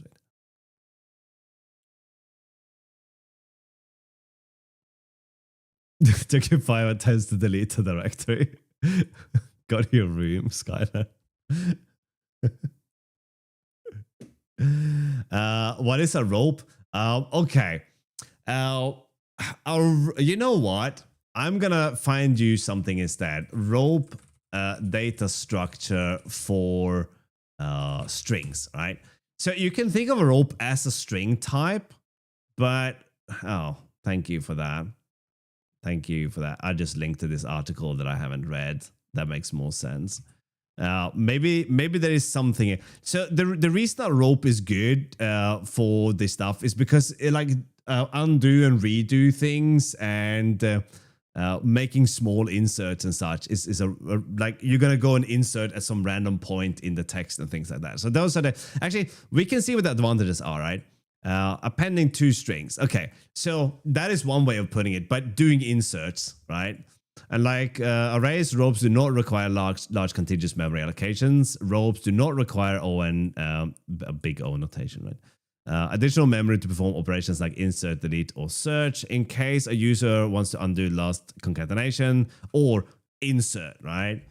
They can do so in all one time by removing the root node of the tree. Now, disadvantages is the complexity of source code increases, but this is kind of a non-issue because you're going to build around the rope anyway. So yes, it's more complex, but that's not really a disadvantage that we should take into consideration for this, because a rope isn't so complicated that you couldn't understand it from reading an article about it, right? Greater chances of bugs. That's a confoundedly stupid thing to say when this was your first point, right?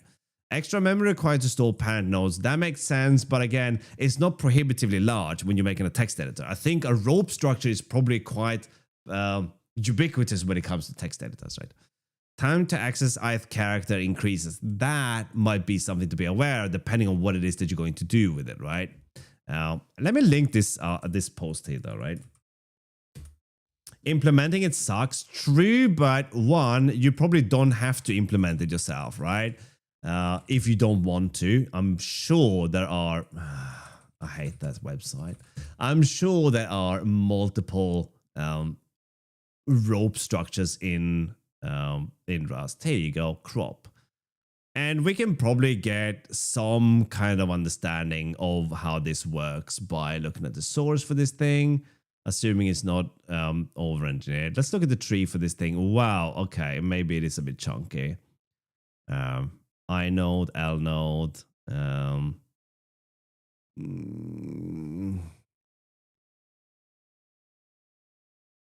Iter chain.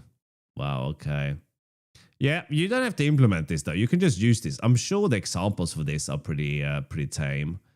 Make it complex on the inside and then a nice interface to it and you're good, right? Example usage. There you go. I am a crab who walks the shore and pinches toes all day. If I were you, I'll wear some shoe and not get in my way, right? So I guess this is how you can use it. The usage here looks pretty good. We have a replace, but I don't see any like undo or anything. It's a snapshot, but yeah. Ropey. Oh, that one looks familiar. As a matter of fact, I reckon if we do this, we're gonna find. Apparently not. Tendril. This one, all right? Compact buffer string type for zero copy parsing. Insane. Anyway, yes. So ropes, interesting structure. Again, this is where I would use ChatGPT, right? So I would go here and I would say, show me the pseudocode for a rope structure.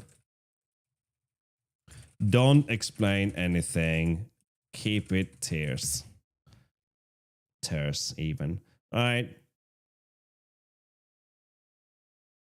So you can, the reason I say use pseudocode for these things is because this is not how I necessarily would have designed it, right? I might have used indices for these, for instance, and such. So it's, to me, it's better to have pseudocode than having something. If I say like implement this in Rust, we're gonna get some boxing bullshit. There you go. And then I say, and then stop it. Okay. Okay. Yeah, but make it better and more memory efficient. And let's see what it does then, right? No, all right. Use a global store for values, for node values, and indices instead. Oh, fuck's sake. Okay, anyway, right? Yeah, so ChatGPT is not going to always help you, right? The important thing, Quicksave, is that you actually start writing code, okay? Write code. Don't let some kind of analysis paralysis take over. Start writing code. You be right as rain. And you try to make the best you can, and you start again when you figure out where the shortcomings were, right? But now we have to have a function called transform, and this thing is going to transform self. No, it isn't. It's gonna be from a value, and it's gonna return something. We don't know what that is yet. The heap is a global store. Yeah. Just pepper the data everywhere. It's fine. Cache misses are for the week. No, cache misses gives you achievements. There you go, right? So good, Quicksave. Now we are waiting to see what you come up with. What up, Wiry? Oh, I see. Can I send me a piece of Beam script to hide? Do you want syntax highlighting for Anathema? You can get that. It's right here. All you do, clone this. You're done. Clone this into your packet directory or whatever, and you're golden.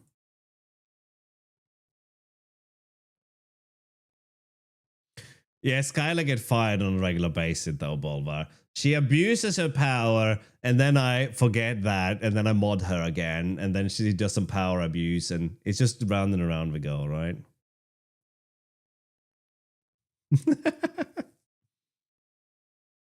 Okay. So I feel like we're making no strides here. So we're gonna write this transformer. We've somehow accumulated 144 chat events, and we haven't done anything with them, right? So let's start looking at simple bun, transformer, interactions. Okay, that was the wrong project. Which box then? Transformer. There we go. Right. So this is what a chat transformer should look like. So we're just going to grab this.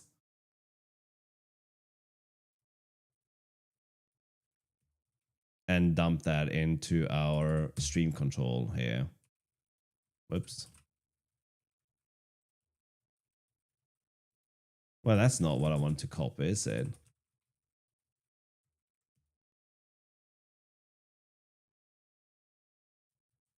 And freakily weird music. Does not have that. What's the aggregator here? We don't need you open.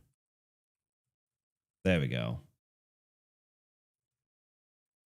Priven needs to be, yeah, but he's not, I fired Priven as well. I don't think we have any mods right now.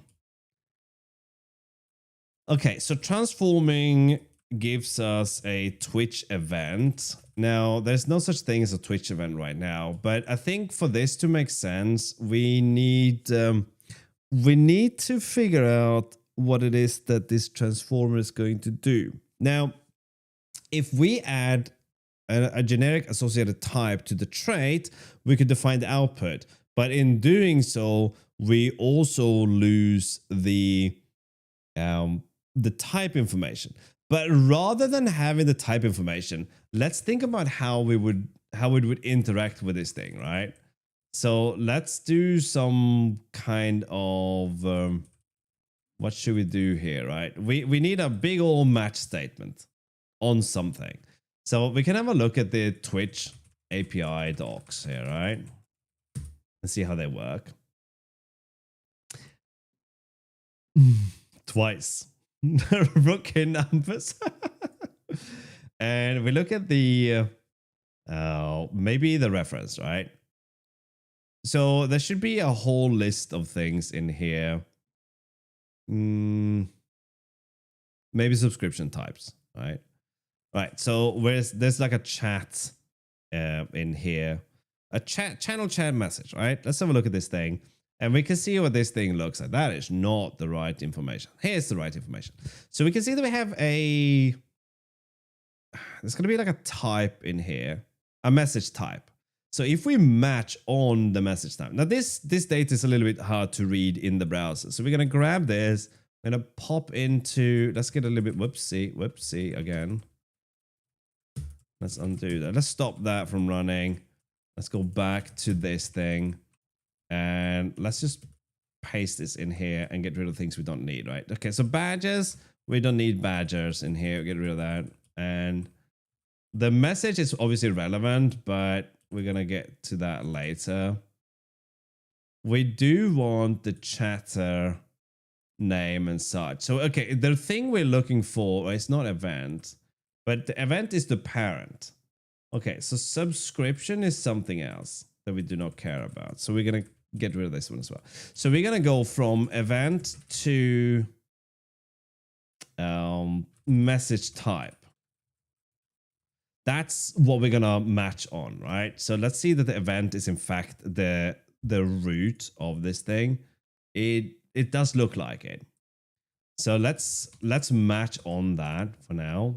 We're going to end up with like a really, really big whatever here. So let's go to transformers and build this as a function as a table instead, right? So we'll have a pub to super function transform that takes an input that is JSON value. So we can probably, yeah, that's fine. And it's not going to do anything with that. We're going to pass more information here once we know what we're going to do with it, right? So we have to tell this what the value actually is, and it's going to be a 30 JSON value. There's no transform function just yet, so we're going to comment that out. And I think the transformer can have an output instead. So in this case, the output will be a unit. That is the wrong thing to do, but we'll do it for now. So we're not going to store this in a hash map like I lied to you about doing that earlier. Instead, we're going to have the map as a switch statement instead, right? Which means we can only go in one direction. We can never go back. What does that mean? If we can return something, that means that we don't know where we return from, so everything has to have the same type. But if we just go down, if the information just flow in one direction, then we're not returning anything, and the types can change as we go, right? That made probably little to no sense, right? So anyway, we're going to have this thing returning self output. Like so. And let's have a transform here that can return an option, or it could be a result as well of self output. And if we do this, we can always return none, and we're good. That's a value, not a JSON. And then we'll import that and fill sticks. Right, so we're going to say the transform takes a reference to self as well. But why? We're not storing any state on there, so let's not do that. And let's do pass that by reference. And why do we pass it as a reference? It's going to become obvious in a little bit, right? Right, so that's an option. Option of something. I feel like I'm forgetting something, but I don't know. All right, okay, so let's match on input event. Where do we go from event to message type, right? I think so. We can go back until we see our big blob of JSON. Here we go, right? I don't think it's in the message. No. So it's just event message type, right? That we're matching on.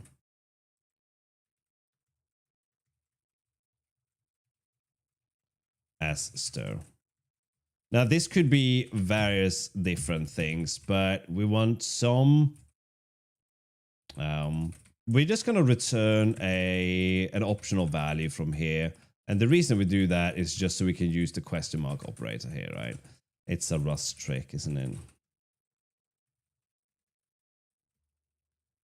So we can skip that part and do this instead. So now we have to write something to match on.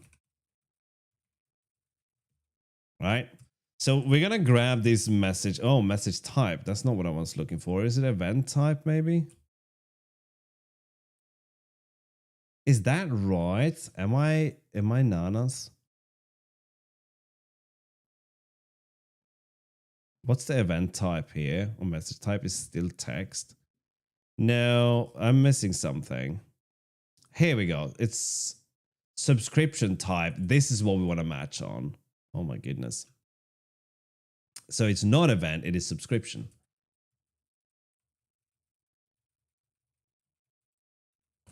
And then, what is this thing called? Type.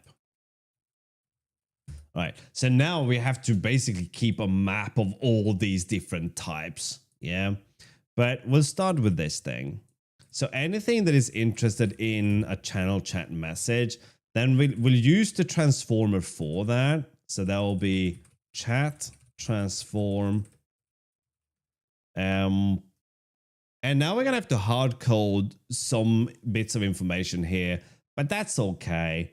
We're going to pass in the input, but I don't think we need this information. I think we need the event information only. So we're going to take the input and pass in the event, but well, we changed this to be a reference, didn't we? But we don't have to have that being a reference because we can do a take here of this thing. And then we're going to have the value here. And now we just need to know who we're going to give this value to. We'll fix that. All right. So that's kind of it, really. I don't know why this is compiling. This shouldn't compile. Oh, because we haven't saved that. We just made a bunch of things up.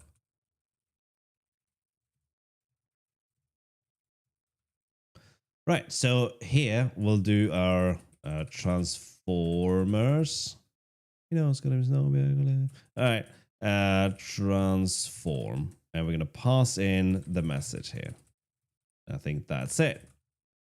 So we pass in the message, we find that it's a chat message. But now we need to know who's going to get these chat messages, right? And for that, to be able to send the message to this guy, we are using our emitter and our component. But we're going to send this to components we don't care to collect all their IDs. As a matter of fact, they will be created after this component, right? So we need another means of knowing who we're going to send this to. So we're just going to have a list of names that's going to get this, and we'll encode this into the chat itself, right? Into the chat type. So we're going to let the transform have a function called recipients that is going to return a static slice. I almost wrote the word slice of string slices, right? And the default implementation will just be a big old nothing like so. We need a lifetime here. That's kind of awkward, isn't it? That's an inconvenience. Because we have to type the word static a lot. Although, not really.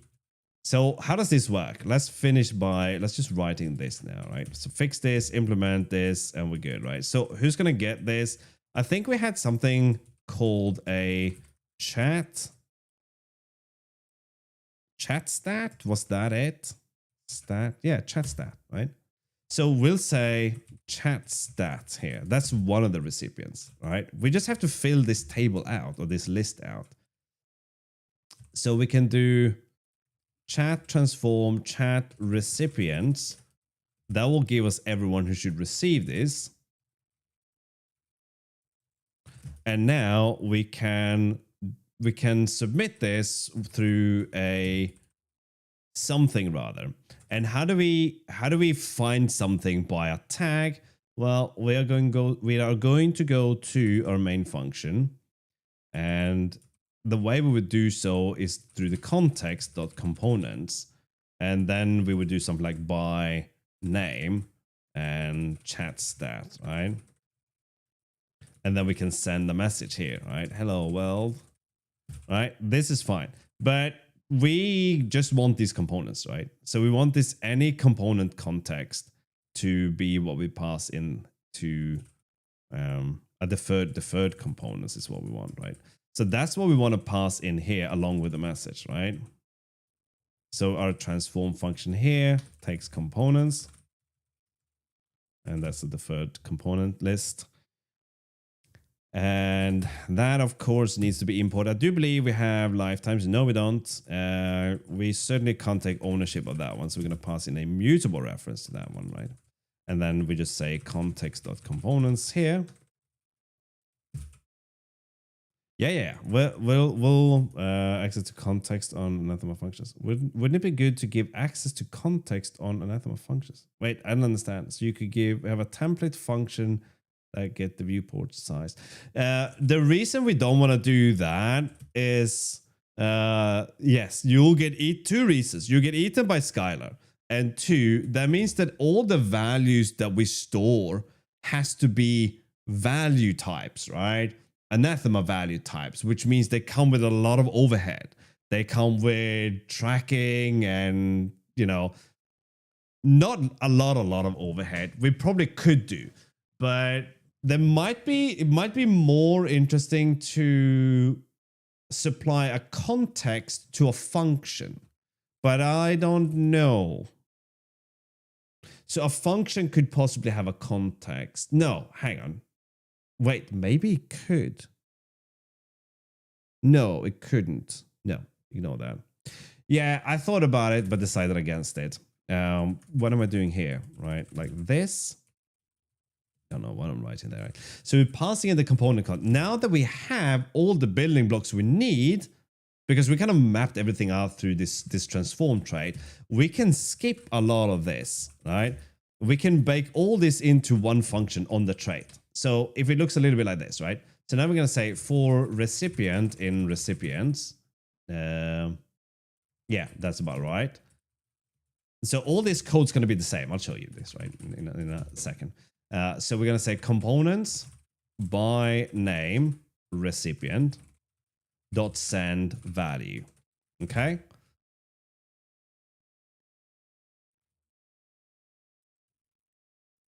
Cow static stir from stir not satisfied. What do you want from me? There we go, right?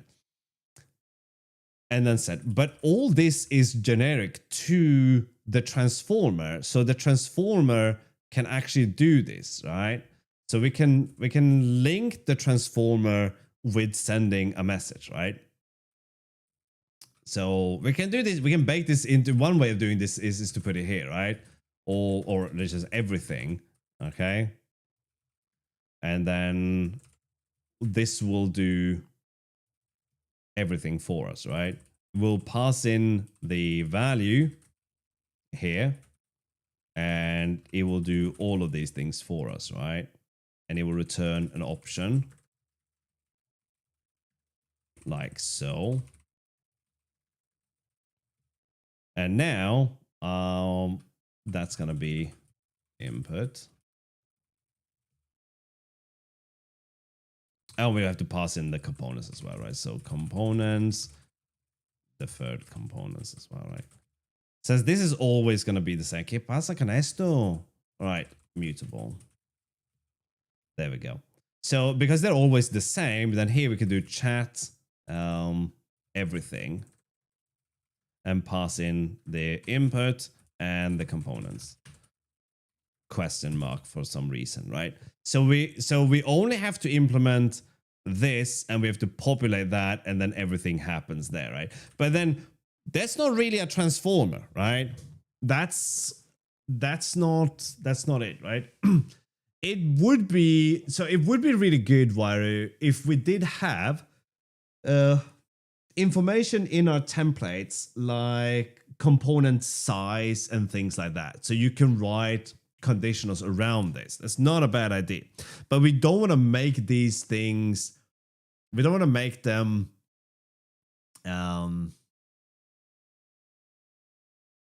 into value types, into anathema value types.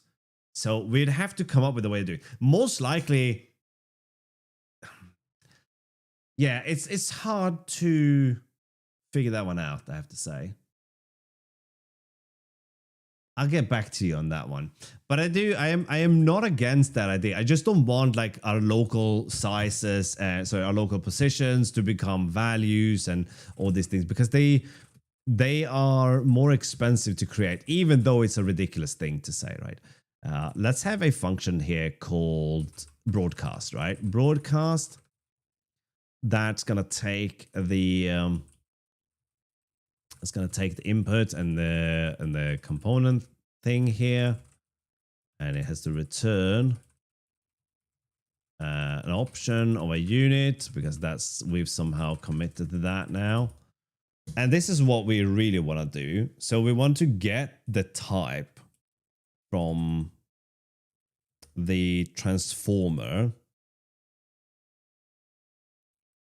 So we can make this transformer instead that returns an import, an import transformer here instead. And where we call this thing, we're going to call broadcast. Now we have a function called broadcast inside transformers. That's dumbassery. So we're gonna fix that. But this is what happens when you figuring things out, right? You do things in the wrong place, as long as you're diligent to fix it, right? So here we're just going to return none, because that means we didn't find something. And then here we'll return some chat, which has no construction, right? Here we'll return none. Then we don't need you anymore.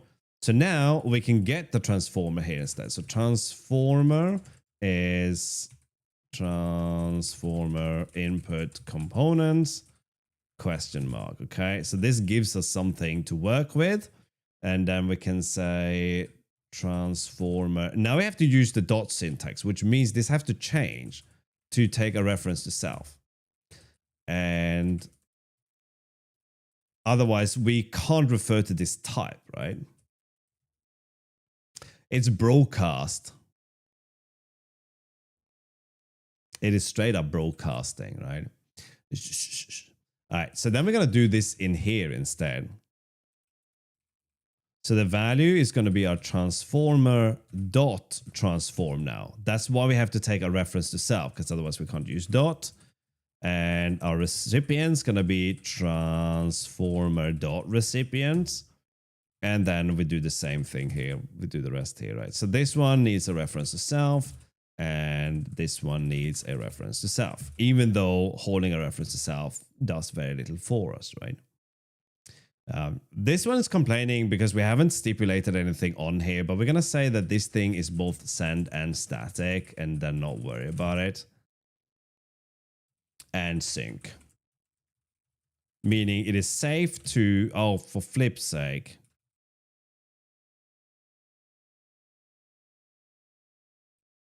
We don't need this.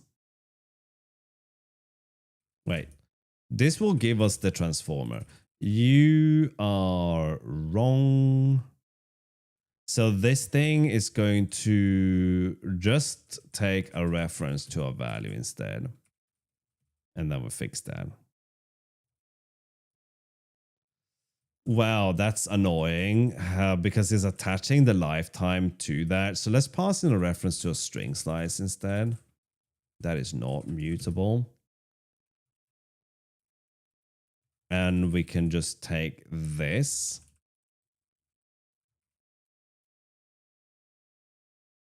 And put that here's where that goes. And we need a question mark there. So that gets us the transform. This is not pretty, but you know, that's not the input either. So that's kind of a bad name, which is clearly why I struggle to write that. So here it's going to say that it's also borrowed as mutable, but that's a little bit annoying because we don't do that. We're actually ending the borrow there.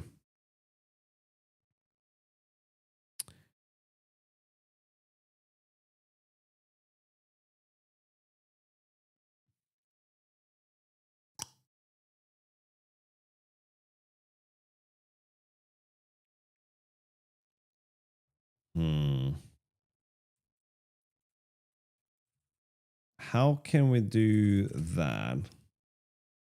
I know, Wire. And don't forget the new with statement. That makes it even better.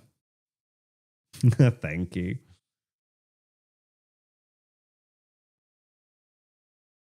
So now we can with sausage as 1 + 1 switch sausage case 1. All right. I even wrote a post here in recipes on routing views. So if you want to, I don't think you need to look at this. You probably figured this out already. But if you wanted to, you can see how you can do these things, right? You do, but look how succinct this is. You have one-liners, right? Because we do this, you have one-liners per switch case, right? Or per case. So you don't even have to put them on 2 lines. You couldn't do that if you didn't indent. Oh, the width. Yeah, because you need to introduce a scope. That's all. I get that. Otherwise, we have no scope for it to exist, and it would have to be hoisted to the root scope, and then you're declaring global variable. Fudge! Hang on. Wait. You know what I haven't tried? Let's do something insane.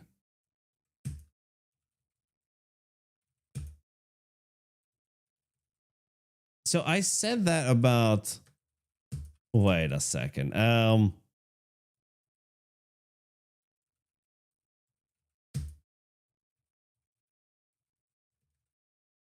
Okay, let's try this. I think I just had an insane thought. So this one's going to jump between 20 and 0. Let's change the FPS to be a little bit faster. So right now it's set to 1. Let's go with 6. So it flicks a little bit faster. Okay, not that fast. Okay, so it's going to jump between that. Now, we could do things like with blah as state plus 10. And then blah. Now, here's the thing. Can we write this? No. Okay. We can write this.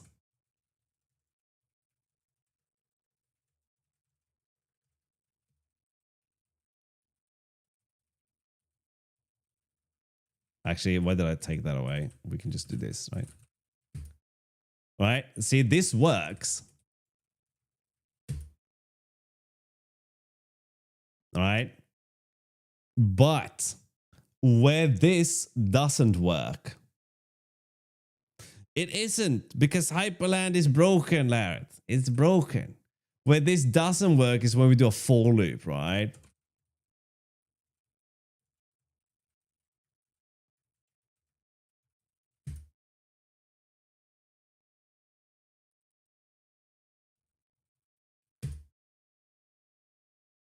And here, why is this relevant? Because now we can write with Flark as x plus omg.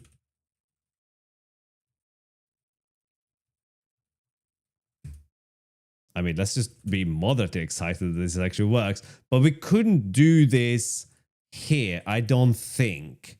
Okay? I think this will not work. Only, oh my god, it does.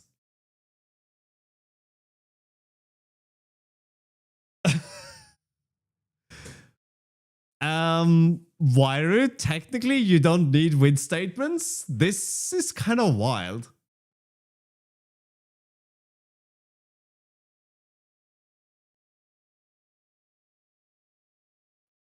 This, all right. Let me explain why this is wild. We are using a loop counter that exists inside a loop. It doesn't exist outside a loop. So if we wrote loop is loop here, it's just gonna say loop is, and loopy is gonna be whatever, right? This is so wild.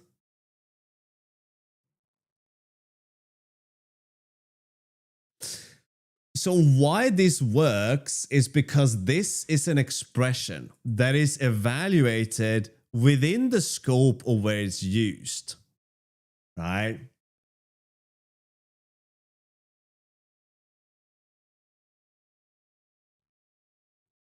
Why don't we try with plus X here, Skylar? No, it doesn't.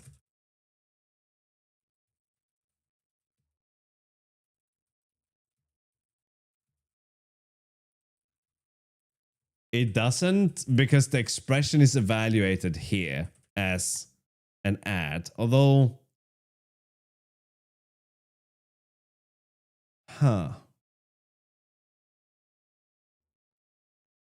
yeah, be careful, Wiry.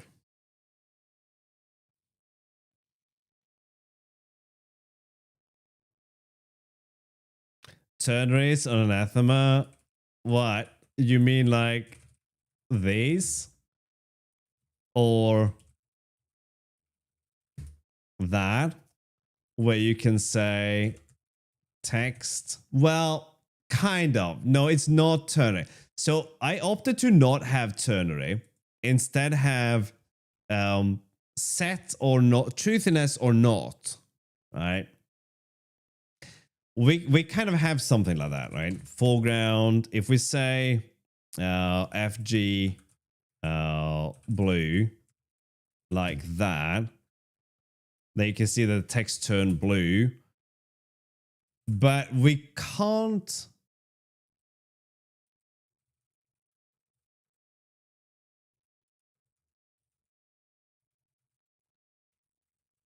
Then we lose.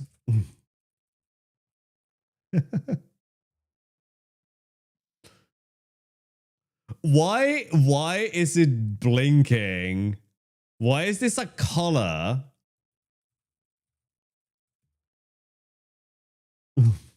Numbers can become colors.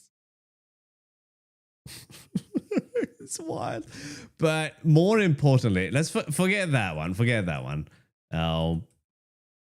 The loopy thing is better, right? It probably gets cursed to hex or ANSI values, right? I'm waiting for Skylar to implement ranges so we can say for I in 1 to 100, right?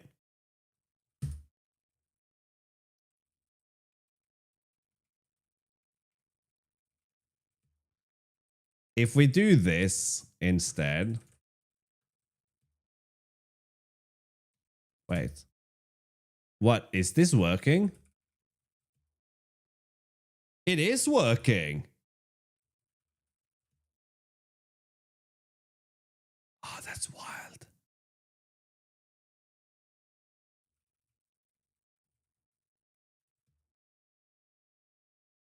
Oh my god, that is wild.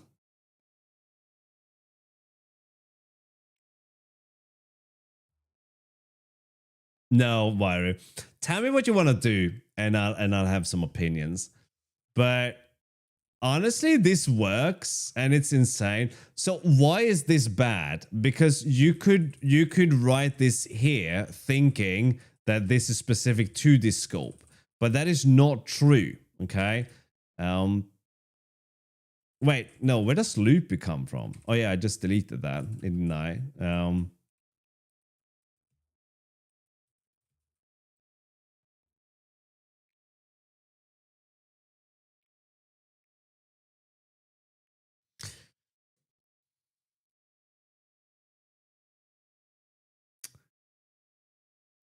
Yeah, I see what you mean, Waru.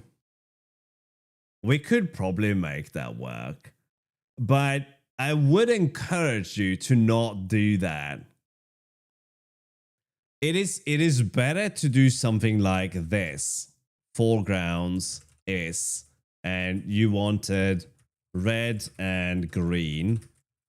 Okay, it's better to do this, and I don't know what W small is, but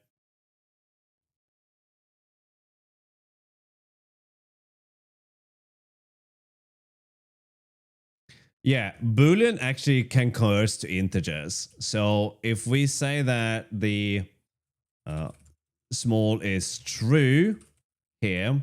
Let's get rid of this and we say text foreground, foregrounds, W small.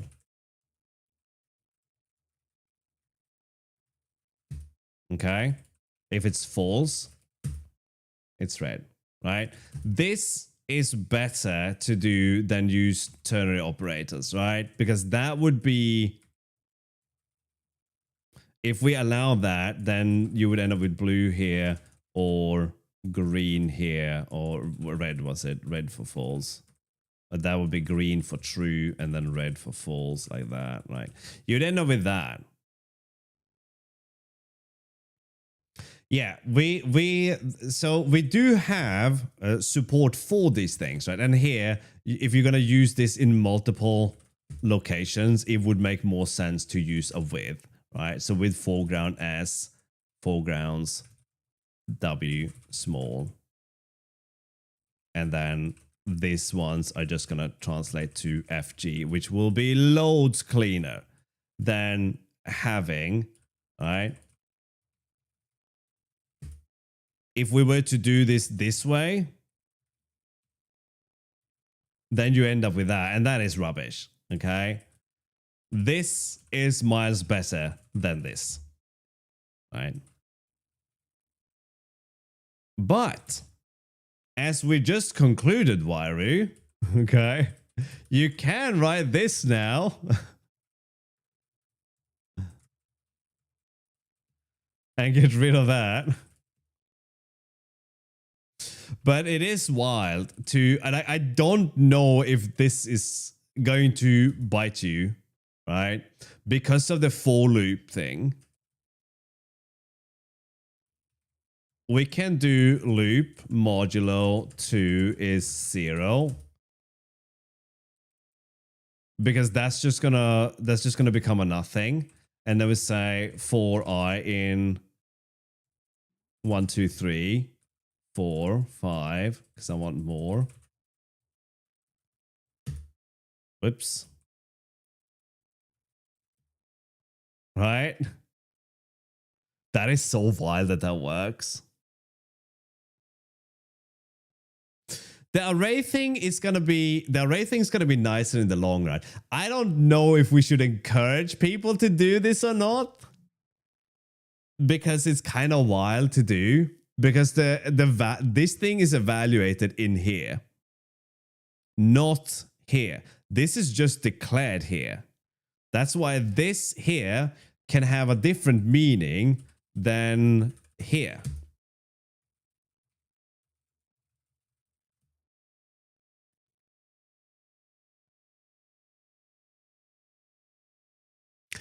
It's just wild that that works, right? Let's make an Athenomicon. I like it. Yeah. I think you could do that, but I would say that this is better as a with FGS and then some condition there, right? Because it is not the same, because it's evaluated in a different location, right? And the reason this is confusing is because you can now do this. And it might appear to the untrained eye like we are going to set foreground to blue after we printed all this text. But no, these things will be hoisted. Although for some reason it's doing nothing.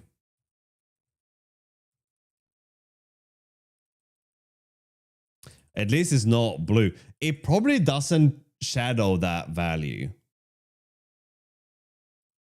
But this would be the same as writing this. No, it isn't. Well, this is certainly not working. And that is never going to work, because that would make AML into a programming language, right? It is, yeah. It's not too bad. This is a little bit insane. I don't know what this is.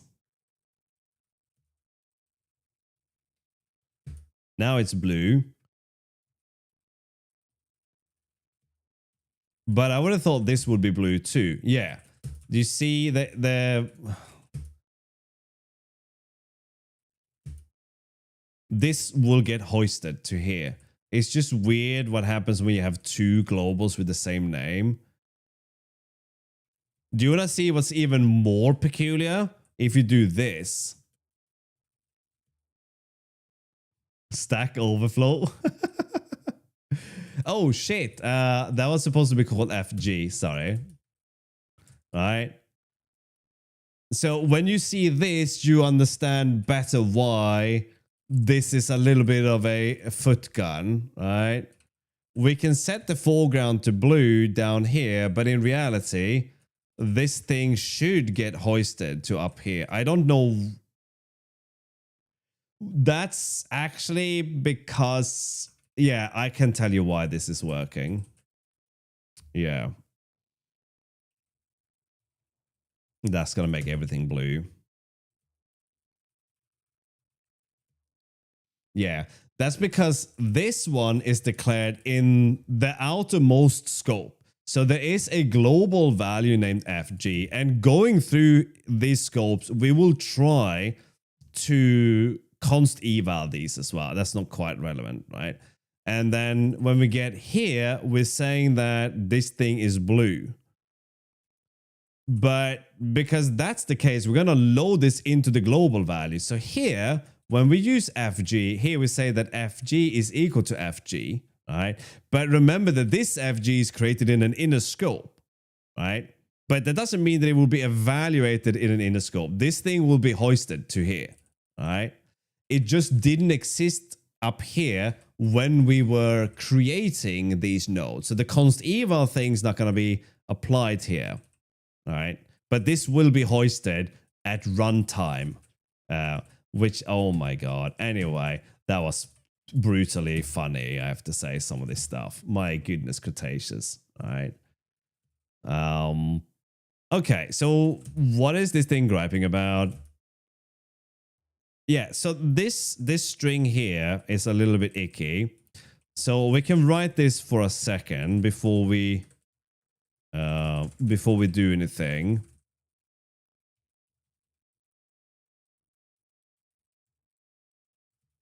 And that should, annoyingly, I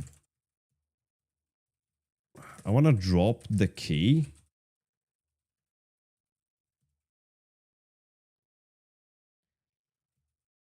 Why is the borrow getting associated with that?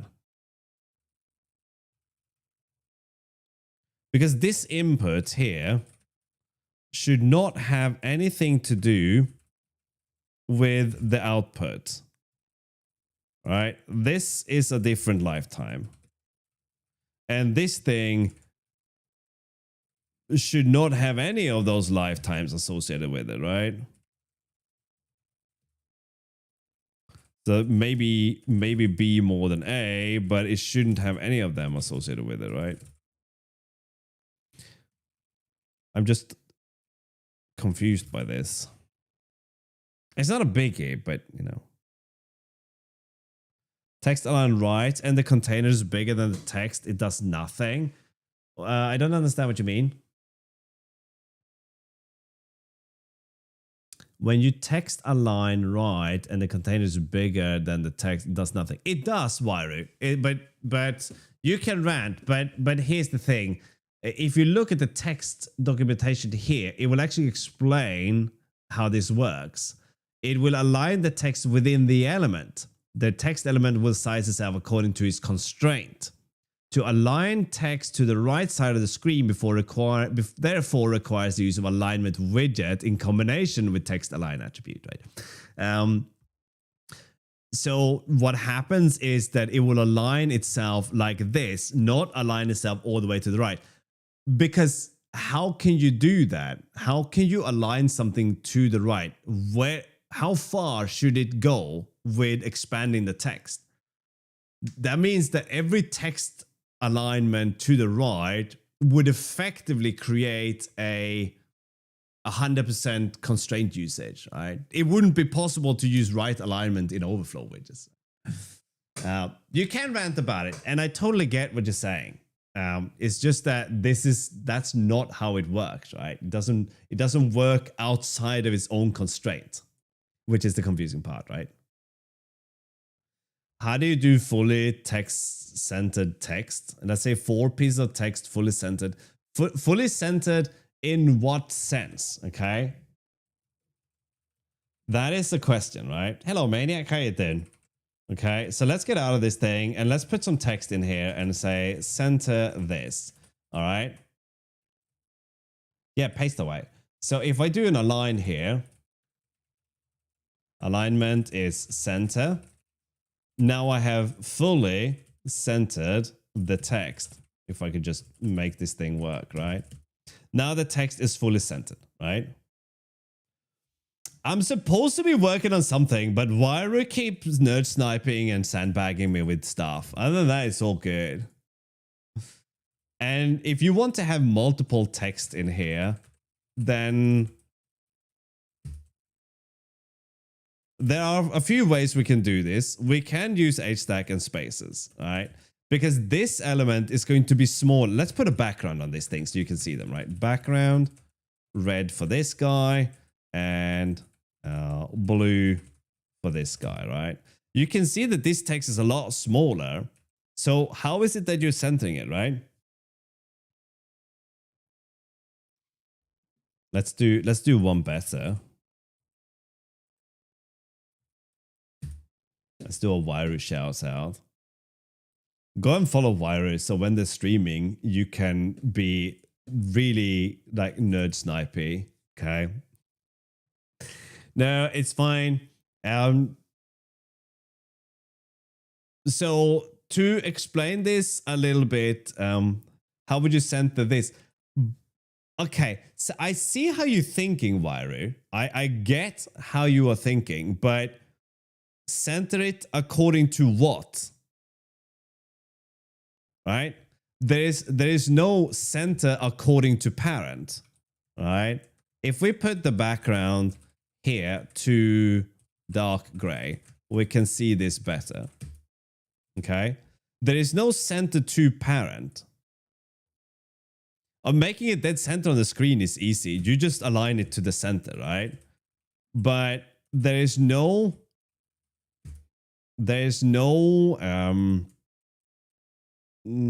because that one's gonna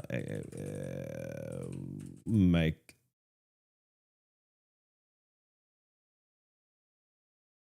alignment full screen. Huh.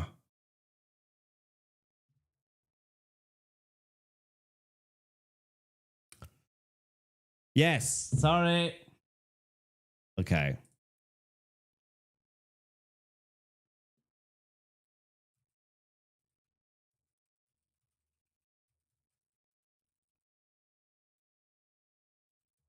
Yes, and you want all these to be centered, right? But they are okay. So text will center itself according to its own container, right? Everything is constrained in, size comes out. So this VStack, this is how you have to think about it. This VStack will size itself around its children. But your thinking, if I may be so presumptuous, is that the VStack is already sized and you want this thing to be sized according to the VStack. Now, there is an answer to this and it's called rows and columns, right? So if we make you a row and we make you a column, wait. Oh shit, column is broken. Or is it column? All right, there we go. That's probably what you want, right? But I have, why did col break? Yeah, because it's an unregistered element. Okay, never mind, right? Yeah, rows and columns will align everything to a center, right? So we change this to a row. It will, if I put a border around this, you will see how this one works, right? So this one will center the text vertically, and a column will center it horizontally. If you can spell column, right? There you go, right? Yes, the one thing we're missing is a grid, but the thinking when you do layouts cannot be like this is HTML and I know my parents' size. Parents don't know anything. This is a worldly truth, right? Parents only get constrained and they only know the size when the children have grown up, right? When the children have sized themselves, that's when the parents get sized. So this column technically doesn't know its size until all of these have sized themselves. The column is special because it will center everything when it paints it. But as far as the position of these things are, actually it probably will position it accordingly, but that won't happen until all the children has been sized, right? So it's really confusing, but the text cannot say where it should be in relation to the parent. It can only say how big it is, knowing a constraint. Wow, this is really confusing. I think you understand what I mean. I hope you understand what I mean. I have been streaming for far too long, not because of this nonsense that I am spouting, but rather the wife has texted me half an hour ago asking for something, and now I'm here not dealing. Okay, well, we got some stuff done. That was pretty good. I overstayed my welcome as per usual, and now I must